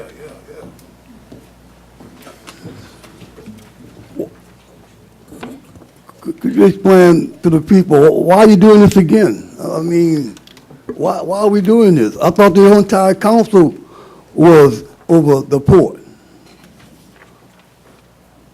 You're correct, Mr. Henry. This is actually a committee that I supported early on, and I didn't agree with, getting rid of it. So, with the wishes of a few council members, we want to put it back together. I think you should stick to the charter, and the charter says the whole entire council is the port. And that's the way I think it should be. You're correct. The council is. It's a non-voting committee, Mr. Henry. They don't have any authority to vote on their own. It still has to come before the non-council members to vote.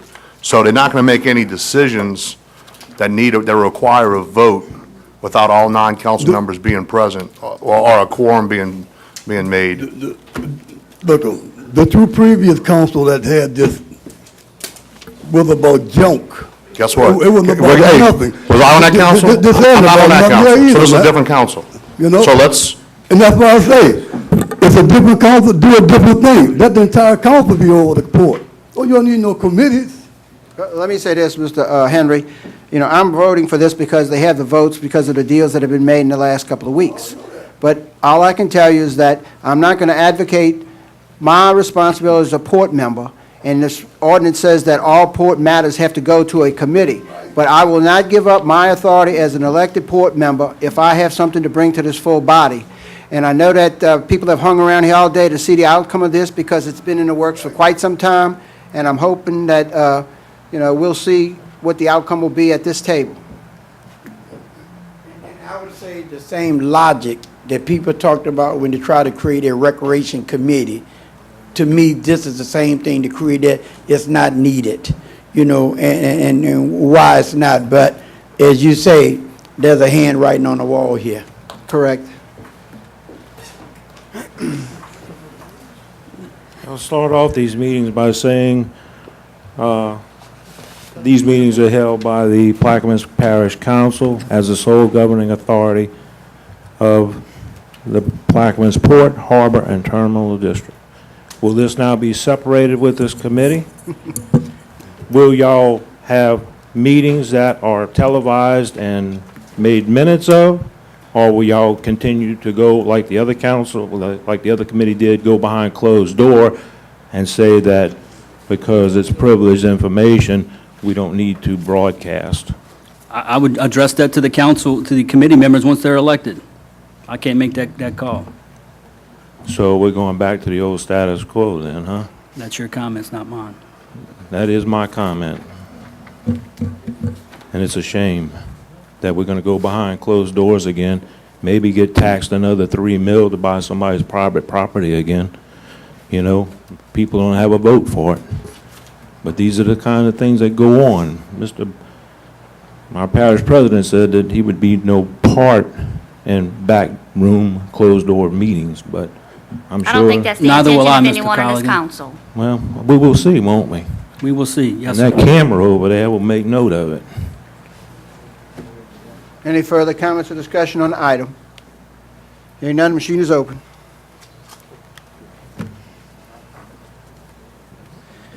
And the ordinance is adopted 9-0. 8-1. Who didn't vote? Me. Oh, I'm sorry, Irvin. 8-1. Move to suspension of new business, introductions of resolutions wherein suspension is being sought. That's the 7A1. We're not done now? No, we could defer that, Mr. Russo. Okay. We need to go to, I need 3, though. Move to 7A3. A resolution authorizing the parish president Amos Cormier Jr. to acquire real rights in and to land needed for the construction of hurricane protection levees on the east bank of Plaquemines Parish by donation or otherwise, to ratify and confirm actions already taken to acquire such real rights by donation or otherwise, and otherwise provide with respect thereto. Is there any objection to suspending the rules to take that item up at today's meeting? Hearing none, the rules stand suspended. I offer as written. Should we read it one more time? A resolution authorizing the parish president Amos J. Cormier Jr. to acquire real rights in and to land needed for the construction of hurricane protection levees on the east bank of Plaquemines Parish by donation or otherwise, to ratify and confirm actions already taken to acquire such real rights by donation or otherwise, and otherwise provide with respect thereto. Councilmember Bartholomew offers. Yes. I'll second. Any comments or discussion? What it does is give Mr. Cormier the ability to go in and sign the agreement with the people that's willing to donate the land at this time, so we can move forward with the East Bank project. Any further comments or discussion on the item? Yeah, Mr. Chairman, just to explain, if we expropriate, that would increase the amount of time that it would take, adding another year to the process. So that's why we want to move with donations. And money. And the money. Call for the question if nobody have any other comments. Machine's open.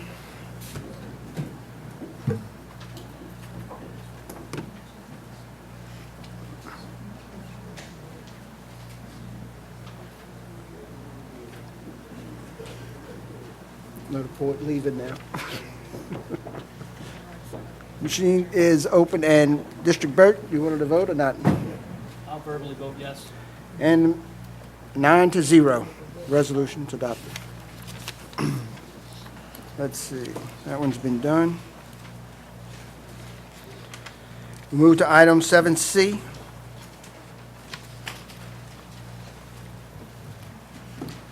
Update and presentation by District 7. Defer. 7D. Discussion regarding Port Sulphur lockup project. I understand that the project is back on course and that FEMA has approved the new walls, and so forth, so there's no problem now? All right, that'll be enough. Good. With the 7E. We can defer that unless you have a report on that? Just that we've let the task order out. We'll defer that item till the next meeting. F. Discussion of the Farm and Home Economics Department by Mr. Wayne Burgess. Mr. Burgess. We sat here all the time. Thank you, Mr. Chair. I just wanted to come and say I appreciate and to thank everybody, the administration, council, for support for our programming. I did leave everybody with a packet today for some of what's going on with the 4-H in Plaquemines Parish, and we'll be coming back at later dates giving y'all some updates on different things, but I just wanted to drop this off and tell you how much we appreciate it, because we can't do our jobs without you guys. Thank you. Thank you. And you might want to come back at the next meeting when it comes up for a vote. Okay. We've had enough discussion on the sediment diversions. We move to item I. Update on East Bank projects. At this time, I would like to thank the administration for restriping Highway 15. We're also in the process of demolition of the old prison, the other infrastructures, and also the old courthouse to make way for the new courthouse in the future that's coming. That's being done at this time. And I want to thank Mr. Freeman with the pool. The pool is on the way. We'll be ready in the fall and the spring for the children to swim. This in 2016. Ditches are being done sparingly. Grass is being cut moderately. I'm just teasing my friend, but they're being done. And also, we're in the process, receiving a plant, LLNG gas plant, that is for frozen natural gas coming in the Port Lahash area. Also, the Amex property is being developed on the upper end for some industry. And also, I want to thank Reverend Giles with Severn Trent responding to some issues we had with drainage and sewage. That has been resolved. People are well satisfied with that. And overall, I think everything went on well for the last couple of months on the East Bank, and we have a lot to do, but I want to appreciate the administration and also my colleagues at this table for being supportive of the efforts that what we're trying to do at this government. And I wish all of y'all a Merry Christmas and a Happy New Year's, and I hope we can find some money when we come back. All I would like to say, Mr. Well, we have some more business to do. We still got an executive session, and we still have item J and approval of minutes. So before we fold the tent, let's... No, I just want to say to Mr. Bartholomew, I wish him a Merry Christmas also, but I would like to move over to District 1. Just let me know when. We can. I don't mind moving over there to that elevated home you got over there. We completed item I. We'll move to item J. I like that. Move to item J. Information on Woodland Plantation Christmas bonfire presented by Mr. Louis Badalamenti. Councilmember Black. Mr. Belamente? Good afternoon, everyone, council members, Mr. President, directors. As announced at the courthouse groundbreaking ceremony last week, we are working to launch a new project here in Plaquemines Parish, similar to what's been done for approximately 100 years since 1884 in St. James Parish. That is a Christmas bonfires to light the way for Santa Claus. Along with that, obviously, we hope to develop something that will be an economic boost and stimulus throughout the parish. For this first year, we have submitted for a special event permit in Ms. Salvan's district. Mr. Foster Capel actually submitted the permit application. He's been generous enough to allow us to use the Woodland Plantation to host the first bonfire. We've been in contact and then sent emails out to just about every parish official and parish department, including the sheriff's office and Chief Roy Robichaud at the fire department. What we envision is not only a bonfire, but also a firework display, Santa Claus, and if we can raise enough more funding, maybe some presents, small gifts for some of the kids that come. We had a site visit inspection with Mr. Capel last Tuesday, and Councilmember Black took the time out of his schedule to come. We walked the site, we looked at the layout, and it's a beautiful location for it. As far as rules and regulations to abide by, instead of trying to reinvent the wheel, I've actually been in contact with Mr. Rhonda Lee, who is the president of the St. James Bonfire Incorporated, and they have been managing this for many years up in St. James Parish, from Convent, Lutcher, Gramercy, so on. They have over 100 fires. So we've filed for a special event permit, and hopefully we can get approval on that. And also not only approval on the permit, but we invite and welcome everyone in the parish to participate. So any questions, I'll be happy to answer them. Oh, let me stipulate a couple things first. We've got quote on insurance for general liability. The firework company has a separate policy with a $5 million coverage on that, and they can name anyone we need as additional insured.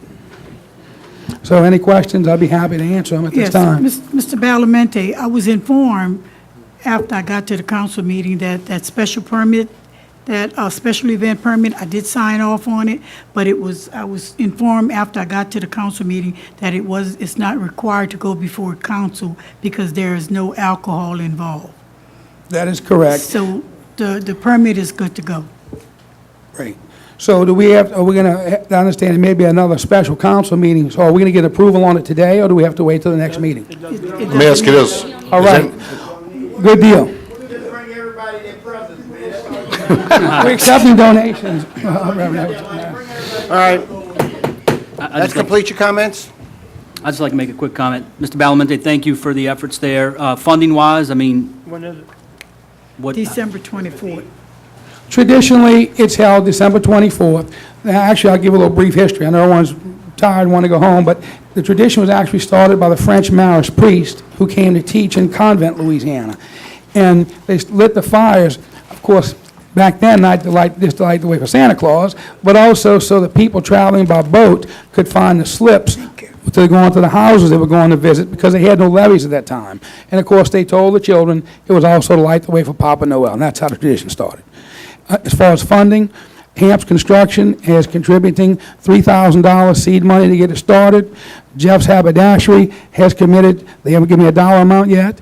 We're expecting possibly the Plaquemine Social Aid and Pleasure Club may help as well. But, we got some seed money to get it started, but we do need some more funds, and really would like to have presents for some of the kids that come. We're going to be having posters made up, and I'll get them throughout the district, the various council districts. It's centrally located at the Woodland Plantation. We want everyone to come from Belchase to the Venice and, of course, the East Bank. And it will be at 7 o'clock p.m., starting at 7 p.m. on December 24th, Christmas Eve. Mr. Chairman, we want to congratulate Mr. Badalamenti on initiating this bonfire tradition, which we hope will be extended throughout the remaining years of the parish. And so we appreciate it, and of course, that's going to be in Ms. Salvant's district. All right. Any further comments? It's complete? Thank you very much, Mr. Badalamenti. and You're we welcome. Wish you a Merry Christmas. Merry Christmas to you and everyone else. Thank you. We move to item 8, approval of the minutes for November 12th, 2015. Do I have a motion? Councilman Juneau moves, Councilman Edgecombe seconds. Any comments or discussion on the approval of the minutes? Mr. Chairman, I just want to commend you on this year here.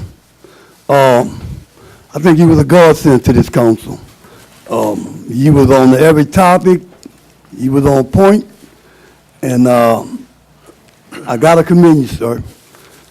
You did a real good job. Thank you. Thank you very much, Mr. Henry. And Mr. Chairman, I would also like to echo those sentiments. I appreciate the working relationship we'd have with you as the chairman, and I would hope that we can continue that relationship with the next chairman.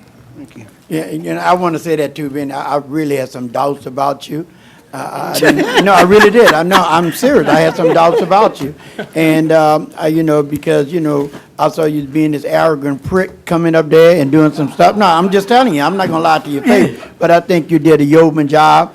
You really surprised me. I'm glad I wasn't a betting man because I would have lost money on you. But I would have loved to have lost the money. I really want to commend you for the tolerance that you had. And I saw a lot of growth in you and where you handle other situations. So I really want to commend you on the job well done. Well, thank you very much, and I enjoyed serving for this year and look forward to a good and prosperous new year, and I wish all of you a Merry Christmas as well. And I just want to say that I think I want to commend every one of my colleagues on a great year. I mean, we have a whole year under our belt, so looking forward to another year. And I too want to commend Biddy on his leadership and his knowledge. And I thought he did an excellent job. And it was just great working along with he and all of the other my colleagues, along with the administration, and look forward to moving this parish in the right direction in 2016. Thank you and Merry Christmas. Thank you. Can we call a question on the minutes? I had some accolades to pass through. Just one more year.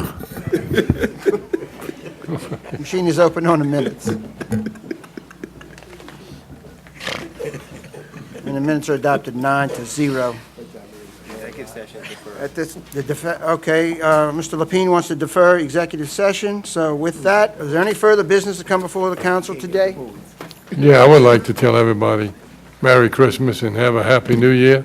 And I agree, Benny did a great job, and he's smoothing off in his older years, Mr. Tyrone. All right, okay. Sir? Anytime. Just give me a call. We'll definitely give you a tour. Okay, any further business? None. There's a motion to adjourn. Councilman Byrd offers, Councilman Edgecombe seconds. The machine is open on the adjournment.